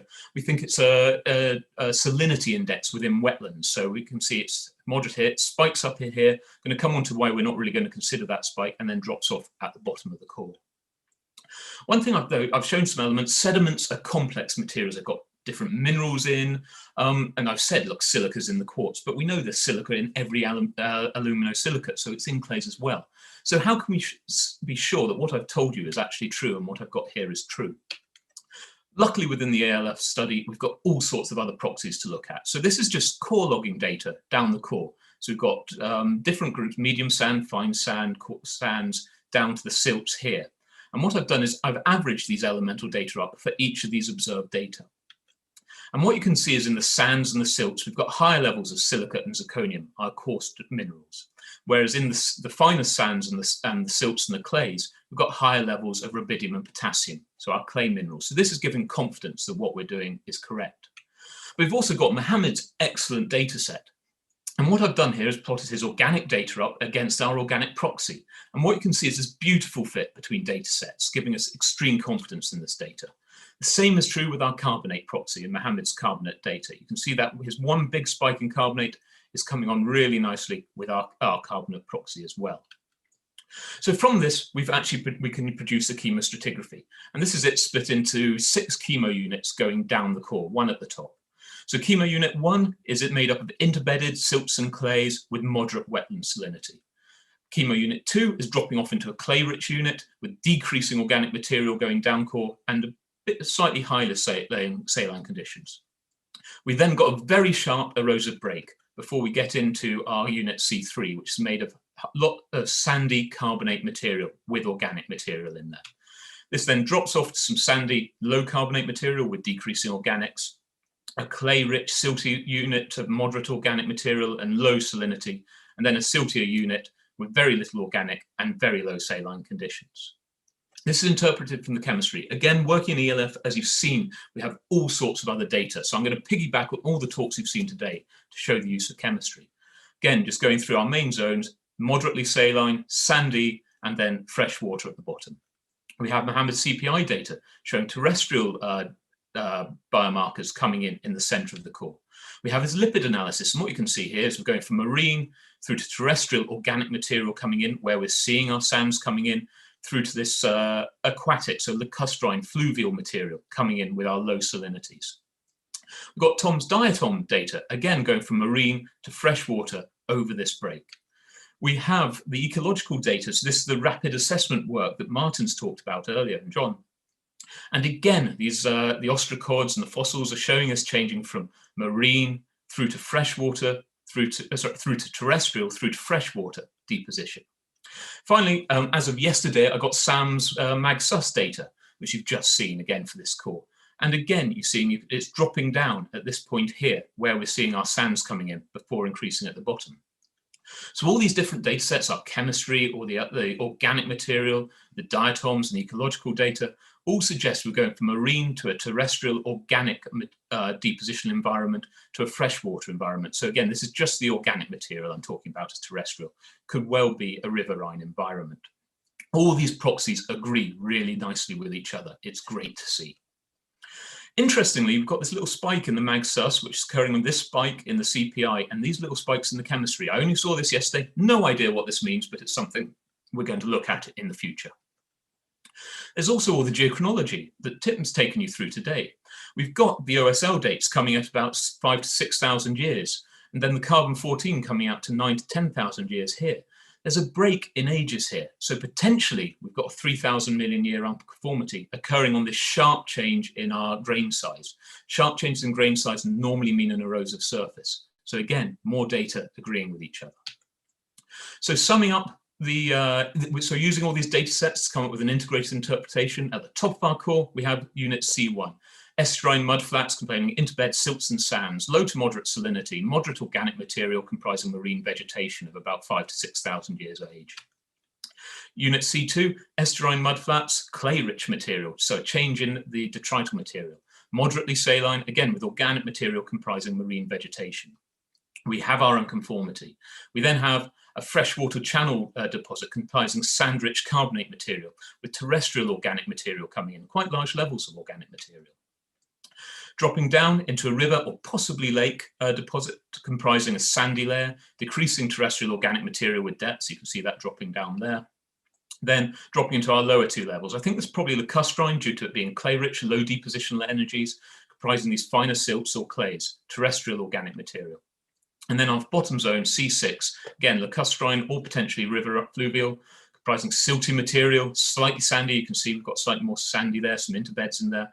Low levels of organic material, and what it is, it's very little salinity with this emergent organic material.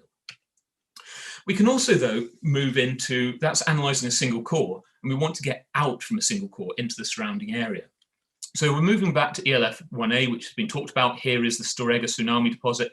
Here's increased amounts of both strontium, which is in shell material, and sand from the high energy deposit.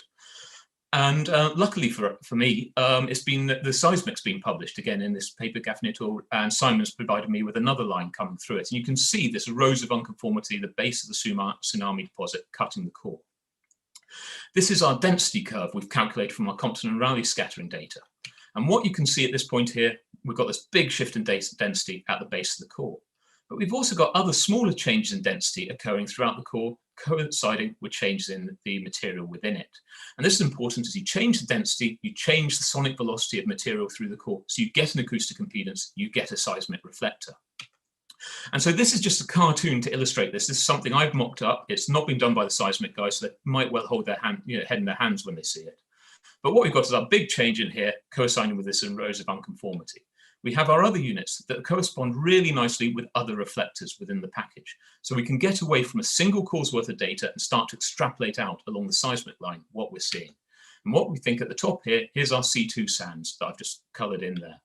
We then have our C3 and our C4 chemical sands in here. These are silts and sands forming this area.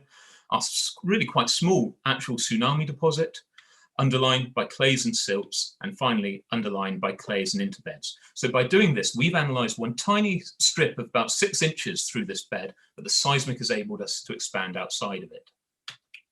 So to conclude, it's been a whistle-stop tour of it, but I've hopefully shown you how geochemical techniques are both powerful and flexible too for archaeological and paleoenvironmental analysis. We've shown over 1 million of geochemical data of different types of elemental, of lipid, of biomarkers and thermal data. And we've shown how these different geochemical data and other data agree, complement and build on each other. So that's elemental, the thermal, the biomarker, the geochronological, the ecological, and finally the magnetic susceptibility. They all agree really nicely in this core. We've shown how you can build these data up to produce a chemostratigraphy, identify chemical facies, and then help identify the depositional environment of core ELF 19. Then switching over to core 1A, we've shown how we can use this geochemical data to directly tie it in with the seismic, help the understanding of what's causing the seismic reflectors, and using these reflectors to identify sediment compositions away from the chord interval. So many thanks for listening, and many thanks for the team for getting me in. It's been great. Thank you very much, Alex and Mohammed together. Sue, if we have any questions from the attendees, please do write into the chat panel now.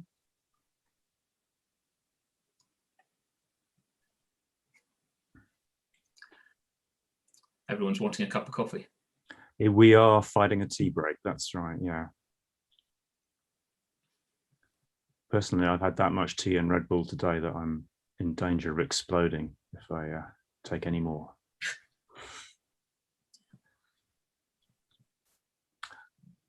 Okay, so Richard Bates, how can the geochemistry be used for provenance analysis? That's something we do a lot of in our day-to-day jobs. It's used, throughout the oil industry and quarrying industry, all sorts of natural resources. And elements like I've talked about zirconium, that's locked into detrital zircon, which we can use for provenance. Elements like titanium can be in other heavy minerals like rutile. And the mineralogy of this material will change depending on what you're eroding into a system. So say if you're eroding a mafic body, it's going to have high levels of rutile, where if you're eroding in a felsic body, it'll have higher zircon. So it can give us some ideas from that. But we can also actually analyze these materials themselves, so we can carry out other analysis, such as heavy mineral analysis or detrital zircon uranium lead geochronology. So we can actually date these minerals, so we can identify the age of the hinterland, the age of the unit that's shedding material, and also its composition. So from the chemistry, we can get some idea, and then from this other techniques, we can get increased ideas and really can pull apart the provenance of the area. It's great.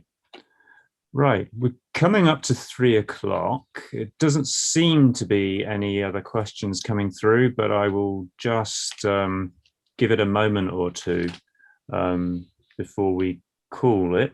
But we're just about to go into a break for half an hour, and we'll come back at 3:30, where we will start looking at things like computational models of the landscape and some of the archaeology and brown bank in the last session of the day. So I don't think any more questions are coming through. Thanks very much, guys. It's clear how much this brings to the project. And we'll take a break. And I thank Thank you. all the speakers that have come in since after lunch. Thank you very much. Thanks.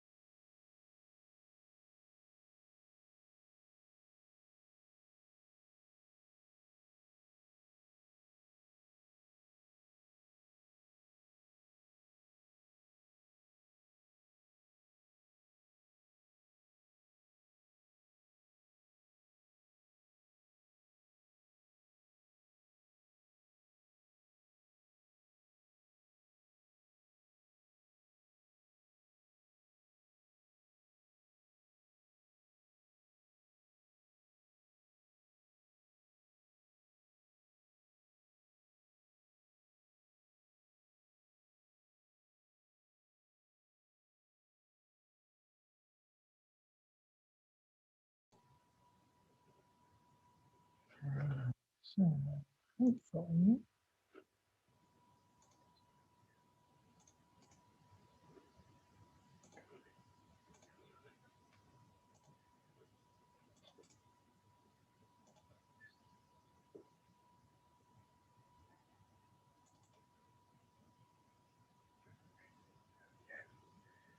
here we go.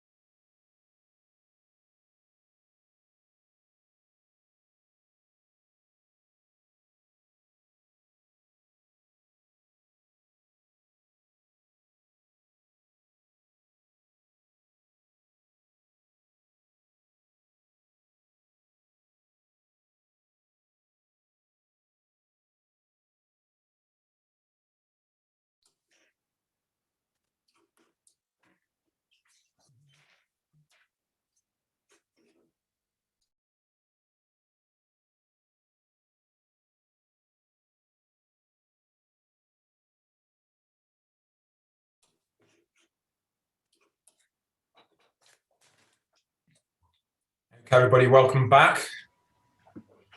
Got a couple more minutes before we get going again. I can see Phil is there. That's a good sign. I hope everyone's had a coffee. Perhaps more Red Bull in Robin's case. Okay, I think we can probably start to move this session along. Okay, everyone. So welcome back to the final session of the day. We have 4 papers coming up. Now the day seems to have shot by, actually. So yes, welcome from it's still kind of quite a sunny Cork day out there. And the first paper we have up is again a collection of, I suppose, modelling people. I don't know what the collective noun for modelling people is. I had some good suggestions for collection of environmental archaeologists earlier. A COPS, I quite like that one, actually. But anyway, moving swiftly on. So yes, first up we have a paper by Phil Murgatroyd, Micheál Butler, Eugene Chung, and Tabitha Kabora. Phil is an old colleague from Birmingham days. In fact, he did his undergraduate in Bradford and a PhD in Birmingham, and has had the unenviable task, I think, of managing the Lost Frontiers project, which he's, I think, managed with great reassurance. Micheál Butler again came via a little-known place just up the road from Cork called Dublin. I don't know if anyone's heard of that place. Apparently that's something. Via the University of York, and he's doing his PhD at the University of Bradford. Then we have Eugene Chung, who is currently professor at Nottingham University in Ningbo, China, but again did his PhD in Birmingham days, which is where I first met him. And again, a computational modeler of some renown. And finally, last but by no means least, we have Tabitha Kabora, who works as a research associate on the project and is currently in the newly established Centre for Anthropocene Biodiversity at the University of York. So a number of connections there. And they will be talking on, I assume it's just you, Phil, computational models of Doggerland. So over to you, Phil. Thank you. I'll just see if I can navigate sharing my screen successfully. Let us see about this. Are we seeing that okay?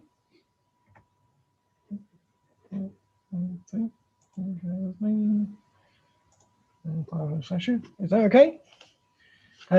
Right, yes, it's very much a team effort, this one. I'm going to be presenting the work of the modelling team.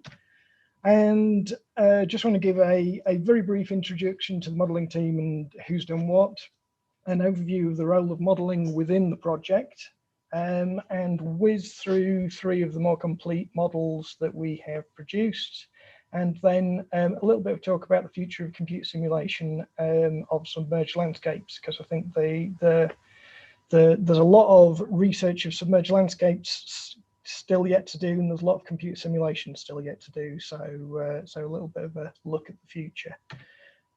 As Ben said, the modelling teams, Tabitha, Eugene, Micheál and me.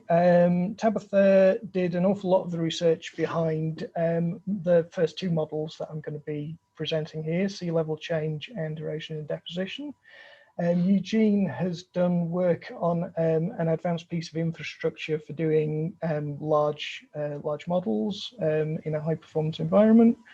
Micheál has been working on the forest growth dynamics, and I've been doing the rest of the stuff, which is, I suppose, mainly the design and programming of models 1 and 2 based on Tabitha's data. As far as the role of modelling within the project goes, one of the key elements is that of data integration. As you've seen from today, there are a lot of disparate sets of data with their own strengths, their own limitations, and a computer simulation environment was seen as a suitable one to bring all those together, because it's not just incorporating the data from the project, where it's incorporating research data from other projects and also processes that are available from other disciplines. And this is one thing that computer simulation allows us to do, is it allows us to treat data and the processes behind that data equally. And that's particularly important for submerged landscape research because the data is really difficult and expensive to get, and sometimes it's under tens of meters of marine sand, and sometimes it's been eroded away. So the difficulty of getting primary data is to a certain extent compensated by the other things that you can bring in with a computer simulation environment. And more than any other archaeological tool, certainly, it treats a four-dimensional environment in a four-dimensional way. Doggerland's a land of change from the last glacial maximum through to the inundation. It's constantly changing, and as a result, we need a tool that can deal with change over time, and computer simulation is a lot better in that way than traditional tools such as GIS, that kind of thing. Also, one of the things I particularly am enthusiastic about with computer simulation is asking the question, what would that look like? And it's important to draw the distinction between asking that question about Doggerland, what would Doggerland look like? Because that recreation is not what we're trying to do. Basically, it allows us to look at, for instance, the data in the cores to produce a hypothesis regarding how that data got there, whether it's taphonomic or whether it relates to the environment around the core. And when we produce a mental model to explain that, we can use computer simulation to ask the question, what would that mental model look like if it was a simulated system that we could play around with? What are the implications of our hypotheses when it comes to the landscape as a whole? And that's it's a very important point with the computer simulation, is we're simulating hypotheses. We are not recreating Doggerland as a complete environment. So just to illustrate that, the first model that was produced deals with sea level change, and there are a number of long-term sea level change models out there produced by a variety of different research projects for a variety of different purposes based on a variety of different data. And what they do is they provide a model of how the sea level changes over time. And our question, what would that look like, is what would the results of those look like? Those models look like if we applied them to the Southern River Valley, and if we applied them to the timescale that would be noticeable by humans. What would those long-term sea level change models look like? What are the implications of them to the inhabitants of Doggerland? So we created a model that produces two main outputs, one of which is kind of a simulated inundation history of a particular point in the landscape. And the other is a look at the landscape as a whole. And this is the kind of input data that we have. This is a model of sea level change over the last 21,000 years produced by Sarah Bradley and her collaborators within and without the Brit Ice Project. Sarah's been very helpful to us over the process of putting this the data together for this model.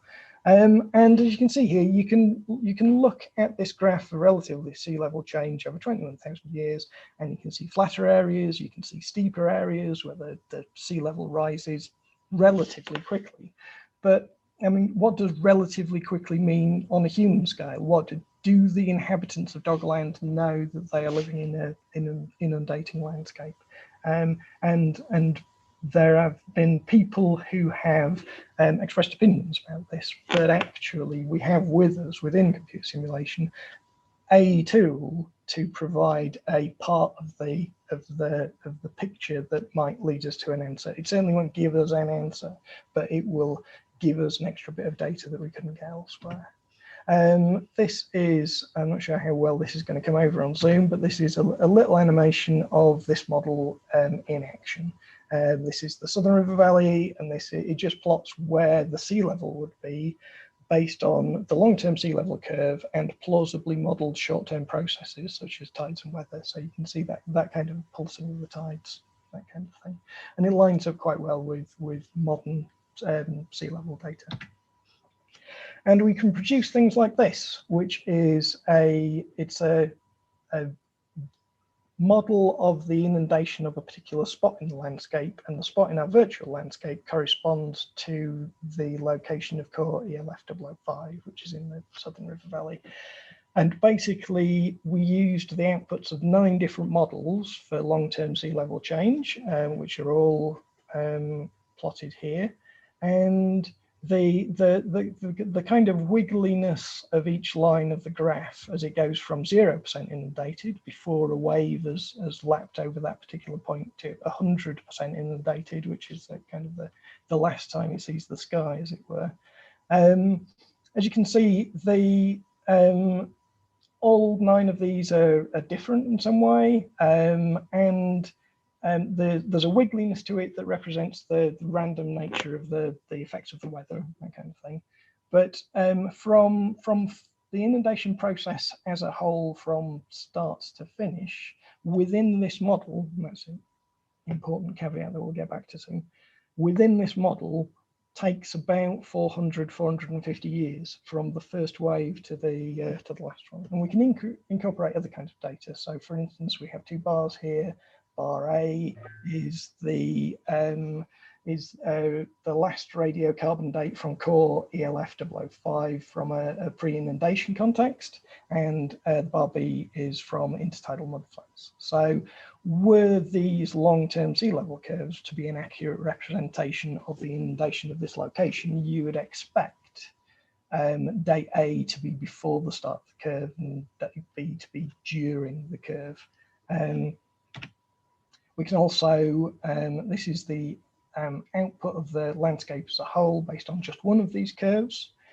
And we can split the landscape up into a series of different categories. The purple areas are areas with 0% inundation. The blue areas are areas with 100% inundation. And the different types of green are different percentages of inundation over a certain period of time. So the green areas are basically the intertidal zone. And they're listed on the pie charts as mudflats, low marsh, mid marsh, and high marsh, but don't take those categories too literally.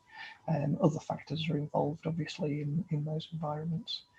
And as you can see, you can start to look at the Southern River Valley area, and you can maybe even draw conclusions about how you think the inundation may have progressed over a period of time. And over 1500 years, it goes from very little marine influence to almost completely marine dominated.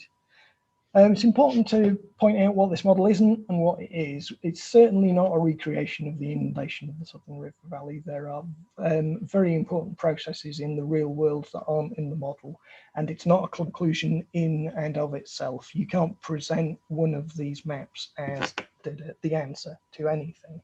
And although we can do this, we can model this very precisely, that doesn't mean to say it doesn't give you any indication of accuracy. However, it is something that we can compare to all the other types of data that we have seen throughout the course of this day. It is its own thing. It is what happens when a static landscape surface interacts with the output of sea level change models combined with plausibly modeled short-term processes. It's no more or less than that, and has to be taken as part of that. It is one of the tools for interpreting the landscape, not the answer to interpreting the landscape. We can also use it for examining what's called data downscaling. So for instance, the curve, that sea level curve, is only a curve because of the resolution of the data points. Mainly the data points are every 500, 1000 years. It may well be that the actual process is more of a stepped process in which you get periods of much quicker inundation followed by sort of periods of slower inundation, or maybe there's inundation and regression, that kind of thing. Maybe it's more of a wiggly one. We can't give the answer to that, but we can model each of the alternatives, and we can start to look for indicators that may be present in the landscape that would point towards one or other of those options. Model 1 has a very static landscape. It doesn't change in any way, shape, or form. It's like it was carved in stone, as it were. Model 2 looks at processes of erosion and deposition. It takes the same seismic data as a base, It adds a rainfall model based on modern rainfall data, although you can base it on anything you like, really. And it allows us to introduce tokens into the system. These are simulated bits of can represent environmental proxies, for instance. Basically, what they do is they move with whatever thing they're in, whether it's water or whether it's sediment. So they can flow over the landscape. They can end up in sediments. They can be buried by other sediments. They can be eroded out, shifted. So it gives us some way of simulating environmental proxies. And this model produces 3 different types of outputs. It gives us the opportunity to pick a location in the landscape and do a virtual core. So it's we can core a particular location of this landscape in the same way that we can core the real landscape. We can produce a map where it tells us which areas are lower than they started, which areas are higher, which have net erosion and which have net deposition. And we can also track the tokens as they go through the system. And just like the last one, this is a video of this model in action, which doesn't do anything for a short while. But the blue areas are where water is, but there's no indication of depth on this one. And then at some point it will rain, and that rain will flow downhill. You'll notice there's no sea involved in this one, and there's no explicit modelling of the Southern River, although if you leave it running long enough, the river kind of creates itself. And as a result of that, we can get virtual cores. And one of the interesting things about this model is that the processes involved in the landscape are really simple. It rains, the water runs downhill, and based on how that water moves, either stuff gets eroded or it gets redeposited. However, that leads to really quite a large variance in output of virtual cores. You don't get much happening in some locations. These are just the core locations which feature only deposition. You get the core location at L36, which is pretty regular over the amount of time that this takes. But the other cores, they have periods where lots of deposition occurs, and then they have areas which not much deposition occurs. And this is purely a reflection of the local and the upstream system itself. So it's a series of kind of feedbacks that creates from a very simple system actually quite complex outputs. These are the cores that feature only erosion, and this is the 3 cores in this particular simulation that have both erosion and deposition. And the interesting thing about these, of course, is we can display them as virtual cores, so they're analogous to the real cores that we get. But of course, just like the real cores, we're missing data from that. Whereas if we show them here as the change of height, that location over time, you can actually see what bits of data you're missing. And that's one of the good things about computer simulation is I believe it's very important to have a simulation produce outputs that are analogous to the real archaeological data that you have. However, we can go beyond that, and we can go back to the system, and we can see which behaviors have created those outputs. And this is just a map of 10 tokens in one of the simulation. The tokens start on the red dot and end at the green dot. You can see some of them move quite a way, some of them don't move very far at all, and you can track them over time. So you can see when they're moving. A lot of them move quite a way to start with, and then they stop, and then whether they move on from there depends on whether they're eroded out of the deposits where they land. Again, not a conclusion on itself, and certainly not a comprehensive model of all taphonomic processes. It's not even a sophisticated model of the taphonomic processes it involves. But it's a necessary beginning, because taphonomic modeling is likely to effectively have no end. And it's in the process of modeling and the process of doing things, seeing the result, changing things, the endless iterative process of taphonomic modeling, where you get the usefulness. It's what George Innes called developmental utility. It's not necessarily the results that are directly applicable, but the process, which is the learning process. And just like the data downscaling, you can use this model for examining taphonomic processes themselves. You can change out the taphonomic processes and see what the result would be. Now, this is the basis of Meehall's PhD work, and this is his model on forest growth dynamics. And basically what this does is it takes a series of models that have been around for sort of 40 or 50 years now, called forest gap models, and they're used in forest management and environmental science. And it changes them from stand-based models to agent-based models. So each tree is modeled individually. You can then incorporate paleoclimate data with that. So you can see how the changing climate affects forest dynamics. And you can also simulate human and animal activity and the removal of either a certain percentage of trees as a whole or different percentages of different species. And as you can see here from the images in the lower left corner, this is just a series of snapshots from one run of a simulation over nearly 1,000 years. After 50 years, you have actually quite a homogeneous environment. After 300, it's starting to change up. And the stand dynamics of self-thinning and stand density and competition for light result in, over a period of time, quite a heterogeneous environment. And you can see this yourself if you've been walking through an area of woodland that is a plantation for the timber industry, for instance, compared with an ancient area of woodland. You can see the difference kind of instantly in the makeup of the trees and the uniformity or lack thereof of the trees. What this is it's the results of a series of simulations, but this number in the top left-hand corner starts at 0.0, and that is just an environment with 3 different species of trees that are all competing against each other using natural dynamics. And there's an ever-increasing amount of thinning that happens on year 50 of this 1,000-year simulation, going from 10% up to 80%. So at 0.8, then year 50 in the simulation, 80% of all trees are removed. The interesting thing about this is this obviously causes an effect in the environment, but the knock-on effects, the effect on the dynamics of the growth of the trees in the environment can be seen 400, 500, 600 years into the future. And this gives us confidence that we will be able to, working back from things like pollen analyses of archaeological sites, what we may be able to do is detect markers of human activity actually quite some way into the future based on the very indirect traces of human activity.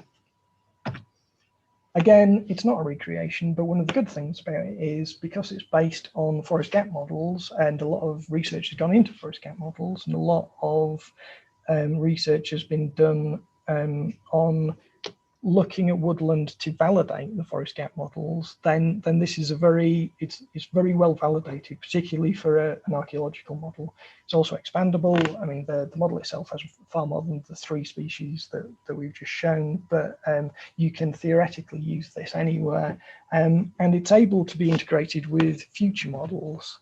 And if we combine models 1, 2, and 3, which is the plan, it would give us a complex system that is very complex despite being based on simple individual behaviors, that produces things in a format that we archaeologists can already understand and can relate to our primary data. So we can produce virtual cores with virtual proxies in them. It also gives an almost infinite parameter space to explain. That is the number of potential combinations of variables that go into it. However, and this is one of the medium to long-term aims of the computer simulation coming out of the project, is if we make these models as accessible as commercial software, as utilities, as games that you download for the PC, that means that parameter space can be explored by many more people. It's not just me, and it means that those people can explore these models for the questions they want rather than the questions I envisage, and that drastically changes the way that simulation can contribute to archaeology. In order to facilitate this, Eugene Chung has produced an infrastructure that is able to run models that you would normally have to use a high-performance computing cluster on a desktop PC that has a commercial graphics card in. And this slide alone could have 25 minutes spent on it, but unfortunately we have to shoot past it. So as far as the future of computer simulation in submerged landscape goes, I want to highlight two things. The first of which is we need a tool for data integration. It should be obvious at this point that even though we only have a fraction of the data that's available for Doggerland, we still have more data than we can comfortably squidge together very easily. And we need a tool for data integration that includes processes, that includes change over time, but that also allows us to introduce processes from other disciplines. And computer simulation is the best tool for that. But the second point I want to make is possibly more important in the long term, and it's to do with the accessibility of the models, because this relates to the accessibility of the results of archaeological research and of archaeological research itself. Doggerland is equally inaccessible for all of us, unlike the vast majority of archaeological sites. Some of us can get to Stonehenge, some of us can get to various places, but none of us are going to Doggerland anytime soon. And as a result, accessibility has to be built in from the very start for the tools that we use to research Doggerland. And that means that people now who are currently find it hard to access both the results of archaeological research and the tools of archaeological research will get the benefit of our tool building endeavors. So we can produce these models, we can make these models accessible. Other people who might otherwise struggle to get involved in archaeology will have access to cutting edge tools that they can ask their questions, not ours, about the archaeological data. And that has significant implications for the medium to long-term future of archaeology, not just submerged landscape archaeology. As always, just like everyone else has said, wouldn't have been possible without all the different members of the team. And although the modelling team is the four of us, lots of other people here have been involved with various aspects of this. And that's about it. Thanks, Phil. That's some wonderful timekeeping there. I'm extremely impressed by that. Okay, so while everyone just gathers themselves, we have a few minutes for questions here even. I've got one here for you off Becky Bryant. Thank you for instance. She has two questions. The first is about uplift in Model 1. Martin mentioned there was some evidence of uplift in the Southern River Valley. Are you able to include this in your model? First question. Do you want to answer that first and then we'll have the second question? Yeah, I can do. Yes, uplift not involved in any way in Model 1, and as a result, we have to involve it in the way we deal with the results of Model 1. And so what we have is a model with no uplift at all. What we have in the real world data is potentially some uplift, and certainly some movement. And there's lots of research has shown that the landscape of Doggerland is much more wibbly wobbly over the medium to long term. There's probably a scientific term for that, but yes, uplift and other movement is a factor, and so having a model that doesn't have that is one way of trying to filter out the effect of that in the real world. So you can look at individual data points, you can look at where the static model says the sea should be at a particular time, you look at where it actually is based on the dates you've got, and that is a potential explanation for that difference. And that's where all the, I mean, I always say computer simulation is a terrible answer generating machine, but a great question generating machine. And that's one of the questions that would naturally come out of that. So yes, and very interesting, good one. Okay, I think if we can do the second part of the question, the virtual cores remind me of synthetic boreholes we created when looking at sediment movement in the Fen Basin. This is a very useful approach to integrating field and model data. Could you say a bit more about your initial conditions? Did you try to scale rainfall in relation to climate data? How did you decide how much sediment was on the landscape initially? Did this vary spatially? Do you have different particle sizes in your sediment? Though, again, a very relevant set of questions. And I'd be interested in looking at the Fen Basin stuff.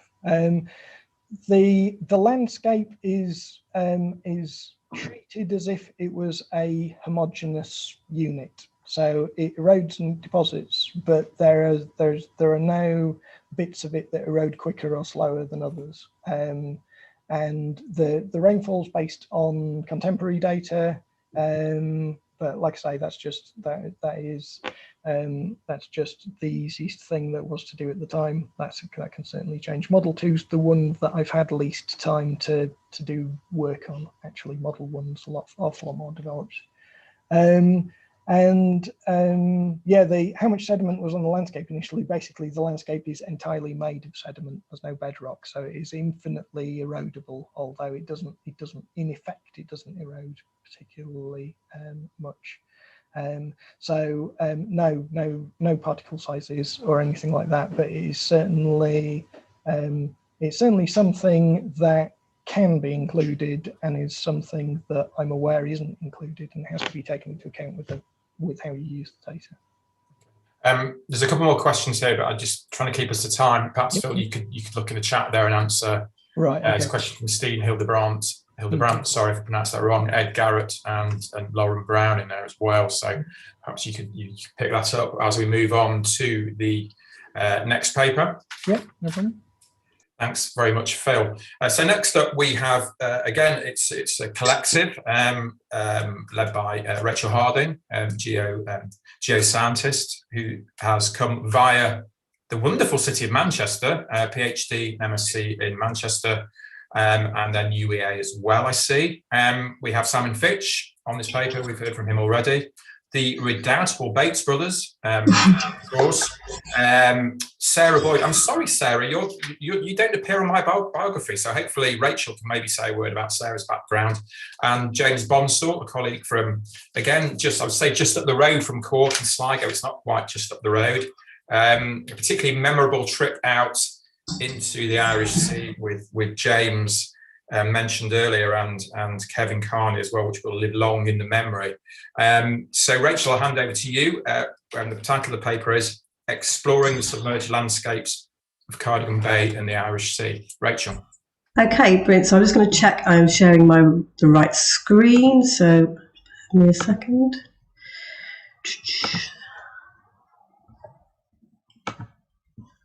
So I'm just going to swap that. So can you see the main presentation now? Yeah. Rather than my notes. Yeah. Okay. So I'm going to give you a quick snapshot of the work Europe's Lost Frontiers has done on the west coast of Britain.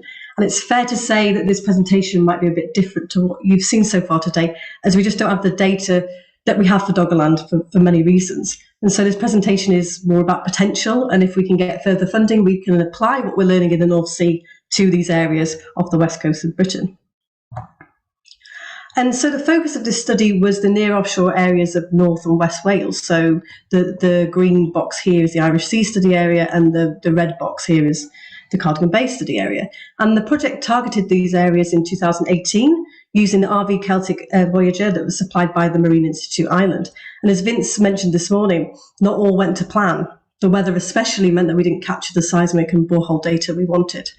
However, on the positive side, we did managed to acquire 30 high-resolution Pinger survey lines, and they imaged below the seabed to about 50 metres. And my co-authors at St Andrews, Richard Bates and Sarah Boyd, have performed topographic modelling too, using bathymetry. So we've got something to talk about today. And Cardigan Bay, so this area in the red box, will be our focus for the rest of the presentation. So why Cardigan Bay? Well, Wales has a wonderful oral historical tradition, and within such stories such as Quantra Gwaelod, a rich, fertile land was lost to the sea, and that's what it says in the story. And what we think maybe is, did these stories retain a memory of a landscape that disappeared over a few generations, thousands of years ago? And also, with the exception of the submerged forest at Borth and a few other locations, we know relatively little about the Mesolithic landscape in this area. The coastline adjacent to Cardigan Bay has sparse evidence for pre-Neolithic human activity. Could this be evidence buried offshore, or is there some other reason? We'll come back to that at the end of the presentation. And finally, similar submerged coastal landscapes in Denmark have yielded over 2,000 sites, so further investigations of our coastlines are overdue. And bringing it back to the Lost Frontiers objectives, the red areas of this map at the bottom from the Aquaterra paper show the areas that were potentially habitable where there was terrestrial land exposed during the last sea level low stand about 27,000 years ago, when sea level was 125 metres below present. And the majority of this land has not been surveyed from an archaeological perspective. From a geological perspective, maybe, but not from an archaeological perspective. And this low sea level meant that large tracts of land, now submerged, like areas like Cardigan Bay, would have been terrestrial land and habitable once the glaciers had retreated, but before flooding had occurred. And thus we have an incomplete archaeological record of the late Upper Paleolithic, Mesolithic, and the transition into the Neolithic for Northwest Europe. And this also affects the current archaeological record in that existing finds may not be in their proper context if we don't understand where the coastlines, migration routes, and population centres were. Bringing it back to Cardigan Bay, what I'll do now is go through a little bit of background, geological background of the area. So we're looking at this red box here, and the map I'm showing is bathymetry. And the lighter areas that are sort of hugging the coastline, these are areas where the seabed is shallower relative to present day sea level, and the blues are where it's deeper. So our area of interest, the seabed is 15 to 30 metres below present day sea level. And our seismic data is located 5 to 10 kilometres from the present coastline. And these protrusions here, they're sort of hidden by the red box a little bit, that come out from the coast. They're called sarns, and they are glacial moraines associated with the Welsh ice sheet. And this slide just illustrates the underlying geology of the area. So the upper image shows the lithology, and the lower image shows the age of the rocks. So in the survey area, this area is underlain by lower Paleozoic shales, whilst there are more sort of varied Mesozoic rocks as we go north and west. Basically, the underlying geology is really, really old. And overlying this, there is both Irish and Welsh till encountered in BGS boreholes, as the survey area was the confluence between the two ice sheets, the Welsh and the Irish ice sheet. And that is illustrated on the top image by the dashed line there. And a closer look at a transect through some of the BGS boreholes show that we have earlier interglacial sediments and till sequences out towards St. George's Channel. And as we come closer to the coast, we have these post-last glacial maximum sediments. And for the ELF project, our main focus is the Mesolithic, and thus we are focusing on the post-till sediments. And the boreholes of 7342 and ZZ27 penetrate those sections. They were described in Haynes et al. 1977 as having terrestrial deposits overlain by increasingly marine-influenced sediments. And there's one carbon-14 date in the peat layer from ZZ27, and the date that comes out is 8740 BP, calibrated to around 9.5 to 10,000 years BP. And modelling work carried out by Sarah Boyd and Richard Bates at St Andrews for this project has helped redefine our understanding of the terrestrial landscape and how long-lived it was. So the paleotopography was modelled for Cardigan Bay for 6 time intervals between 11,000 years and 6,000 years BP. Interpolated prediction services of relative sea level were created using existing sea level index point databases and bathymetry, and also paleo river networks were modelled.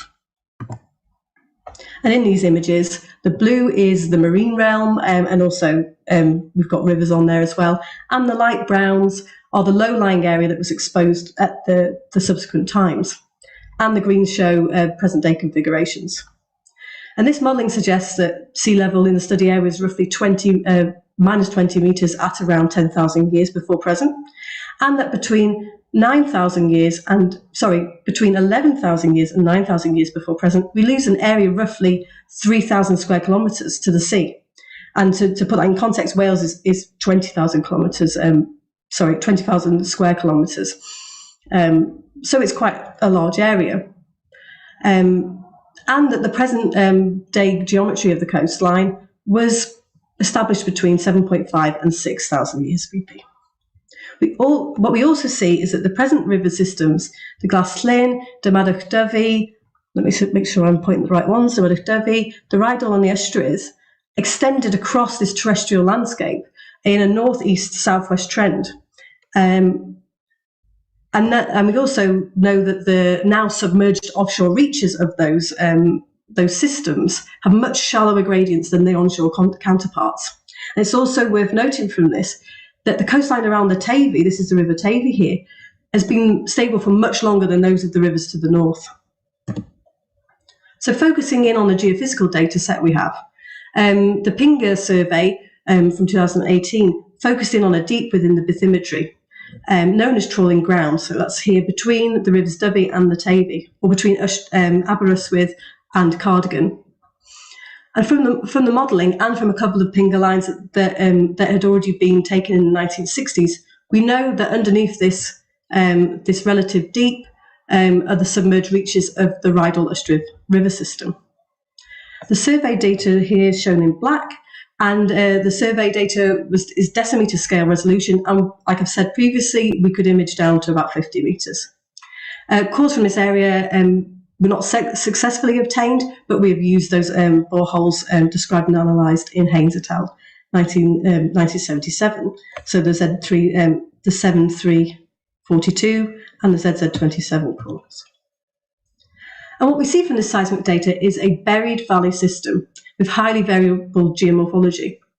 And in the seismic lines that I'm showing here, the purple lines at the top are the seabed, the present seabed, and the red lines are the base of the infill of this feature, of this buried valley feature. The main valley deepens towards the southwest from 7 metres depth to 20 metres depth, narrowing to a kilometre's width. And previous interpretations have interpreted it as a buried meltwater channel. And just briefly, why are these features potentially good for offshore archaeology? In simplest terms, they provide accommodation for sedimentary layers, as we can sort of just about see in this image, these sedimentary layers to build up as sea level rises, and we'll come back to that at the end. And so we will take a closer look at the acoustic character of one of these lines. So this is a northwest-southeast cross-section across the valley, and the vertical scale is in 2A time milliseconds. So it's not completely equivalent to depth, but we can get a good idea of what it looks like down there below the seabed. So below the red horizon, we have chaotic, irregular acoustic character to the east, and more clearly bedded reflections to the west. Above the red horizon, we have two main acoustic facies. A weak transparent fill, which I'm going to point to now, so just at the base of here, and on this side as well, and these reflections are dipping. And on top of that, we have subhorizontal laminates that have a stronger acoustic character, and they onlap onto these earlier layers, sort of infilling the area. And all of that is truncated by this green reflection I've pointed out here at the top, and that's a few meters below the seabed, and that sort of truncates everything underneath.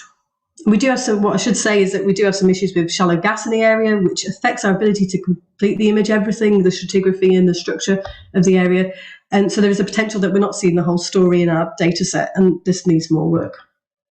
And so when we map out the base of the valley feature, we get a depth structure map, looks like this. And so on the left is a 3D representation of area A, which is where we have the highest density of data. And on the left is our 2D map of the original, or the sort of raw interpretation that we've done in Kingdom Suite. And just to mention, yeah, this area has good data coverage. And as we go south, the coverage is limited, and the data quality also was reduced because of weather, I think it was. So with additional seismic, things could change in terms of our interpretation. So in each of the images, the lighter oranges and the reds are where the surface is shallowest, so closest to the present sea surface. And the greens and the blues are where we've got deeper sections. And the main features, again, are that we're narrowing and deepening towards the south in the main channel. And we have a shallow area to the north of the valley. And we're also able to image where the Aeron drained into the valley system. We also have an area that's very shallow within the north of the valley. Again, there may be issues with shallow gas in here, so we do need to do more work on this. The two boreholes that we've used in this study, SED27, is just missed by our survey, but we do intersect 7342, which penetrates a valley feature, which we think is the same one as imaged up in area A, but the seismic routine is a bit sketchy, so we really need some more data to completely confirm this, but it's likely that their seismic character is very similar. And we use the existing boreholes to give some paleoenvironmental meaning to all those wiggly lines I've just shown you in the seismic sections. So SED27 setting, we're pretty sure is on the flank of the valley or on a relative topographic high at the flank of the valley. It's a short core that encountered Welsh till at the base, and it's overlain by a peat associated with salt marsh conditions, and that was the one that was dated to around 9.5 thousand years ago, calibrated. And this in itself is overlain by laminated clays and silts that have come back as being associated with brackish conditions and becoming increasingly marine as we go up the core, with fully marine conditions at the top. And we think these major changes within the cores are reflected within the seismic data, so that the red and the green horizons are essentially where we're getting big changes in seismic character, but also where we're getting the major changes, the major unconformities within the core. And borehole 7342 is a bit different. It's within the valley system itself. So this is an example of where sort of location it's in the channel axis. And it penetrates all the way down to lower Paleozoic bedrock at 60 metres, which we don't image here. It's below our seismic section. And it represents a 30-metre sequence of Quaternary and Holocene sediments. Above the Irish Sea till, at 51.5 metres, is a 1 metre thick unit of well-bedded shelly, gravelly sands. And they are seen outside the area of the borehole in the seismic data to thicken quite substantially away from the borehole. And forearm analysis of this section by Haynes et al. 1977 interpreted them as channel sands and within the setting of a main channel estuary with also cold water species. So Haynes et al. Suggested a date of about 11 to 12,000 years before present, but we don't have any dates. That was based on correlation to onshore records. But the most important thing here is that by the late glacial, the area is already under marine influence, which is backed up by the modelling that St Andrews team have done. And so to apply that information to our seismic sections, what we're looking at here is within the main valley location is horizontally bedded till, Irish Sea till, likely in this area anyway, overlaid by late glacial channel sands and muds, already marine influenced, and separated. Those themselves are separated from the till by this strong amplitude continuous reflection that's shown in red. And above that, we've got an estuarine infill of onlapping onto these channel sands that are likely fluvial and tidal. And on the flanks of the valley, we have salt marshes, peat formation and wetlands. And the green horizon is erosional, and it delineates a change in environmental regime and a switch to fully marine conditions. So what have we learned about the paleoenvironment and the paleogeography from what we've done so far? Until about 8,000 years before present, the Rheidol, Ystrib and Aeron were tributaries of this long river corridor that's adjacent to the coastline offshore and is imaged within our seismic data set. And we've been able to map out areas also that are areas of high relative topography versus areas of low relative topography. So that's what we're seeing in this map here. So the darker greens are areas that are relatively high and would have been emergent for longer during the flooding of the area. And also something that's of interest, linking it back to what's going on in the onshore, is that brackish conditions at the Dovey at Borth, which is in this location roughly, at around 11,000 years before present, when the coastline, so basically we've got brackish conditions at Borth in the River Dovey 11,000 years ago, when the coastline was 20 kilometres to the west of this position. And that means that we've got these long, narrow tidal estuaries extending some considerable distance up catchment from the open coastline. And the seaward part of these systems would have flooded during the late glacial, as attested by the cold climate fauna in borehole 7342. And so bring it back to archaeology, some quick points on the archaeological potential from this initial work. First of all, the environment of this coastal plain that's now submerged in Cardigan Bay would have been highly productive, a highly productive riverine and estuarine zone, offering a highly suitable environment for supporting hunting and gathering communities. And here we've got a block model or a block diagram showing the key features interpreted in the offshore landscape: the main valley, its tidal channel, flanked by salt marshes and these low forested interfluves, which would have been on the higher topography. And we can sort of link that back to what we're seeing in the seismic data and our 3D structural map of the base of our valley. It will be these areas is what we're talking about when we talk about low forested interfluves, and we've got the valley itself here. And how this relates to preservation potential for archaeological material. Well, Martin Bates mentioned earlier in his talk that there's a lot still unknown, and in 5 years' time we might be able to say a lot more about this. However, the long and short of it is that within the valley itself, we have a greater likelihood of preservation because there's greater subsidence and burial within the valley itself, while these areas of higher topography, though they were emergent for longer, are much more likely to have been subject to erosion from the subsequent marine transgression. And this area we've got to the north, where we have this narrowing and shallowing of the valley, could be important archaeologically. Elsewhere, this type of area has provided resources and meeting places for Mesolithic humans. So all this will go into future planning of where to collect more data, whether to do more surveys on seismic. All of this information will be taken into account. And to draw the presentation to a close, these images are from the forthcoming book chapter led by Martin Bates, and I massively oversimplify this, so I'm really sorry, Martin. So here we're showing the model coastal geomorphologies, as we've seen in previous slides, from 10 kABP and 8 kABP, with the early Mesolithic sites plotted on them as green circles. So these are the early Mesolithic sites of West Wales in each one. And just to say that these triangles are not sites, they're forests. And what we see is there's a sort of relative lack of Mesolithic sites within the embayed shore of Cardigan Bay compared to the north and the south. So what could be the reason for this relative paucity of sites? Is it just that the Cardigan Bay plain was just a more attractive place to hang out than West Wales at the time? Our answer is sort of we hope so, and we want to go and find out, but also there could be other things going on. So it could be cultural and historical differences within the area on shore compared to the north and south. So we're talking about land use, development of the coast, the culture of collectors and interested tourists and academics in these other areas, in Pembrokeshire, for instance, and in North Wales.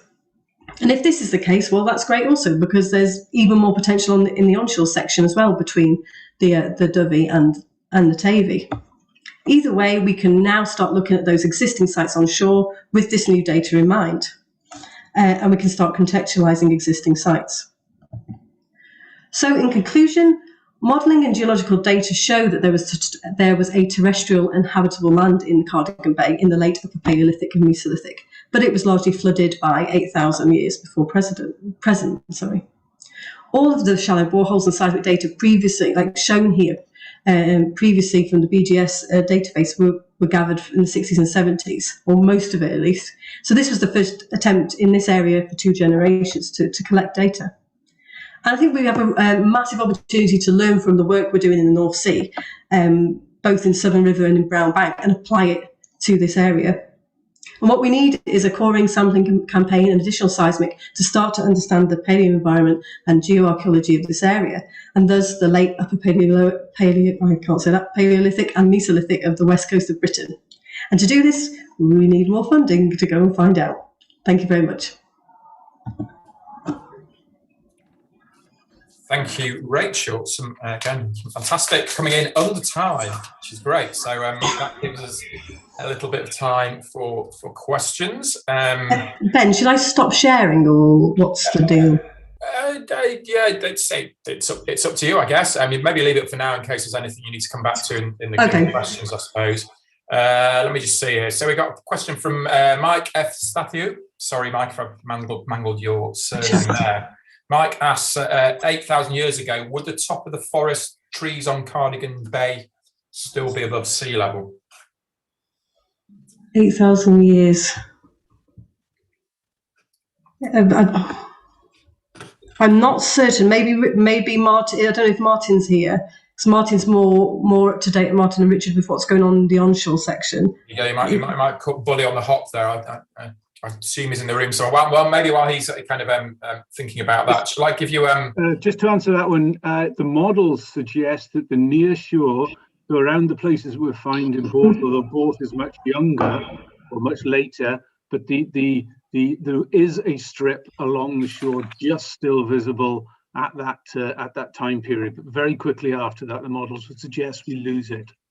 Yeah, so can you still see my screen? Because actually it's on my screen as we speak. So the 8,000 model is there, and you can see there's a little bit of a strip of land just where both is, basically. Okay.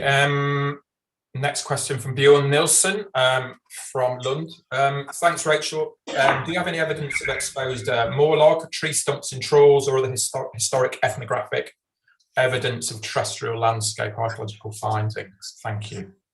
So offshore, there's not the same level of trawled finds that we see in the North Sea. I know I've spoke to Richard and Martin about this a long time ago, but that you don't get the same amount of things coming up in the fishing nets and in the trawling nets, as far as I know. But again, Richard might say different.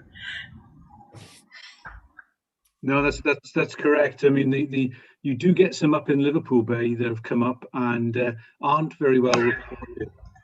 But other than that, it's nearshore stuff again in the that was discovered, I think, and reported by Aberystwyth University a number of years ago, but not from off in the trawling grounds.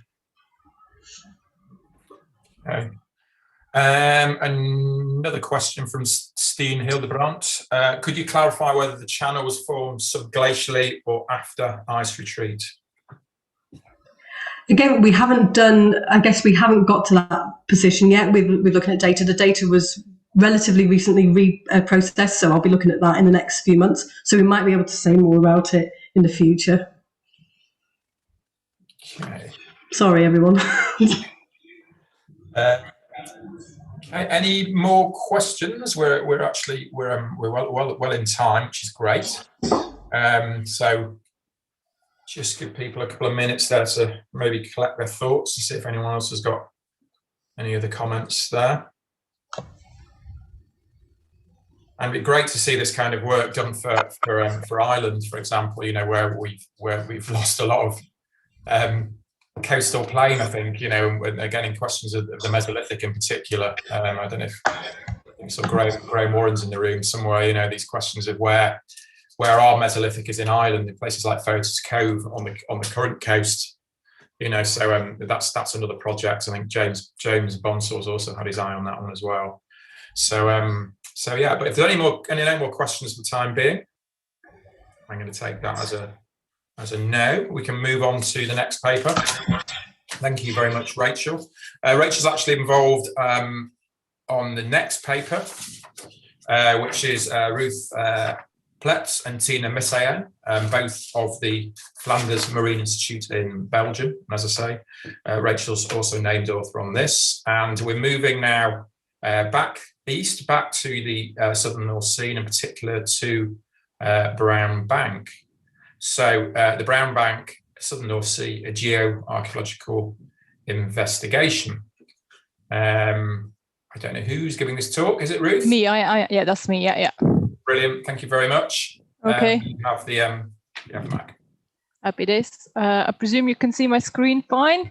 So I'll just Okay, thanks very much. So like Ben just said, I'm going to take you back to the North Sea. We're going to go a little bit further than the Southern River here, but it's a kind of a similar story.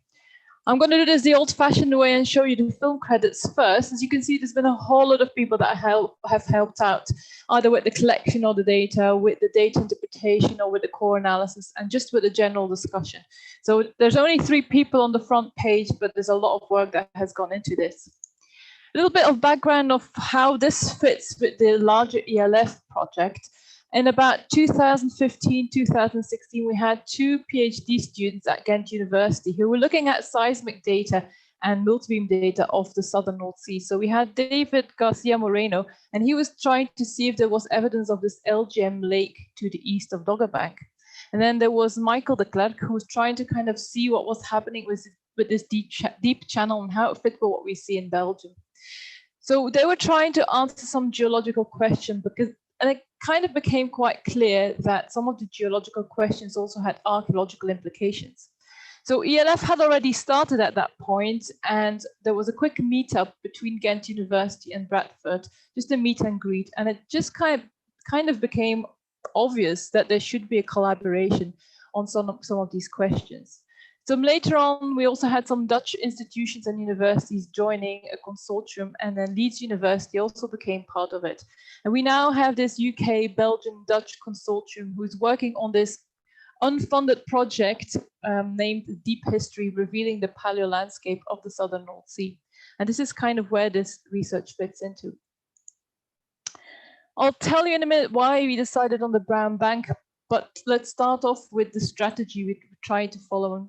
We've kind of heard this come back a few times now in different presentations, in that we start with a regional scale, answering some of the geological questions, and then hope to go to a more local scale, and hoping that that will help us to answer some of the archaeological questions.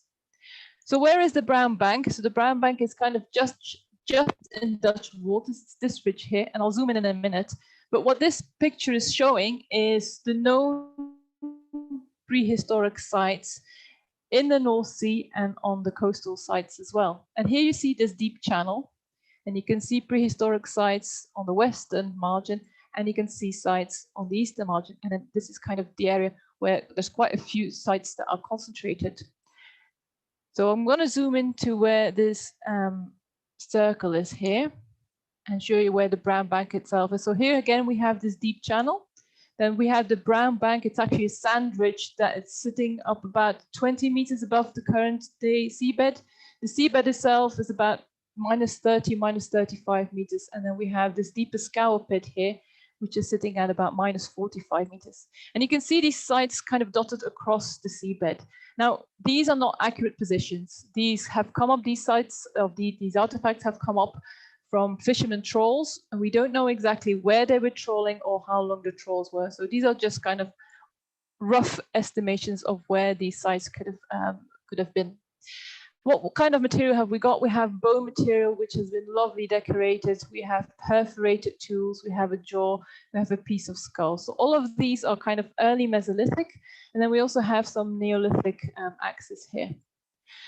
As well as archaeological material, there's some faunal remains. So in this scour pit here, there have been quite a bit of mammalian fossils, especially mammoth bones and elephant bones. These are older than the archaeological material we've got. These are early to middle Pleistocene.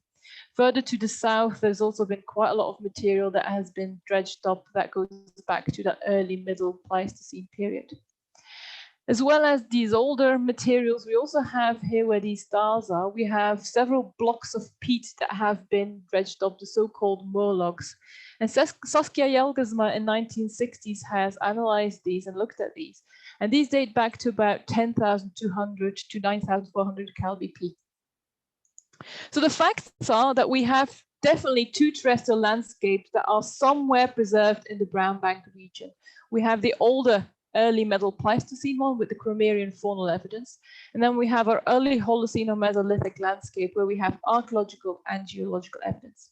For this talk, I'm going to concentrate on this early Holocene Mesolithic period. So the questions we had is, where is this material actually coming from? Is any of it still preserved in situ? And then what is the significance of this area for the North Sea archaeological story? So it was kind of obvious that we had to go and look in the Brown Bank area and do some more geoarchaeological investigation.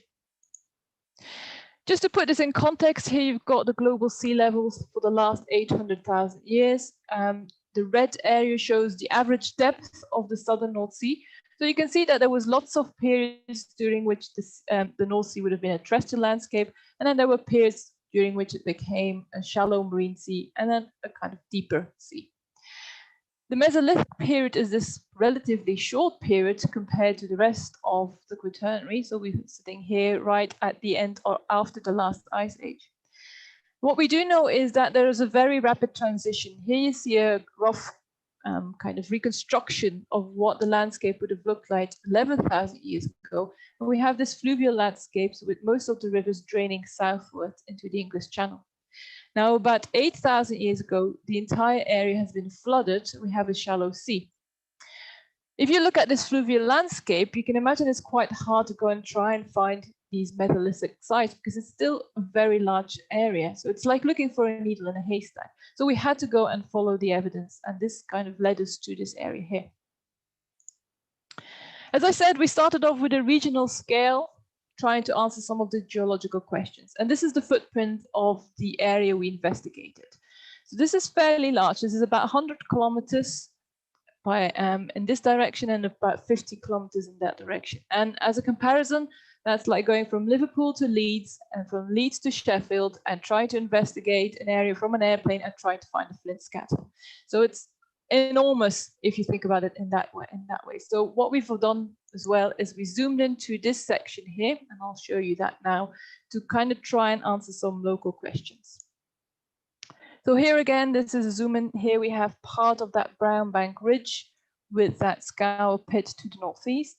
And we concentrated on two smaller areas. We have one area in UK waters, the VC45, and then we have one area in Dutch waters, which is the VC40. That's still about 3 kilometers by 4 kilometers. And I looked it up, and that's the entire footprint of London Heathrow Airport. So it's still fairly large to go and try and find individual sites. The questions we were trying to answer here is, can we actually trace a land surface? And particularly, can we find these peat layers that are linked to those moor logs? Can we say something more about the Mesolithic landscape, and what does it tell us about the Holland Sea inundation? So how did we do that? We started off with doing quite a lot of geophysical surveys. We had 3 field seasons, and during those field seasons, we used a sparker source. So a sparker source is relatively low frequency. We can penetrate about 100 to 150 meters and get a resolution of about 50 centimeters. At the same time, we also used a parametric echo sounder, or a PES, and that has a higher frequency. It means we can only penetrate about 10 meters, but our resolution is about 10 centimeters. The good thing is we can use these at the same time. So the spark is being towed at the back of the ship, and then this one, the PES, is being put on a pole, and it can be used at the same time. So we can do a local scale, deeper geology at the same time as a more local high resolution geophysics. For people that are not as familiar with geophysical data, this is just to show you the difference between the sparker and the PES. So here you see a sparker line. You can easily penetrate 100 meters and still see nice reflectors.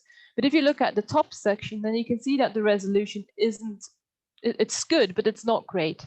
So here, for example, you can see this unit, the kind of an acoustically transparent unit.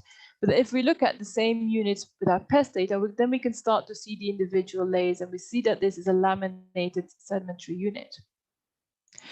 So once we had our geophysical data set, we started to trace high amplitude reflectors. We started to look at certain features, and we went out to ground truth these. To ground truth, we used a vibrocore. We had 2 different systems during 2 different field surveys, and we also did some dredging. Here you can see a Gilson dredge, and that can actually penetrate the top few centimeters of the seabed. So we can drag that along and get maybe the top 10, 20 centimeters of the seabed. And then we had a beam trawl, and that can only really pick up what's on top of the seabed itself. Once we were back in the lab, we opened up our cores, described them and sampled them. We had 18 cores in total, maximum 3 meters length. 9 of those had peat in them. We radiocarbon dated 4 of them. John Whittaker looked at 6 of them for a rapid assessment for forams and ostracods, and then Michael Grant looked at 2 of those for pollen analysis. And here you can kind of see what you get from those dredges. And once you start to look in more detail, you start to pick up bits of wood, bits of flint, and even little bits of bone. I'm not going to say too much about the regional scale survey, but I want to show you one line which I think is maybe of archaeological potential. So I'm going to show you one line going over the Brown Bank sand ridge and then over the next sand ridge to the east of it. So this is kind of what the Sparker data looks like. Here we have the Brown Bank sand ridge, a slightly deeper area, and then the next sand ridge to the east of it. We have, I'll go very quickly over this, we have the older Cromerian complex sediments, then these kind of stronger reflectors, they're more lagoonal deposits of the Brown Bank Formation. Then we have our modern sediments. But what I want to concentrate on is the difference between the Brown Bank and the next sandbank along. So I'm going to just zoom into these and put them next to each other. So if we look at the Brown Bank, you can see these clear reflectors underneath the bank, fairly horizontal. The next sandbank along is slightly different. You can still see this reflector, and it stops abruptly, and then it reappears on the other side. And in between, you can see these steeply inclined reflectors. So what has happened here is after the deposition of our older Cromerian complex sediments, we had our first ice age. So the Elsterian or Anglian ice sheet came from the north and reached our area and deformed these older sediments and formed these ice-pushed ridges. Later on, we have our lagoonal sediments kind of topping the landscape, but you can see it didn't manage to actually overtop this ice-pushed ridge. So why is this important, you may wonder? Well, if you look at some of the papers talking about the archaeological implications of the Brown Bank finds, then often you find the hypothesis that maybe the Brown Bank was a high-standing area, or it was already a bank, a bit like the Dogger Bank. But our data does not suggest that at all. It seems to be fairly flat, similar to the rest of the seabed in the area. But we do find the ice-pushed ridges that could have formed vantage points in the landscape. So it's important to still look at this regional scale geomorphology.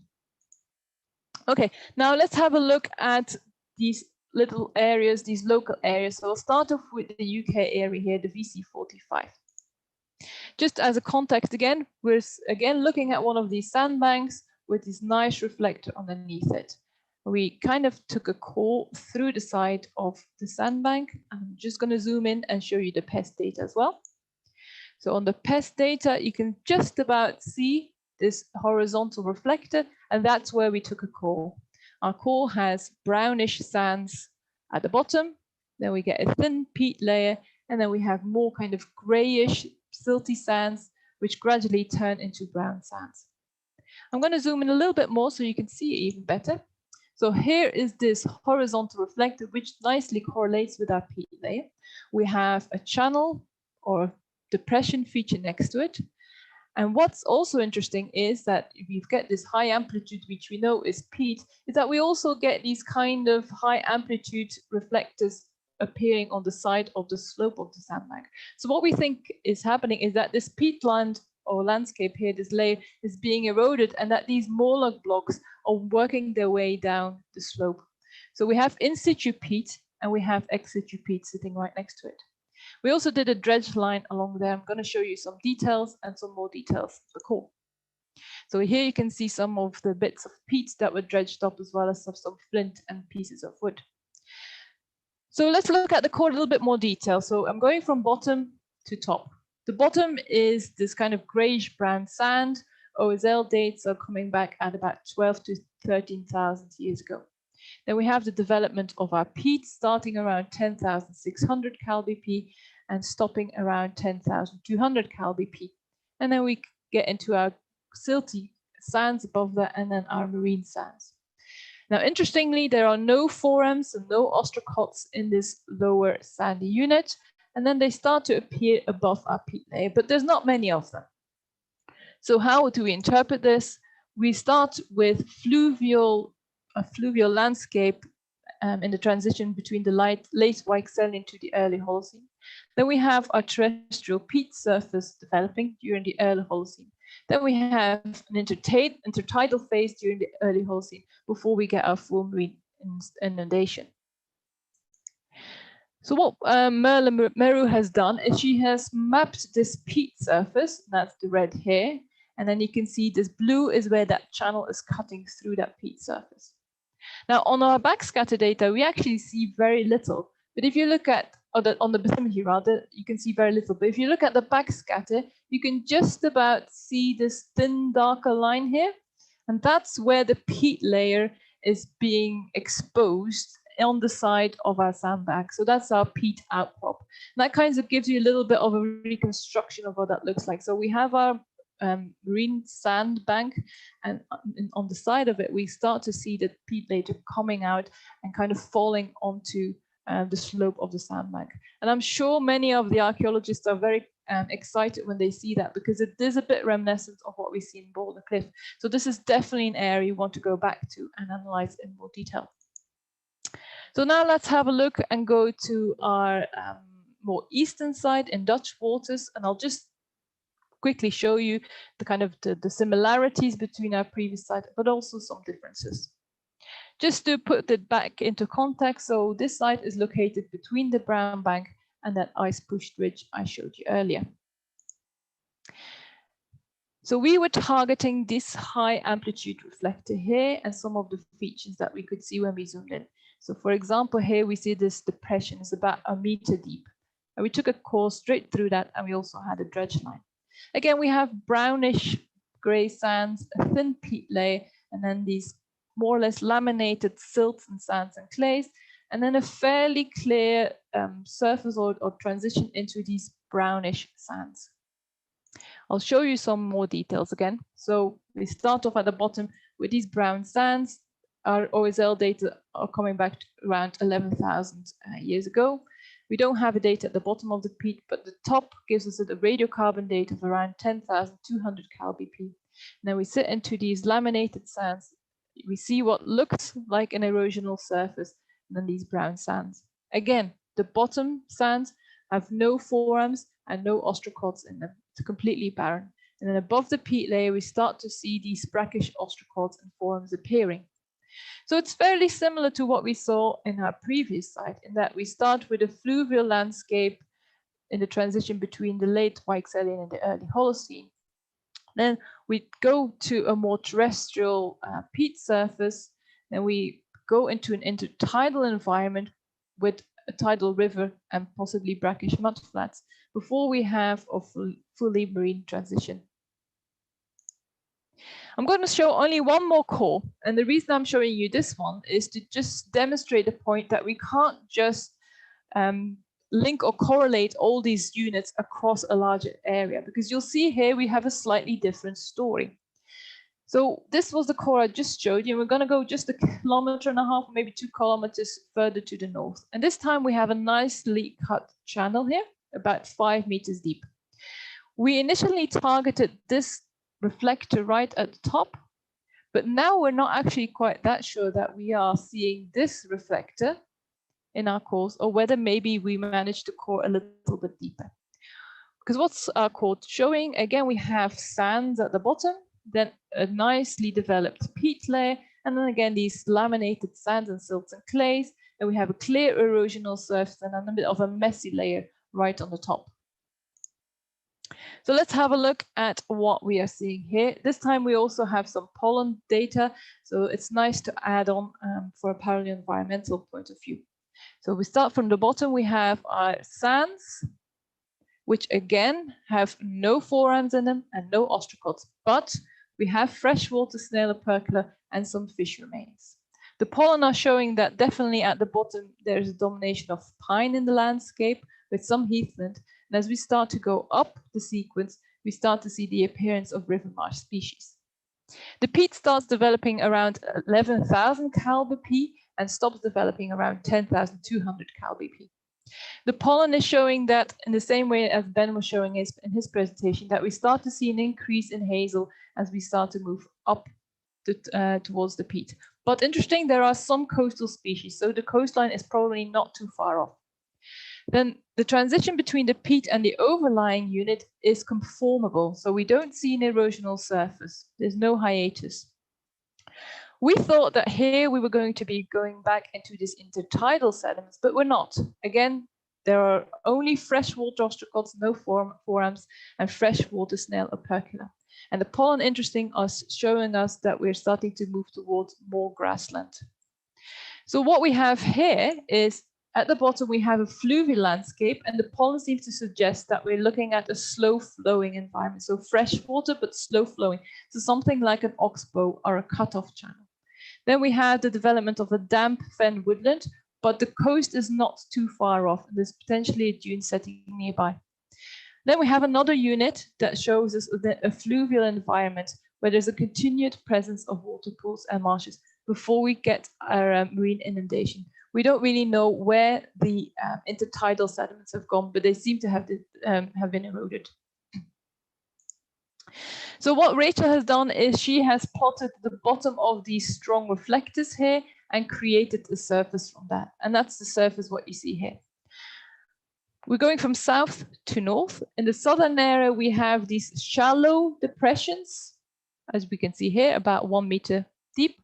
And as we go to the north, we start to get proper channel cuts. So you can kind of see these bluish areas here. So what Rachel has managed to do is kind of join the dots and come up with this reconstruction of this potentially meandering river system, which has different phases. And that kind of fits with what we see in the pollen, is that we possibly have oxbow of channels that have been cut off. Then further to the south, we seem to have more either a braided river system or smaller streams or maybe depressions and ponds. Okay, so what have we done so far? So on a local scale, we've managed to detect that peat surface. We've started to characterize the Mesolithic landscape. And now the last thing I quickly want to show you is, or what we started to look at, is this inundation, this Holocene inundation. I'm not going to go through all the dates one by one, but just to show you roughly where the kind of the geographical dispersion is of these dates. Interestingly, our oldest, deepest peat is only about a kilometer away of our youngest, shallowest peat. So what I'm going to finish off with is plotting our peat dates against depth. And what the colored lines here are, that's model outputs that I got from Sarah Bradley based on GIA modeling. And these here is our oldest peat at the bottom, and then we have our youngest peat at the top. I'm just going to plot our Palaeoenvironmental data next to it. So before we have our peat, we have our fluvial landscape, which is pine dominated. Then we have our damp peatland with deciduous woodland nearby and slow water. Then we have our estuarine tidal flats and creeks. And then finally, we have our coastal inundation. We have to point out that our peats are limiting points. There is no evidence of salt marsh anywhere in any of our cores. So when I look at this, then to me, it seems like this green reconstruction fits our data the best, in that that is a terrestrial surface sitting a little bit above where the sea level was at that point. Okay, so has our strategy paid off? We started off with big picture questions. We got more data, resolution got better, but at the same time, the complexity increased. And now we probably have more questions than we had before. On the big picture, it's interesting to see that those ice-pushed ridges formed a really important feature in the landscape, and we can't forget these regional scale features. We do need to maybe have another think about the influence of that deeper channel that's cutting the whole area. It's a very big, deep channel, and it must have influenced the landscape. It must have influenced the hydrology, and also must have been an important migration pathway for people living in that landscape at that time. So maybe we need to think a little bit again where we need to try and find for Mesolithic sites rather than concentrating just on that brown bank sandwich. And landscape modeling is going to be very important for that. On the local scale, we managed to trace, map, and target land surfaces. We now have more sea level limiting points, which are older than what we had before, and we have environmental information that we can add on.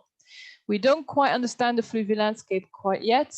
We don't quite understand the variation across the landscape yet. So we need to try and understand that to understand how sea level changed over time. What we also not have been able to address yet, and that's definitely the next step, is how or where would people have lived in that landscape? How fast would they have had to adapt to the inundation, and what has realistically been preserved? So the future. Our answer is always more data, but I've put a little question mark next to it because we have a lot of data already. It's now just a question of rethinking or thinking again about the questions we want to answer. Where do we need to go and find the data? Where do we need to collect more data? And what kind of data do we actually need to answer our questions? So we need to also make sure that we keep a good trade-off between answering the archaeological questions and the geological questions. But in any case, we're going back in June with a reduced crew of 4 scientific people. So we can only do some seismic acquisition for 24 hours. We're going back, as I said, in June on the Simon Steven. And then we also have some time on the Belgica, but the Belgica is not quite in service yet. So it's either going to be the end of this year or the start of next year. But I'm hoping that this talk may spark some suggestions or discussions on where we should go next or where our priorities should lie next. I'm sure everybody's starting to fade at this point. It's a very long day. So if you have any questions, remarks, or suggestions, either put them in the chat or just send me an email and I'll try to answer them as well as I can. And that's me. Thank you, Ruth. That was an excellent talk. Okay, we're again doing very well for time, which is great. While people gather themselves again. We have a question of Robin Edwards here. Thanks for a great talk, Ruth. Do you think there are any locations where salt marsh sediments will be preserved, or were they all eroded during inundation? Yeah, well, the interesting thing here is that I'm not sure that where we have been looking that they've been eroded, because we seem to have a conformable transition between our intertidal and our peat layers. So it seems like where we're looking is that it's never really formed. So maybe we'll have to look further west or kind of southwest and try to find where that coastline actually was to find where the salt marsh would have had enough time to form above the terrestrial peat surface. But at the moment, there's no evidence for salt marsh where we're looking. Okay, another question here of David Field. Are you able to say whether parts of the bank were above water at the beginning of the Neolithic, say around 6000 BP? If not, can you account for the Neolithic axe heads, ritual deposition on a remembered landscape, artifacts from a capsized boat? That's a good question. Yeah, it's a very good question, because those polished axes are a real conundrum. It seems like the area would have been completely inundated by about 8000 BP. So, and it was not an upstanding feature, as I showed. It was just fairly flat, and then kind of those sand ridges formed towards the Holocene, the start of the Holocene. So it must have been deposited there by someone who was there, who came there by boat. That's the only way I can think about it. And our data doesn't seem to suggest anything else than what has already been suggested in the literature about that. It's a good, very good question. Any more? Anthony Firth, is the survival of these deposits an accident of the presence of the bank features of marine sands, or did marine sands form over topographic highs in the underlying surface? Yeah, to me, it looks like the marine sands formed, but not over necessarily a topographic high in the underlying surface. That's kind of what our regional data is showing us at the moment. But we may have to look at the more local, higher resolution data to actually confirm that.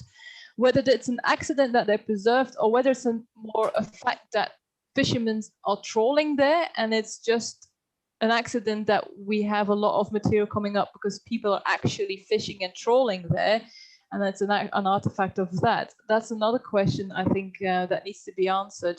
And also the fact that the peat layer is starting to erode out of those banks is probably a reason why we start to see these artifacts coming out. Why they're being eroded now, that's another question. So it might be worth having some kind of oceanographic modeling to see why these peat layers are being eroded at that moment, or they're being eroded now.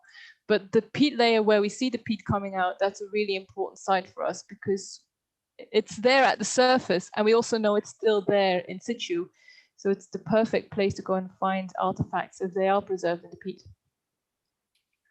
Just to kind of comment for myself, really, your point about rapidity of change in the radiocarbon dates, it'd be interesting to see. I don't know whether any of those have been modelled to look at those kind of rates of change.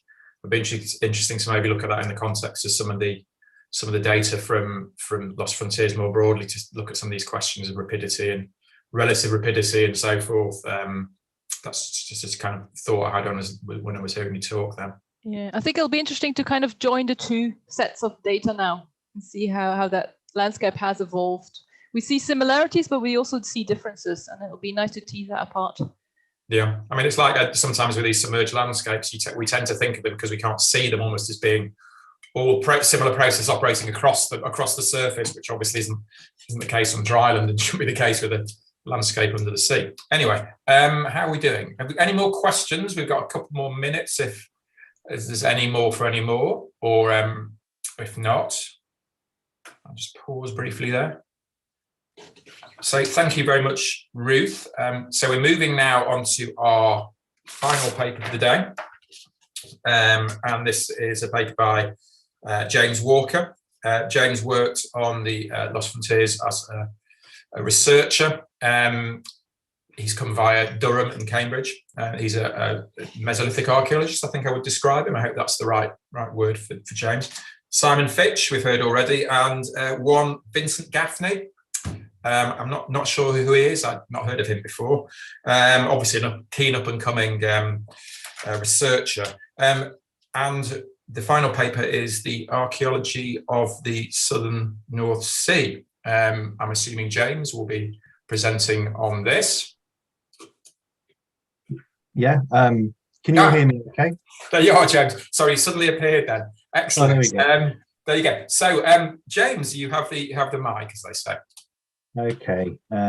So hopefully you can all hear me okay, and hopefully you can see my screen, which is loading up now, right? I have the unenviable task of following up in the final slot of the day a slew of fantastic presentations from various different people who have shown the level of detail with which they have dissected the various data sets we have from the North Sea landscape. But, you know, I like a challenge, so I'll give it a go. There won't be anything quite so technical from me, but I guess I'm going to try and sum up some of the key points and extrapolate some further implications from some of what we've heard of today with regards to the archaeology, that is. And I guess I would start by going back to thinking about Doggerland within a broader global context and the sort of recent history of submerged paleolandscape archaeology. I think, at least within the discipline, we've moved away from those somewhat tired old notions that there's nothing there, that people didn't live there, that even if they did live there, it's all being destroyed now, or we have enough stuff on land that we don't need to look at what's under the water anyway. So I think we've kind of moved past that, at least within the discipline, and we've also begun to recognize that some of these submerged paleolandscapes at different times in the past might have actually been quite attractive places to live, and that they also might have been staging grounds for some really exciting and important events and processes in human history. The peopling of the Americas along the submerged Pacific coastline, diaspora throughout island Southeast Asia and Australasia. We're going to be hearing a bit more about this stuff tomorrow, I think, so there's not much more to be said except for Doggerland, obviously, which was mentioned at the very beginning of the conference today, is certainly among the, if not the best studied submerged paleolandscape that we have in the world at the moment. A big part of this presentation is going to be based around the work of the various colleagues I have in the ELF team and a lot of what's been talked about today. It'll also be drawing upon researchers from other fields, collaborators and colleagues from different projects, archaeologists and non-archaeologists, to talk a little bit about how this landscape changed and what this means for our understanding of it during the early Holocene, and also more broadly the North Sea Basin and Northwest Europe during this time. So the map you can see in the smaller map there in the top left is a map published in 2018 by the Brit Ice team. And we picked up on this, we thought it was quite important. It shows that the northernmost extent of the Doggerland landscape was not as far north as has traditionally been thought of, even going quite far back. So that's at 21,000 years ago. And the larger map shows the coastline for the north at 10,500 years ago. We see that not much has really changed here. You can also see in the south, I don't know if you can see my cursor, but if you can see in the south, we have this deeply incised marine inlet here that Simon was talking a bit about earlier in his presentation. This is where we think the coastline was roughly at 10,500 years ago. Now, I know that coastlines are difficult things to reconstruct, that sea level index points can vary quite a lot locally, and we have to factor in glacio-isostatic adjustment models too. But these are modeled coastlines that we are getting better at being able to refine as time goes on. And these have some broader implications. So we can now support the argument from some in Scandinavia that Doggerland was probably not a staging point for the colonization of Scandinavia at the end of the Paleolithic. We can also say that the lack of Doggerland north of the Dogger Bank makes it hard to imagine that any Arensbergian folk might have been coming to Scotland via this route. They may have been coming through the mainland UK or up a submerged coastline, but the lack of an actual Doggerland landmass north of this point makes it difficult to see how it could have figured in these models, which it sometimes has done. It also means that the Viking Bergen flint, which is found far north of the Dogger Bank, is either much older than the LGM, or alternatively has been reworked and moved there post-depositionally. And this map kind of really brings these points home, I think. You can see that there's a relatively stable coastline to the north between 16,000 and 11,000, and after 11,000 is when the landscape begins to change quite rapidly. I would emphasize that the point of this is that there is a landscape there. I'm not trying to imply that it is static throughout this time and unchanging, just that the coastline does not move inland that much, or at least that's what it looks like. And you can see in the south in that little white box, the cluster of fine spots and that we have around that southern marine inlet and around the brown bank that Ruth was just talking about there. So we've established that Doggerland was there throughout the late glacial and post-glacial. We know that southern Doggerland was never glaciated, even during the worst excesses of MIS2.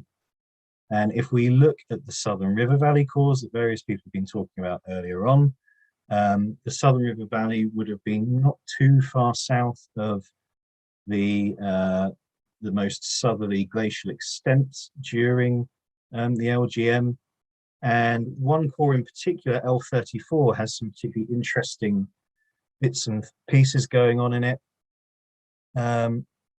We see what we typically think of as early Mesolithic arboreal taxa appearing early on. Birch, pine, and hazel, because it wouldn't be a talk about Mesolithic archaeology if we didn't talk about hazel. And there are also other lines of evidence that suggest there might have been some strange things going on here, perhaps warm-loving fish and other types of data. I mean, I guess the point of this is that, as you've seen throughout today, this project entails a large number of different specialists working on a wide variety of different data types, and trying to integrate those different data, having a multi-proxy approach, is really the strength of this project. This is one core. I will not try and over-egg pudding here. It is just one core. But we are pulling together different lines of evidence, and it does seem like these taxa are appearing relatively early on during the Younger Dryas. Perhaps this is part of a mini refugia of some sort. Perhaps this is just one small isolated area within a much broader landscape where things never got quite that bad that trees died off in the way we thought they might. There are various issues with this. Like I say, it is just one core, but we're already starting to see a few unusual patterns that we're hopeful we can continue investigating in the future as the project continues. And I guess if the point about Doggerland being there in the Paleolithic is interesting, that it was there and relatively stable in terms of that northern coastline, what happens in the Holocene is a very different story, and we're faced with a very dynamic landscape then, with the coastline changing relatively rapidly. Here we can see how the Dogger Bank landmass goes from being an upland area to an island to a relatively diminished island by around 8000 BP. And we can also see the evolution of that marine inlet to the south that Simon, Phil, and colleagues in Belgium, Michael de Klerk, and people have been working on. And I guess what you can really see here is that Britain actually separates from mainland Europe a little bit earlier than has traditionally been thought in a lot of circles quite recently. We reckon around 9,500 years ago, which is quite closely aligned with what Graham Clark predicted back in the 1930s, funnily enough. And a lot of the emphasis on Doggerland since the work of Brian E. Coles has been seeing this as a landscape that was habitable. And I think, you know, we still need to emphasize that point. But we also begin to see, with the narrowing of the strip that connected Britain to the rest of the mainland, that the land bridge element may also have been important for fauna and flora that were native to Britain prior to the separation, and indeed for people and different animals and plants moving inwards. These are all things that we might try and look at in the future as well through distribution analyses. I think that we have sites like Starcar and Boldner Cliff now with evidence of water-faring technology, so we know that the British Mesolithic people were just as capable of this kind of stuff as their European counterparts were. So the opening up of this inlet and the various other waterways that were changing within Doggerland may not have been unnavigable to people, but the narrowing of this connection is nevertheless an important revelation, I think, particularly at how early on it's happening. And thanks to the various work that people have been doing, we've been able to zone in at a resolution that's previously not been possible. Now, some of the maps we're making are still, you know, it's important to mention that they are still relatively crude and generalized.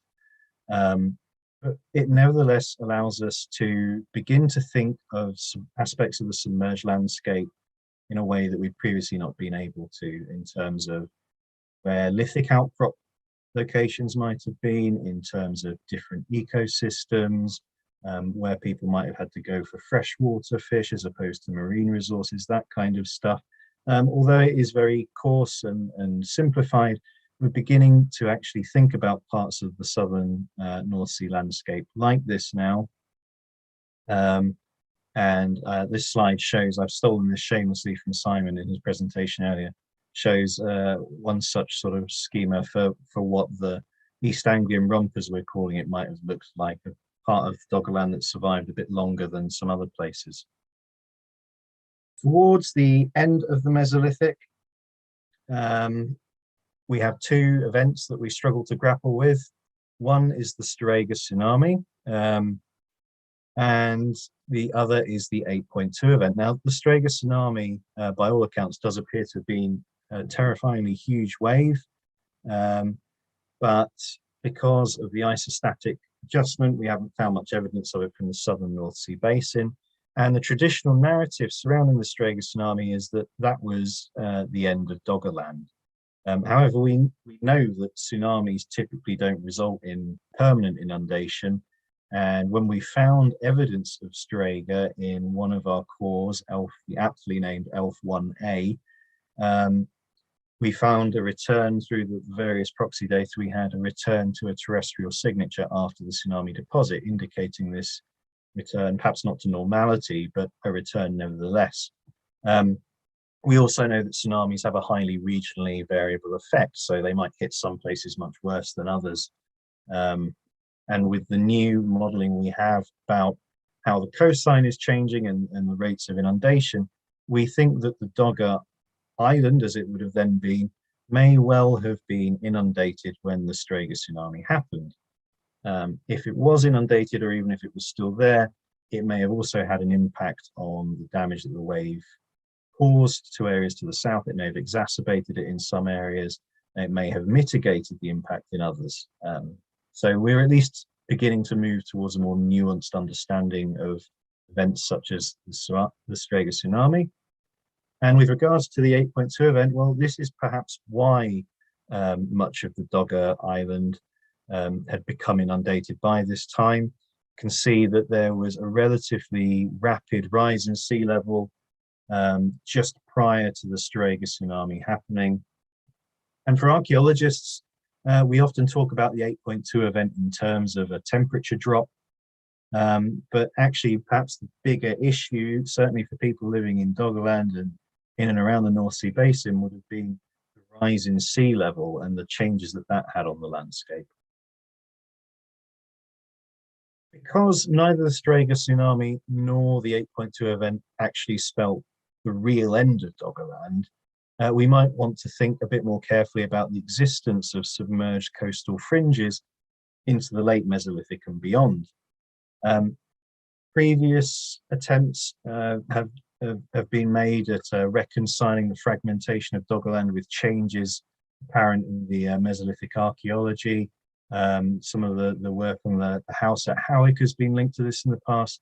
I mean, it now seems from what we were talking about earlier that Britain may have separated much earlier than these models suggest. It doesn't mean that they're not related somehow, but it's less well aligned than the previous models had us thinking. But it's nevertheless important to think about the impact that the fragmentation and diminishment of this landscape might have had, how social networks may have fragmented too. We know, for example, from the work of people like Peter Gendel in the 1980s about how waterways may have acted as territorial barriers, but equally from other researchers such as Chris Smith, that they may have been important routeways and highways that connected territories and groups with one another, and trying to think about these in a dynamic way. I mean, it's difficult enough within the framework of terrestrial archaeology, but we have to bear these ideas in mind as we see, broadly speaking, a relatively homogeneous final Paleolithic across this area become a bit more fragmented. And we also have to contend with the idea that this landscape may have survived into the Neolithic to some extent. We have the Ertaboller and Swifterband, for example, kind of similar in some respects here. The linear band ceramic coming up behind them, maybe they're facing increased pressure between the coast and the incoming farmers. This is all a bit speculative, but there are ideas that we need to reconsider. Yes, the habitable landscape has diminished significantly, but the relative available coastline is increasing, and that's something that doesn't often get talked about. The stuff I've talked about so far all kind of relates to how the various research done under the ELF project and other colleagues and collaborators has transformed in the last few decades and even recent years our understanding of the Doggerland landscape and what this might mean for archaeology of it. When it actually comes to archaeology, we have a bit of a different story on our hands. With regards to Britain, most famous submerged Mesolithic sites, Gold Cliff in the Severn Estuary, Intertidal site, and Boulder Cliff, which I think we'll be hearing about again tomorrow, in the Solent. We have a few sites in the northeast of England, and some more around the Thames Estuary, including stratified sites, but these are actually some of them quite far inland, up river valleys and so on. Again, if we look at the Danish stuff, there's huge amounts of submerged Mesolithic archaeology in Denmark. Fantastic work is being done there still. Anders Fischer and colleagues and Peter Maastrup and some others. But most of this stuff is focused around the Store Belt, which I'm sure I've just pronounced incorrectly, but never mind, and the Limfjord region. We have relatively few examples, as hopefully you can see here, on the Atlantic-facing coast of Denmark. Likewise, in the Netherlands, we have the Yangtze Harbour site, which is a truly unique site at the moment, excavated at a depth of 20-25 meters plus, I think. But most of the evidence, again, we have comes from the infrastructure development at the Europort zone or from beach replenishment exercises. We have relatively little stuff coming from the offshore zone beyond the 12 nautical mile limit. And the 12 nautical mile limit is the area for which all these countries, barring Belgium, because they signed up to the UNESCO treaty, are legally required to protect and investigate. So we see we have relatively few sites from this offshore zone beyond 12 nautical miles. Most of the sites we have are find spots. Most of them are clustered so far around that southern marine inlet and the Brown Bank area. Relatively few on the Dogger Bank. We lack stratified sites. There's only 2 from the North Sea. There's Seaton Carew, which hasn't been in the northeast of England, which hasn't been investigated properly since the 1930s, I don't think. And we have the Yangtze Harbour site, which I just mentioned. So, and I think the difficulties of looking for this stuff are reasonably well known.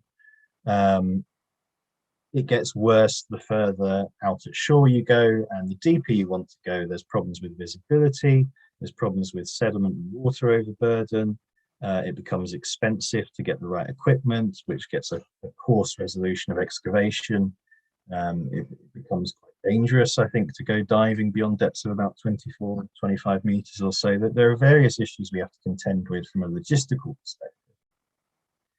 And then, of course, there's actually finding the stuff. And a lot of people have talked about peat today, and Ruth was just talking about it too. And I mean, peat and the Morlog deposits that we've been talking about as well are at the heart of Mesolithic archaeology in the North Sea.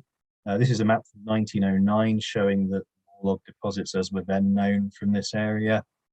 And really, the history of Mesolithic archaeology is inextricably entwined with peat studies. The Kalinda harpoon, found not far away from the Refugia core, which I'm dangerously terming it from earlier, around a similar date, the late Younger Dryas. That was found in a lump of Morlog. Star Carr, famously found in a peat bog by Graham Clark, who was part of the Fenland Research Committee with people like Harry and Margaret Godwin, all inspired by the Kalinda harpoon and the work of people like Clement Reed. Even the Maglemosian culture, the name comes from the Meglemos peat bog. So it's difficult to get away from the importance of peat here. Peat may not have been an attractive place for people to live, which might be a bit of a problem for us, but it does preserve or can preserve organic materials that we sometimes lack from terrestrial Mesolithic sites. And whereas, as Vince was saying at the very beginning of today, early research in this project was aimed at river channels because they were things that we could look for and we could build up from there. We're now reaching a point on this slide, shamelessly stolen from Andy Fraser. We're now looking at a point where we can start to reconstruct peat in other parts of the landscape and think about where else we might want to look at least peat, if not for areas of potential human occupation and the various preservation qualities they might hold. And then really, on a sort of more abstract theoretical level, we need to be able to know where people were, we need to be able to know where archaeology might survive, and we need these two things to co-align. So that's what we're looking for. The phrase "a needle in a haystack" has been used several times. I think Ruth just used it in her talk. I think I also like the idea of the Swiss cheese model, which is something that's used in risk aversion modeling. So I think Penny Spikins and Morten Engen likened this to looking for archaeology in submerged conditions is like field walking in dense, thick fog. So imagine someone's dropped a slice of cheese over the North Sea and we have to choose where we want the holes. And we want the holes to overlie with that overlap in that Venn diagram between where people were and where things might survive. And of course, we're using predominantly terrestrial data sets, ethnographic data sets that might be highly generalized or derived from relatively recent history, otherwise non-analogous. And I mean, the good thing at least is that we are able to take some of the more developed paleogeographic data sets we have and develop models of threat and uncertainty and preservation potential for future prospection. Ben switched on. I'm getting there, Ben, don't worry. So this isn't all doom and gloom though. In 2019, a expedition between British and Belgian colleagues went out. I think they did a lot of surveying work over the Brown Bank area, some of the stuff that Ruth was talking about.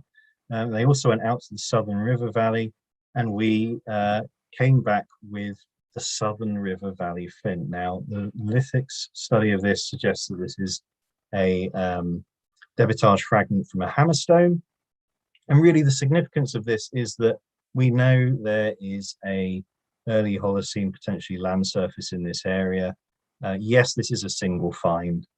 Yes, it comes from the surface and not from a stratified context, but this is the first time, and I think this is a global first, I might be wrong, but I think it's a global first, that people have gone out into the offshore zone with the objective of looking for archaeology and come back having found it. So it's a silver lining of what might yet be to come. And that's really thanks to the resolution that people have been able to provide. I think Ruth summed it up really well when she was talking about the various British cities you were moving between in that survey area.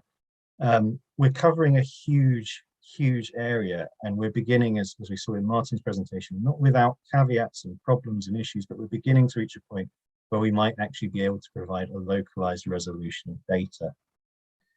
With regards to the future, I'm sure many of you, certainly in Britain, will be aware of the plans for new green energy sources. And I think most of us can probably agree that this is a good thing, that we need to be looking for more carbon neutral ways of powering country.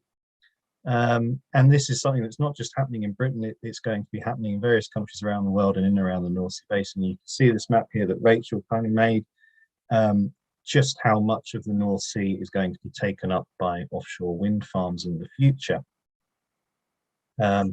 You can also see just how much of the Doggerland area we have that will be covered up by this. This could be a problem, but thanks to the cooperation and collaboration of people like Royal Haskening, who have already given a significant chunk of data over to us, we're hoping that we can actually work with these companies to take us to the next step, which will hopefully be kind of like Ruth was hinting at the end of her project, getting down to questions at a real archaeological level. So I'm really standing on the shoulders of giants here today. I'm talking generally about stuff that other people have talked about in much greater detail. It's a point worth emphasizing that there are so many different specialists involved in this, and it's needed to make this work. The work is ongoing. I'm only really able to talk about preliminary findings at the moment, but already our understanding of the Doggerland landscape throughout the early Holocene and terminal Pleistocene has changed massively compared to how it stood, say, 15, 20 years ago. And we had a bit of a discussion at lunchtime amongst the panelists about how to explain this. Just to hit the point home, we thought maybe we could appease European colleagues and use Belgium as a reference. The Yorkshire contingent obviously wanted us to use Yorkshire, but we went with the time-honoured tradition in Britain of comparing things to an area the size of Wales. And Doggerland is not just an area the size of Wales, it's an area the size of Wales 8 times over. Just to give you an idea of just how huge an area of land we're talking about its maximal extent.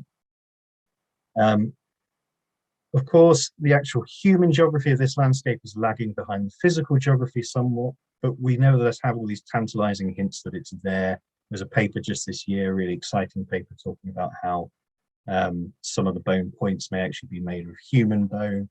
There's all this kind of stuff. Okay, we don't have stratified sites yet, but people are doing fantastic work with what we do have. We're just hoping that we can maybe soon be able to take it to the next level. And the future, well, it's really going to rest on what we can do in collaboration with the various stakeholder industries. None of what has been done so far in terms of North Sea Paleolandscapes project and things would have been possible without the support of industry organizations like PGS. We are hopeful with the cooperation of gracious cooperation of people like Royal Haskening, and that we can work with the wind farm developers. This could actually be a fantastic opportunity to finally take this research to the end stage of hopefully finding people within this landscape. Thank you very much for listening. Ben, I guess. Okay, thank you, James. And remarkably, at the end of that day, we're coming in slightly early, which is great. So thank you to all the speakers for keeping time in this afternoon session. There's a few questions and comments here. Martin's made a comment about difference between peat and mineralogic sediments. We might return to that one and just maybe pick up on a few questions. We have one from Gearey Gillies, I hope that's pronounced right. You've dismissed movement from Doggerland into Scotland. How would you explain the appearance of pit houses on the Forth, c. 10,500 BP, before anything similar elsewhere in Britain? Well, I think that the issue is that now that it's reasonably well established that there is a Paleolithic in Scotland, the question was inevitably raised that people may have come via Doggerland into that area. That Doggerland didn't extend that far north simply means that people cannot have, that Scotland was not physically connected by land, as may have previously been thought. I'm not opposed to the idea of people going through Doggerland or from Doggerland into Scotland via submerged coastlines or via mainland UK or via boat even. It's just the idea that people walked across a portion of land that it seems wasn't there. And that happened relatively early on. Like I say, this is a point of contention for Paleolithic stuff, really. So one thing I would say from a more personal take on it is don't underestimate the ability of people to network.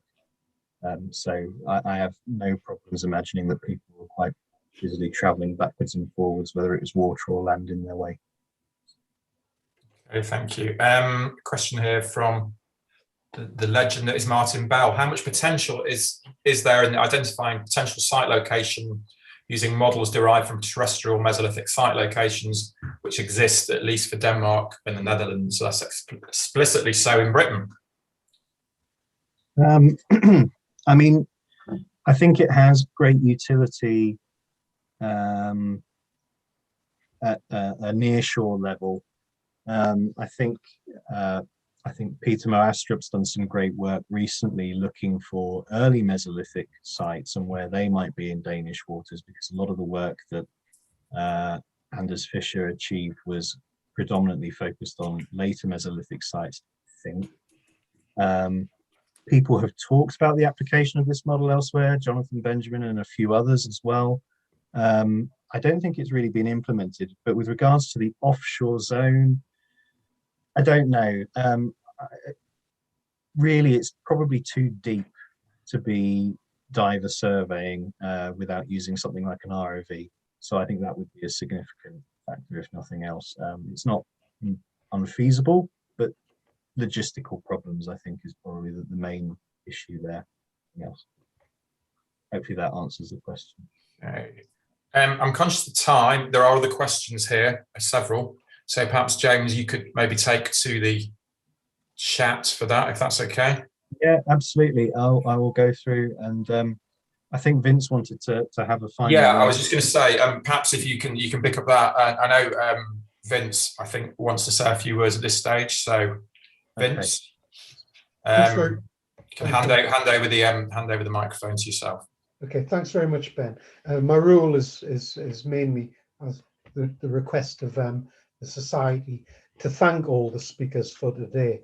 I think as the person who provided the introduction, I'd say that it's been a wonderful day of talks. I think the significant part about it is the sheer complexity that's emerging from this. Now, that may appear to be a problem on occasion, but actually it is actually a reflection of reality. It was what we have to deal with, and the amount of data is actually saying to us that we've got a step change in what we can do with this landscape, and that is fantastic. I've not seen so many papers recently that made such a good appeal for funding in many directions, and I would certainly support that. James's bit about the future development of the North Sea is, I think, a critical one. Obviously, I would say that, but it is true. The final thing to do is to thank all the people who've attended. And there is a day tomorrow. So don't forget to return. Use the link that has been provided for today tomorrow. And we hope to see you then. Thank you very much.